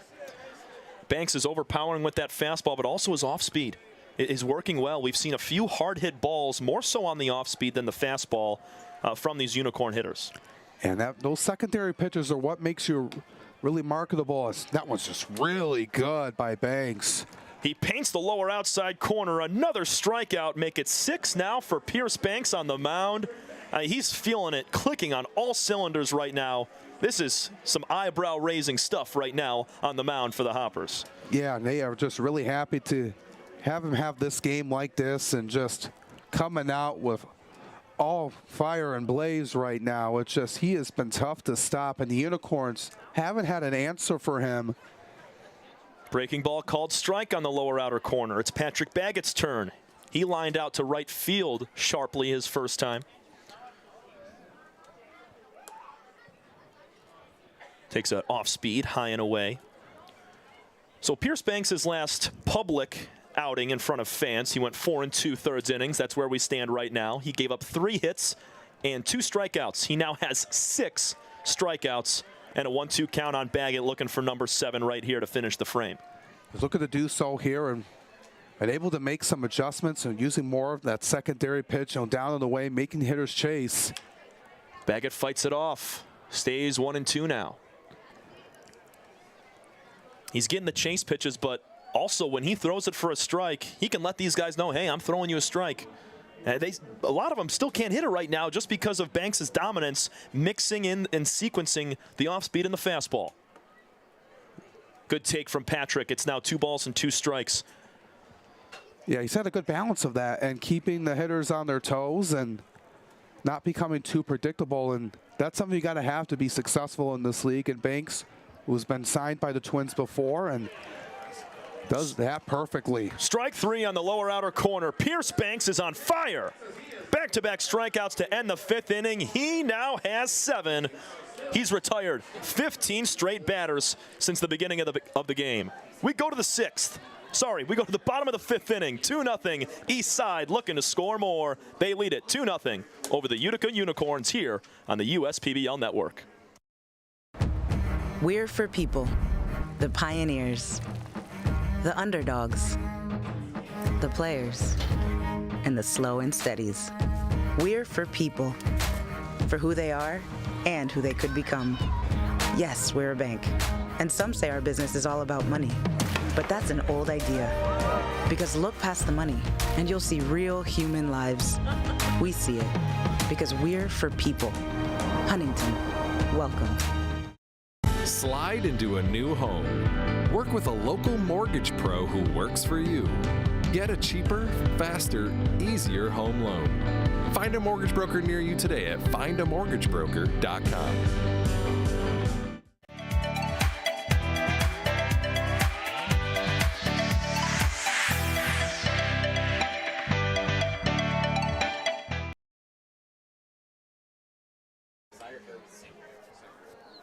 Andrew Severini back out for another inning here in the bottom of the fifth. Holding a 2-0 deficit are the Utica Unicorns at the moment. Severini had a nice start to his fourth inning of work, and then, as you mentioned, Alex, the two-out rally that these Hoppers put together was incredible, starting with Ben Ferguson and ending with Todd Maddox. Yeah, just that two-out rally, getting up a base hit right there, just changed the momentum of that game for the Unicorns that inning, and couldn't recover as Shire walked right after. Then Todd Maddox got that double off the left field wall that Joe Smith nearly robbed him of, and that's where we're at right now. And a 2-run lead here for the Hoppers, who like to get maybe one or two more. Severini came off that mound a little funky on that pitch. Maybe got a cleat stuck in the rubber or a little bit of piece of dirt there, but he had to just throw that one away. 1 ball, no strikes to Blake Van Diver right now. That was another weird thing that we've seen today, Alex. Yeah, well, it's better to do that now than have runners on. And that's a great point. 2 balls, no strikes now as that fastball misses low and inside to Blake. He's 0 for 1 with a walk. Also stole a base back in the third after that base on balls. 2-0 lead for the Hoppers. They're looking to extend it. Van Diver puts one in the air to left field. Coming in hard is Smith. He'll make the catch. 1 gone in the fifth.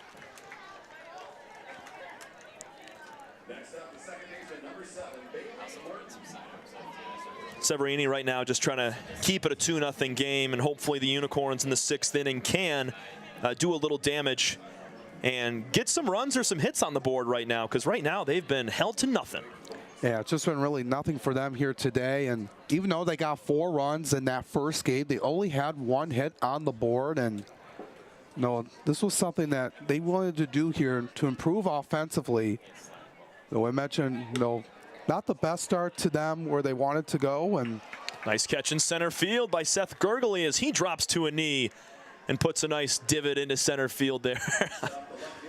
So we got 2 gone. Line out hard from Bailey Martin. It was a good swing just right at Gurgley. And now Noah Marcoux will step in. And it's going to be crucial if they're able to get a quick inning here, get Marcoux out, so they can get the bats back up here for their last 3 outs. So I mentioned the Unicorns just, only had 4 runs and 1 hit in game 1. Just nothing to show for here in this second game. And this is a team that is still trying to learn how to play as a team. Even though they got 8 runs and got the win on Thursday, they're trying to play consistent ball. 2 balls and no strikes now to Marcoux. And Alex, we're checking out this Eastside Diamond Hoppers bullpen on the left field side. There's some action in that pen right now. And I think the no-brain decision here is to put Pierce Banks out for the 6th inning of action to see if he can finish this thing off. But you never know. Always like to get some relievers in there. Well, there's no baseball warming up going on right now. There's a little bit of football toss, but I would say that Banks is likely going back out. I didn't see the football out there at first, so he's not seriously getting warm right now, just getting the arm a little bit loose. But you never know. He could enter later in the inning if Banks runs into some trouble, but I think you send Pierce out there right away. Yeah, he's been cruising along here so far, and no sign of slowing down, and I think Coach Ryan Cockey understands that. Trusting his arm, his ace, and Pierce Banks to seal the deal here. It's only a 6-inning game, but we don't see a lot of complete game outings in the USPBL. But we'll see what he can do here. Matt Gehrig will bat now after the walk to Noah Marcoux. Gehrig is 0 for 2 with a couple of strikeouts today. He's definitely due. Checks his swing. He went around. 1 ball and 1 strike. Gehrig's done that a few times today where he's been thinking about pulling the trigger on a swing, but has held up halfway through. Yeah, making that late decision to I go or do I not? It just cost him a few times. For a strike. Wanted to pull the trigger again, slide on the outside corner is 1-2 now. And you're right, it's the decision later as that pitch is coming in. You got to decide one way or the other. Right now, he's kind of picking between the two. But, I mean, we've talked about how great of a hitter Gehrig has been to start this season. He'll leave that pitch down and away. It's a good read by him. That was just low and away at 77.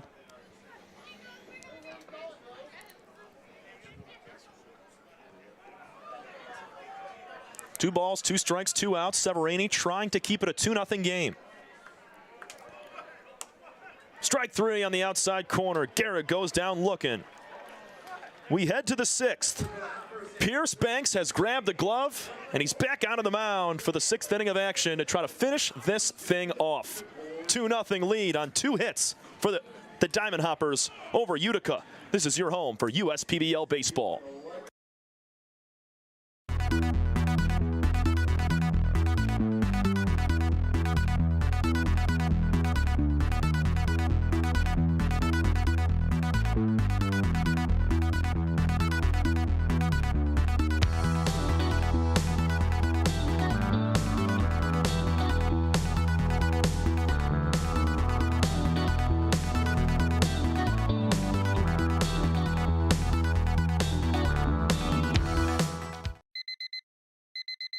Time doesn't heal all wounds. Hard work, perseverance. And we do. We're fighting cancer with proton therapy. And music therapy.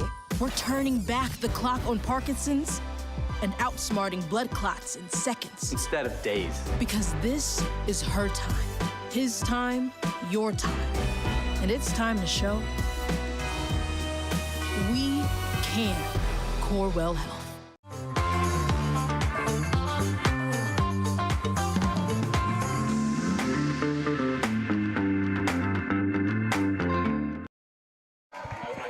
Final inning of action here from Game 2 of our doubleheader between the Eastside Diamond Hoppers and the Utica Unicorns. Alongside Alex Johnson, I'm Tom Cavanaugh. Unicorns trying to battle back here with their final 3 outs on the table, and they're going to face Pierce Banks. Pierce has retired all 15 hitters that he has faced. He has 7 strikeouts. A lot of hard-hit contact from Sherman Martin, Jared Weber, Patrick Baggett, but nothing right now in the run column for these Unicorns. They need 2 to tie, 3 to take a lead, and it's going to start with Sherman Martin III, 7, 8, 9 hitters to face Pierce. Yeah, it's going to be a tall task for the Unicorns, and Pierce Banks has been on a roll. We'll see if the Unicorns have some magic in them, like they did, we mentioned, on their first game of the year. We'll see if they can come through here. First pitch from Pierce is low. Line out to right field in his only at-bat today for Sherman Martin III. Banks delivers. This ball's lifted out to left center field. This is crushed in the gap. It's off the wall on 1 hop. Into second goes Sherman Martin, and just like that here in the 7th inning, the perfect game and no-hitter has been broken up by Sherman Martin III. Oh, what a swing. He belted that ball. Yeah, he did. And on a 78-mile-per-hour off-speed pitch, and with the exit velocity at 93, Sherman Martin just drilled it into the left center field gap and gets a round of applause from the fans here at the ballpark here tonight. And what an effort here for Pierce Banks. No, he's still staying out there right now, but I think head coach Ryan Kottke wants him to finish this job right here. This is his ball game. And I know the tying run is now coming to the plate in Tyler Shin, who struck out swinging his first time, but Pierce is going to continue to go. Here's a line drive foul into the third base line, and now a little bit of more serious warm-up, getting loose out there in the left field bullpen for the Hoppers. That was just very close of being a fair ball low in first glance, and then it went foul, but you just got to be really careful if you're Banks. 0-1 to Shin. In the dirt, blocked up by Hughes. Nowhere to go for Martin III down at second base. And that play, maybe, if it's not straight away in the left center gap, one of these outfielders for the Hops is able to track it down. But Martin just put it right down the middle towards the video board. There's strike 2 on the upper inner corner, 1-2 now to Tyler. Just see what he can do here to recover from that. And that was only the third hit in this game here today, and the hits have been at a premium here tonight. You're telling me we saw 4 hits on 9 runs in game 1. It's a little bit different, not in the hit column, but more so in the run column. 2 runs on 3 hits. Here's a floater out to right field. Long run for Schellenbarger, still coming in. Slides, can't make the catch, it gets by him. Over to third goes Sherman Martin. It's going to be a base hit for Shin. Heck of an effort in right field from Schellenbarger. That ball was just hit a little too softly.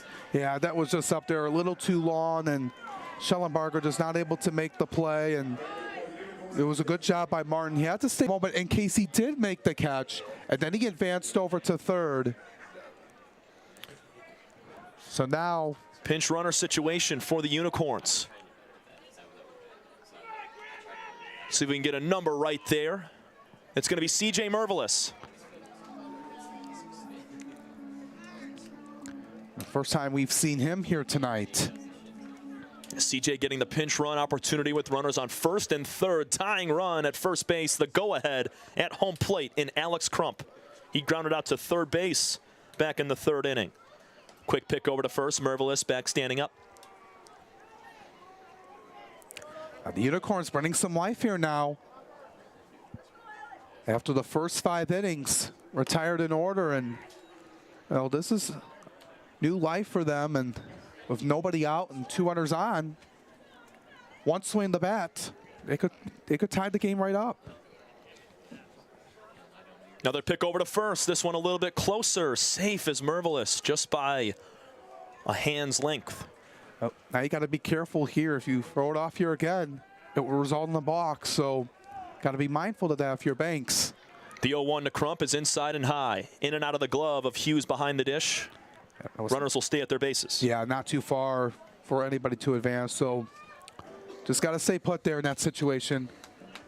More late game drama. What more can you ask for? And the fans that have stuck around for both games of the doubleheader are in for a good one to end it. Yeah, getting their money's worth here tonight. Mervelis will take off for second base. He's going to slide in safely. Ball bounces around on Hughes behind the dish. And it's now 2-1 with 2 in scoring position here for the Unicorns. Well, now you just get a base hit here. You know, with the speed of Mervelis, he could score as well. And well, takes the double play ball out of the equation. And the Unicorns have woken up here. Marcoux fairly deep in left. Van Diver is shallow in center. Same thing with Schellenbarger in right field. Here's a foul back to the screen to even the count at 2-2. Crump so far this season, no extra base hits, just 1 hit so far this year. He's walked twice back in game 1, 0 for 1 in this game. Crump has struck out 3 times in his first 14 plate appearances. He'll take a pitch outside. We're going to go to a full count. And this is where the lefty arm in the bullpen for the Hoppers needs to continue to get warm, because if Pierce loses him right here, it's decision time for Ryan Kotke in the dugout for Eastside. Yeah, this is going to be a huge pitch coming up right here. Here's the full count. Inside, ball 4, almost hits Crump. So after 15 straight retired by Pierce Banks, he gives up a double, a single, and now walks Crump to load the bases up, and the go-ahead run is on base. And here comes head coach Ryan Kotke. Yeah, I just went a little too much in right there. Was trying to get the inside part of the plate, just couldn't do it. And it looks like, as they're talking over here, Coach Kotke, Pierce Banks gives him the baseball, and he's going to get a round of applause. What an outing for him here tonight. Incredible, man. I know he gave up the 2 hits late, but let's break down the final number on Pierce Banks. He goes 5 innings, gives up 2 hits, no runs, 1 walk, and 7 strikeouts. He was incredible. The Unicorns get to Banks late, and Caleb Rush will be called onto the mound to get the final 3 outs of this ball game and win it and sweep it here in a doubleheader for the Eastside Diamond Hoppers. We'll step aside briefly. Nobody out, bases loaded. The Unicorns have knocked out Pierce Banks from the ball game. Here comes the righty Caleb Rush. You're watching USPBL Baseball.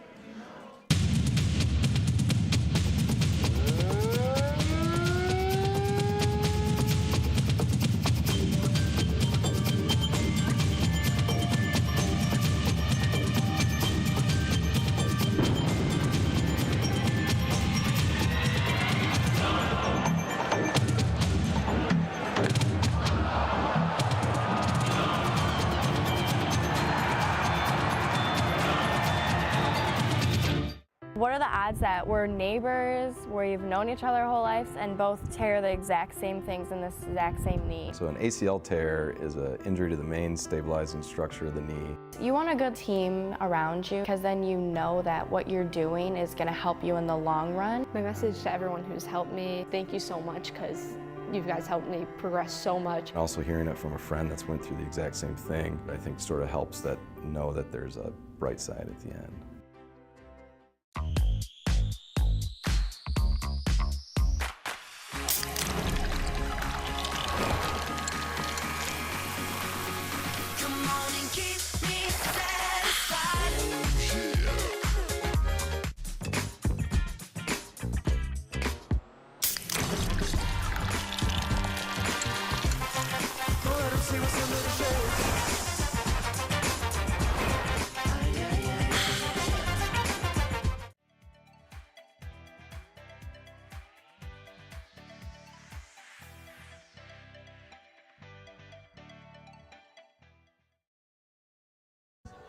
Bases loaded, nobody out. Here in the top of the 6th inning alongside Alex Johnson, I'm Tom Cavanaugh. It's Seth Gurgley's turn, and Caleb Rush, the new pitcher on the mound for the Hops. Yeah, coming in here after Pierce Banks had 5 innings of work. After retiring the first 15 straight batters, allowed 2 hits and a walk, and Caleb Rush trying to get out of this jam here to hold on to this victory for the Hoppers here today. And Unicorns, got nobody out in a really good situation here. Gurgley is 0 for 2 with a ground out and a line out. Rush delivers the 1-0 pitch, high and away, same spot as the opener, 2-0. It was a double from Sherman Martin to lead off the inning and break up the perfect game. It was then Tyler Shin who had a base hit into shallow right field to put runners on the corners, and Alex Crump walked. That was the 7, 8, 9 hitters in this lineup, and they've turned it over back to the top in Gurgley. He holds the bat still over the left shoulder, swing and a miss on the 2-0. Caleb Rush coming in at about 92 miles an hour on his fastball with some good break in his off speed, and he's able to mix up the speeds as well. He's got about a 10-mile-an-hour difference between his off speed and his fastball. Yeah, that makes a really good pitcher to watch, and Gurgley was trying to get a big rip at it and missed. The 2-1 is in the dirt. It's go time now for the Hoppers. They protect a 2-0 lead thanks to Todd Maddox and his 2-run double that was almost a homer. Joe Smith kept it in the ballpark, and it was only 2 instead of 3. Infield is deep right now all the way around except for Maddox at third base. Here's the 3-1. Swinging a line drive to left field. Coming in a few steps, Marcoux. He makes the catch. Tagging from third is Sherman Martin. He will score. Sacrifice fly from Gurgley makes it a 2-1 ball game. And C.J. Mervelis down there at second base cannot tag up.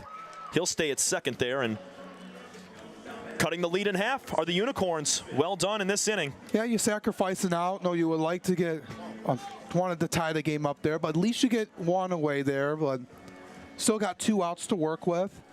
So in a really good position. You got the heart of the order coming up. You got Smith right now, triplet on deck. So if you can keep the train moving here for that heart of the order for the Unicorns, we'll see. Smith is 0 for 2. He's got a ground out to first and a strikeout swinging. He'll take the first pitch out of play. He's looking to come through here. No, he made that. He was trying to make that catch out in left field that went in and out of his glove that resulted in the 2 runs. So he's trying really hard to come up here and tie this ball game up. Breaking ball from Rush. Inside corner, grabs it for strike 2. What a pitch. Smith cannot believe it. And we said 10-mile-an-hour break. That was a 71-mile-an-hour pitch. Almost 20-mile-an-hour difference between his fastball and that breaking ball there. That's just incredible. Here's the 0-2, fouled away back towards the Unicorn dugout. He even went up to 93. He went from 71 to 93. That's insane. I mean, it tells you about the ability to be a pitcher and show that same motion and look like you're throwing that same 93-mile-an-hour pitch, but when it comes out of the hand, it's 20 miles an hour slower. That's just an adjustment there. And we're going to call catcher's interference on Whit Hughes. As I'm talking to Alex over here on the right, I see runners move up on the base paths, and Whit Hughes stuck his glove out a little bit too far on the swing from Smith, and things just get even more interesting, Alex. Bases loaded, 1 out, and the tying run is at third base. That is just a huge call by the home plate umpire, and recognizing that, oftentimes you don't really pay attention to that, but he caught it, and it's in a crucial point in the game. And now, with just one swing here, Unicorns can tie it up or even take the lead, and you got D Triplett here, your number 3 hitter here tonight, trying to come through. 1-0 to Triplett is in the inside corner to even up the count 1 apiece. Yeah, he went 73 that time, going inside to him, and that's going to be tough here for these Unicorns hitters with that 20-mile-per-hour difference going from 93 to 73. Swing and a miss, breaking ball. Gets a piece of the bat tipped into the glove of Hughes. 1-2 now. A ground ball up the middle could get the job done. Triplett coming out of the left side of the box. He's got the advantage, doesn't run all that well, so they can turn it up the middle and end this. 1 ball, 2 strikes, 1 gone. Bases are again loaded. The pitch. It bounces off of Hughes. Coming to the plate to tie it up is C.J. Mervelis. Holding up at third base is Crump. Crossed up was Whit Hughes and Caleb Rush. He was not expecting that pitch, and it got away from him. We're tied. Unicorns, like they did in that first game, to take the lead in the 6th inning, on a wild pitch, and just like that, the Unicorns have tied it up here now, and this is just a brand new game. After we've talked about Pierce Banks, 3 outs away from a perfect game, and then all of a sudden, the Unicorns just coming through here. Well, not a lot of hits to show for it, just 3 hits total in the games combined for them. Triplett sitting on a 2-2 count. He taps it foul on the first base line. Coming into this half inning, the Utica Unicorns were hitless. They now have 2 hits and 2 runs, and they have tied this ball game up. They're looking to split a doubleheader, and they are not going anywhere late in this one after Pierce Banks went 5 strong innings with 7 strikeouts. Sherman Martin III broke up the perfect game at the beginning of this frame. The 2-2 is way high and outside. It's a full count. Mervelis came around to score as he was pinch running for Tyler Shin. Alex Crump, the go-ahead run, is at third base. Down at second is Joe Smith. He reached on a catcher's interference. Both runs responsible to Banks. The runner at third is also Banks' responsibility. Rush's 3-2 pitch is high and outside, a walk. The bases are loaded for the 3rd time this inning. It's going to bring up Jared Weber. Now they're just going to try to open things up here if you're the Unicorns, and let's see what Weber can do here. If he can even get the sac fly like Gurgley did. There's only 1 out still. I mean, for sure. Put it in the outfield. Weber's 0 for 2 with a line out and a strikeout. First pitch from Rush is high for a ball. So 4 hits, total here today. In this game, we had 4 in the last game. So it was going to be interesting to see how things were going to be in this second game, if things are going to become different or stay the same. And I haven't seen much of the hitting wise. Fastball in the outside corner. Evens the count up 1-1. But anything can happen any given game in baseball. And looking at the Unicorns right now, 3 hits total today as a team. And you're in a position to come away here with a split. Make it 1-2 on a swing and a miss from Weber. Now, Utica needs the split here. They do not want to fall under 500 to 2-3. But I know the Diamond Hoppers would love to start the year 4-1 in their first 5 games. Regardless, we're going to play a bottom of the 6th inning. Here's a line drive out to right field. Weber puts it fair down the line into the corner. Crump will score. Right behind him is Joe Smith. Coming in, D Triplett. It's a 3-run base-clearing double with 1 out for Jared Weber. 5-2 lead for the Unicorns. Hit there with a fastball at 92 miles an hour, ripped it down the right field line. Jared Weber and the Unicorns putting up a 5 spot here in the 6th. Alex, you just mentioned they didn't have a ton of hits to show for the runs that they had scored over the last couple of outs, but that's a big swing right there. Jared Weber goes oppo taco, drops it down the right field line into the 320-foot corner, and he clears the bases. Still 1 out in the inning.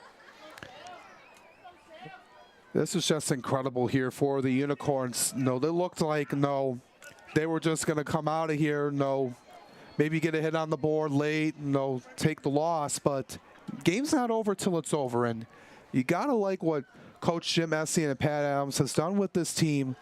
Now, maybe not offensively, they've had a little bit of a slow start, but if they're able to pick up things back up and continue what they did on Thursday, putting up an 8-run performance, and that was the late stretch too in the 6th and 7th innings, where they got five of those runs in that game. And this was a team coming in that we mentioned in that first game, not a whole lot of offense to show for it, but only losing by 1. And now you come up here in this second game, coming a little bit, feel a little bit down after losing in walk-off fashion. How would they respond? And coming through here with 5 runs here in the 6th after being silent all day.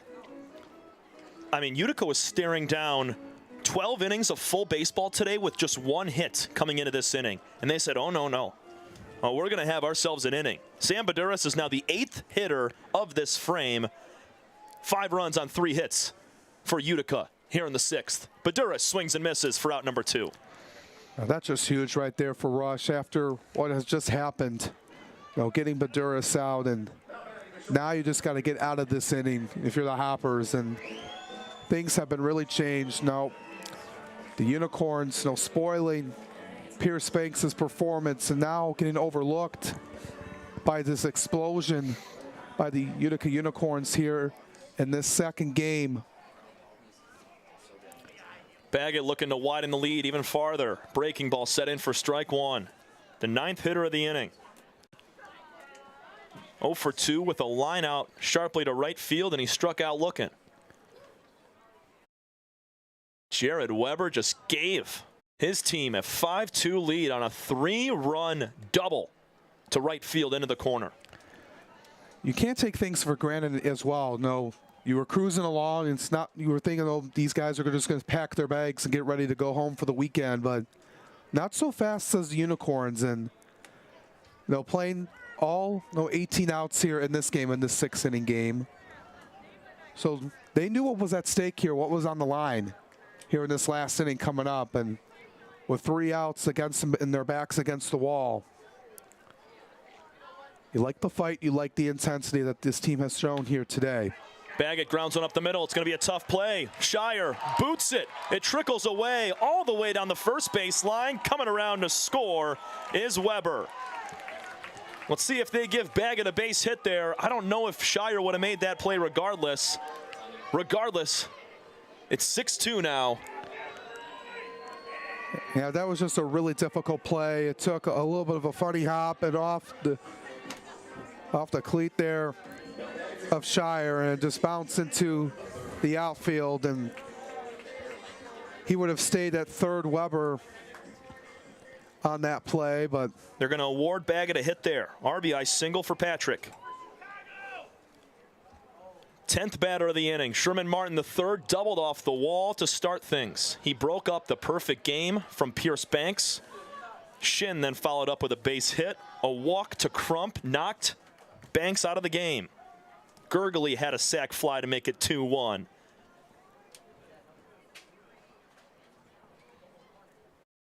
Rush sets, checks the runner. Fouled away by Martin. And you look at the score here tonight, for those who's just tuning in, you think like the Unicorns were really taking control of the game early on, but it hasn't been that way. And just looking at it from a scoring from the box score standpoint, you would think that the Unicorns had the edge early and never looked back. Ground ball to third base. It's going to be a play for Maddox. He throws down to second. And they get the lead runner, Baggett, for out number 3. Sherman Martin III bounces out to end the frame, but what an inning from the Utica Unicorns. They knock Pierce Banks out, they break up his perfect game, and they score 6 runs. Jared Weber with the big swing, base clearing, 3-run double. It's 6-2 as we go to the bottom of the 6th. Last chance for the Eastside Diamond Hoppers from Game 2 of our doubleheader here from the USPBL Network.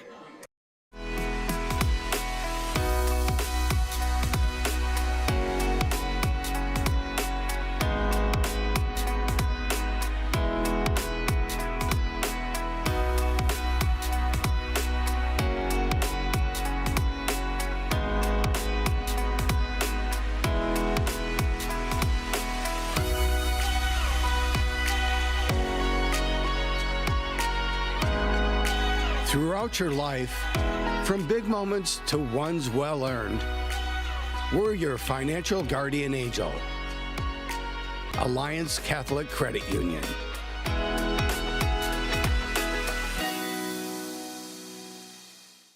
Fifth Third Extra Time helps you do you better. So kick back and relax. You have extra time to avoid overdraft fees. Fifth Third Extra Time. This is banking a Fifth Third better. You hear about the promo that Jimmy's John's got going on? 5 off 20? How they pulling it off? Magic? You got David's Copperfields in there? Show yourself, Copperfields! Jimmy John's. $5 off orders of 20 or more.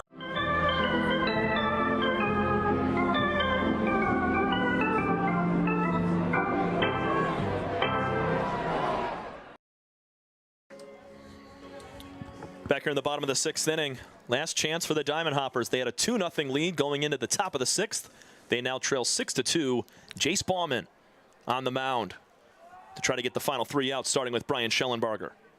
First pitch to Brian is outside. Bauman, he's had a couple of outings this year, 3 total appearances for him. Yeah, he's been really good, doing well here in the early part of the season. Another returner from last season like we've talked about. And the Unicorns were kind of didn't think they would need to have a bottom of the 6th depending on how games were going, but they came away with 6 runs on 4 hits to spoil Pierce Banks' perfect game, and now they're 3 outs away from winning this one. And there's a lot of good effort here, and you like the fight here from the Unicorns here today, especially in this last inning. You know, they could have just ended the game and just into the sunset, ready for next week and just get back to work, but they had other plans. And Bauman, he's looking to seal the deal here. He's gone 4 innings with 2 runs, 5 strikeouts, and 2 walks. Strike 2 on the inside corner to Schellenbarger. He's played a very clean right field today, made a sliding catch earlier today. He's looking for his first hit. He's 0 for 1 with a walk. Swings and misses as this ball gets away from Shin. Doesn't have a throw to first, and the leadoff man aboard here for the Hoppers. That one just dropped third strike. Sorry. Yep, dropped third strike. Like we were saying, Shin couldn't get to it, and Schellenbarger gets rewarded first base.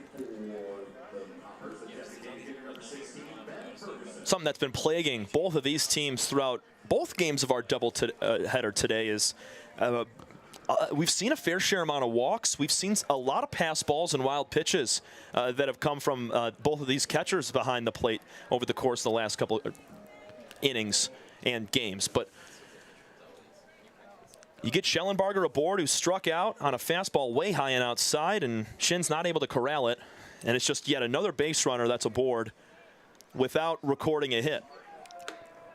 Because once again, we have 8 runs on 6 hits. Yeah, no, it's just crazy to see here tonight. You can't make this stuff up. And if this can start something for the Hoppers, say, no, it's 4 runs. It's not saying you're out of it right now, but if you're able to pull off some base runners here. Ground ball to second base. It's going to be a turn. Baggett trips over the bag at second base. They can't turn the double play. It would have been Sherman Martin III passing it on to Patrick. And that's going to put 2 on with nobody out. Unicorns just unable to get any sort of an out right now, as that was an easy chopper to second. Yeah, that looked like just routine right over to Martin to Baggett, and you thought you were going to at least get 1 out at second. If you're able to get 2, That would have been nice, but you come away empty-handed, and they got 2 on and nobody out. This is far from over here for the Hoppers. Based on this offense coming up here with Shire and Maddox right behind them. So could see Luke Stevenson again in a pinch hit situation. You never know. There's a slider in for strike 1 on the inside corner. That's to Jake Shire. Shire is 0 for 0 with 2 walks today. Good time here to get himself on base and drive in a run. This ball's going to get by the catcher, and it's an 87-mile-an-hour fastball that comes right back, so it leaves both runners at their bases. Schellenbarger can't move up, and neither can Ferguson. Yeah, just ricocheted right back over to Crump, and with the short backstop right behind home plate. Another wild pitch in this doubleheader, but it does not result in extra bases. Shire waiting on the 1-1. Line drive into center field, a base hit. Schellenbarger being held up at third base. Hoppers have him loaded after a drop third strike, an error, and a base hit. Every single way you could find yourself on base here for the Hoppers, they've done it in the first 3 batters. Still nobody out. Yeah, still not out of the woods, and now the Hoppers trying to play from behind here now after surrendering 6 runs. And they're not going to come down. They're not going to go down quietly either. No. You play until the final out, and that's what they're doing here right now. You got Todd Maddox, that man that puts you in the lead back in the 4th inning. We'll see if he comes through. He's the tying run right now. So Maddox put it out to left field. Joe Smith brought it back with a leaping catch in left field, brought his glove over the wall in left, brought the ball back in. It was a 2-run double instead of a 3-run homer, and that gave the Hoppers their 2 runs back in the 4th inning. Jace Ballman, 1-0, delivers a fastball low and outside. Nice grab from Shin. Maddox is 1 for 2 with that 2-run double. Schellenbarger's at third. At second, it's Ferguson. Shire at first. Here's a foul back to the screen, 2-1. It's just going to be a crazy way for this game to end here tonight, and especially this last inning with the Unicorns with 6 runs of their own to take the lead, and now the Hoppers trying to rally back. They got nobody out and the bases loaded. Bauman Sends a slider down the middle. That one warped in from the inside half near the knee of Maddox for strike 2. A lot of movement on that pitch. Yeah, he does have good command on that, going off speed at 80 miles an hour. He just has to be careful and conservative with his pitches right now, and cannot afford to someone right up the middle for Maddox to hit. Hoppers need a 4 spot to tie, 5 runs to win. The 2-2 is high for ball 3. We're going to push to a full count. Nowhere to put him, so Maddox is going to get something good. Waiting on deck is Whit Hughes.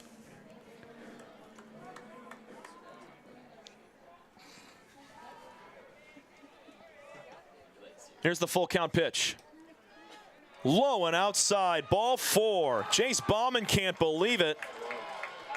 That one, borderline. And it's now 6-3. Bauman walks in a run, and we got a pinch hitter. It's Luke Stevenson once again. Yeah, that was just really close, and Bauman just surprised by that, and he's got to move on from this point now. Now Luke Stevenson, he was the man that tied the game up in the last game in the bottom of the 6th. So we'll see if he can come through here again.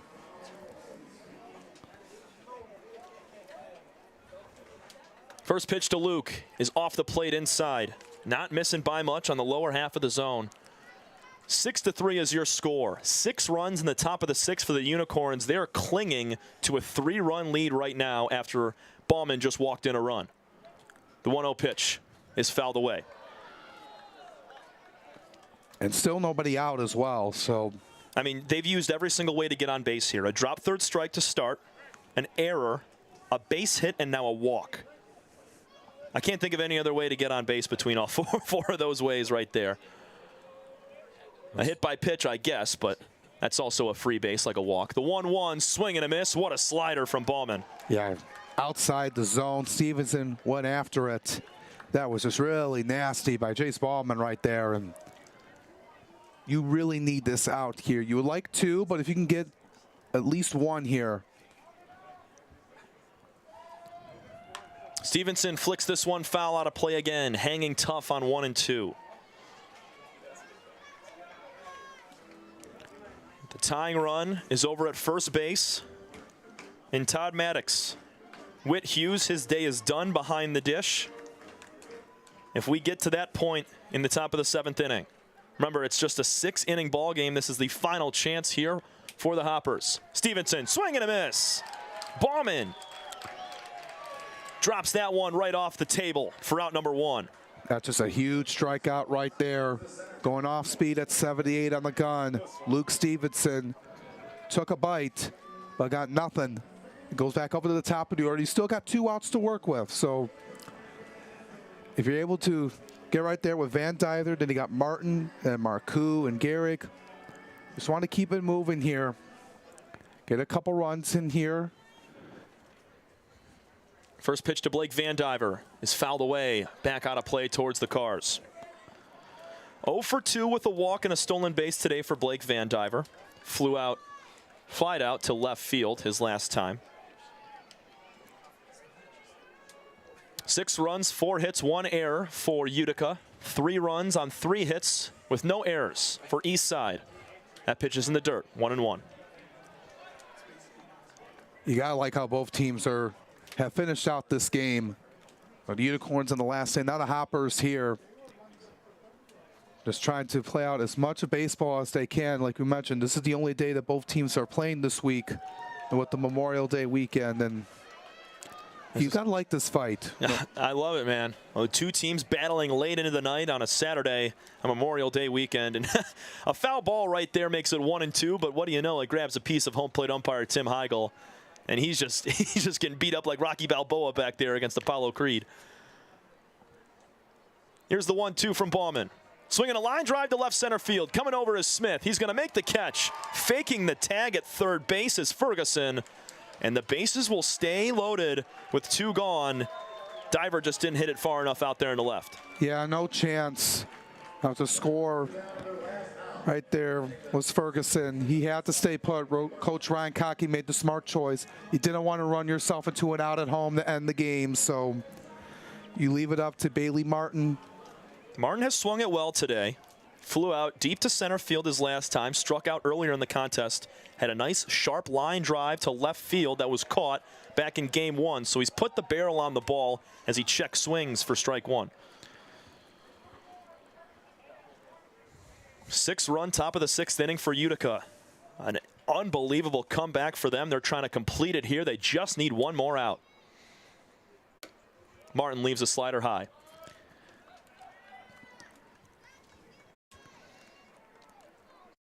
Just got to be careful here. Don't want to give something good here for Martin to hit at if you're Bauman. 1-1 to the second baseman from Independence, Kentucky. He checks his swing again. Are they going to offer? He did not go. Yeah, I don't think he went around. 2-1. You have Marcoux waiting if Martin can reach. Bauman's 2-1 pitch is a fastball high and inside. You said it earlier, Alex, nowhere to put him. And that's what happened on the walk to Maddox to bring in a run. And right now it's do or die time for Jace Bauman and these Unicorns. But also for Martin, in a 3-1 situation, it's a hitter's count. Ball low and outside. Another walk to bring in a run. The lead has just shortened up to 6-4.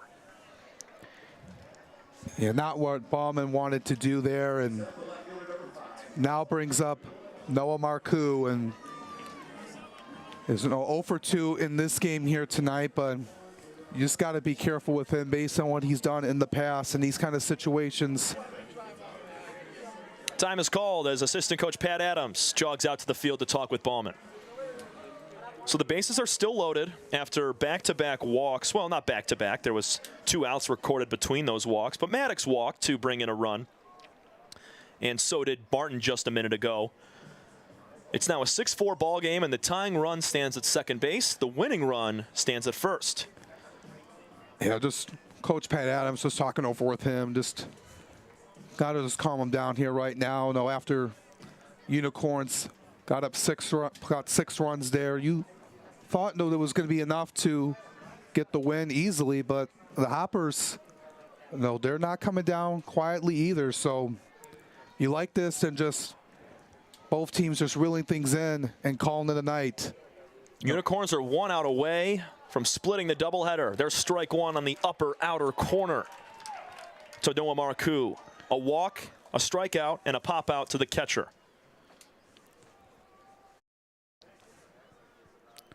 Big deep breath from Bauman. There's strike 2 on the outside. Good job there hitting the bottom part of the zone, right below the knees. And now down to their final strike of the Hoppers. Bases are loaded with 2 gone. Eastside trying to pull off the impossible right now as they gave up 6 runs in the top of the 6th. They've scored 2 this inning. Marcoux leaves a fastball high. Yeah, they wanted Marcoux to go after it, but he didn't. That's just a really good eye right there. It's not getting too greedy. They're trying to win the game in one swing. You have a lot of batters coming up after you. This is the 8th batter of this frame. Bauman's 1-2 pitch on the way. Swinging a line drive. Caught by Triplett. And the Unicorns win. What a comeback from Utica. They score 6 in the top of the 6th inning and complete the comeback. After giving up 2, it was close. They loaded the bases, but they get it done. What a job there by the Unicorns, and what an ending to this game. This last inning was just incredible to watch. Unicorns, facing 3 outs away from being victim of a perfect game by Pierce Banks.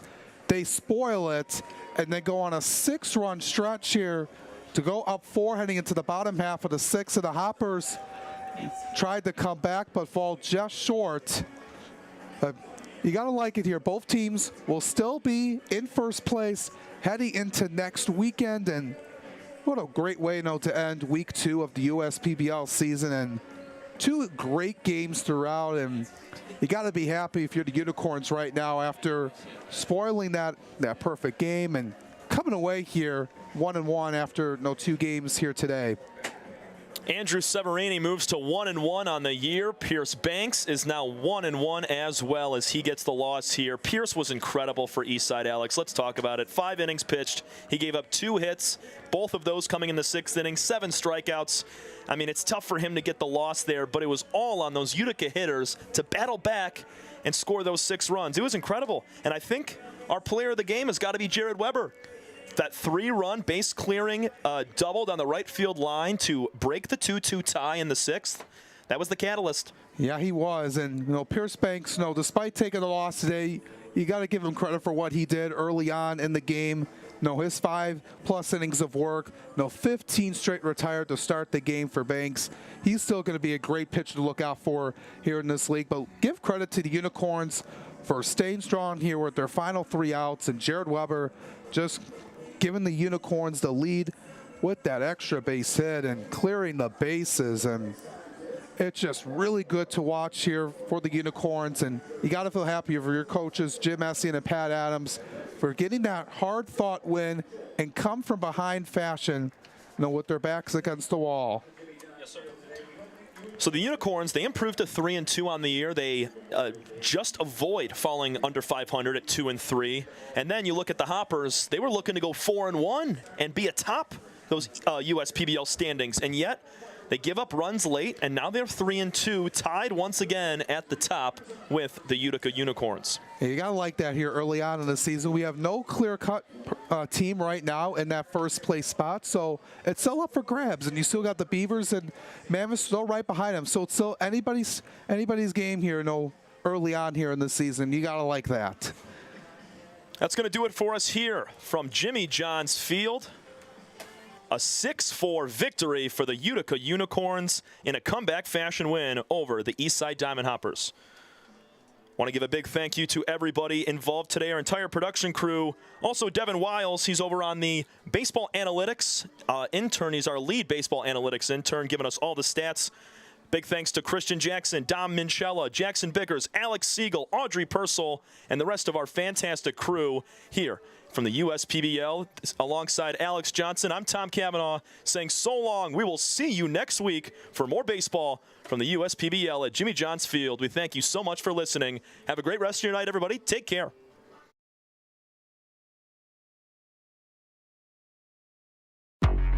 If I hit a home run, then you know what's going out of the park. Yeah, bases loaded, we ain't letting up. Scoring back to back, you can count it up. United we stand together, divided we fall. Ain't no turning back, we done came too far to turn around and have a seat now. We don't compare, cause we unicorns. Illuminate the dark with my uniform. Every time you see me stand up and salute me. Ain't no competition, not even from you. If I hit a home run, then you know what's going out of the park. Yeah, bases loaded, we ain't letting up. Scoring back to back, you can count it up. United we stand together, divided we fall. Ain't no turning back, we done came too far to turn around and have a seat now. We don't compare.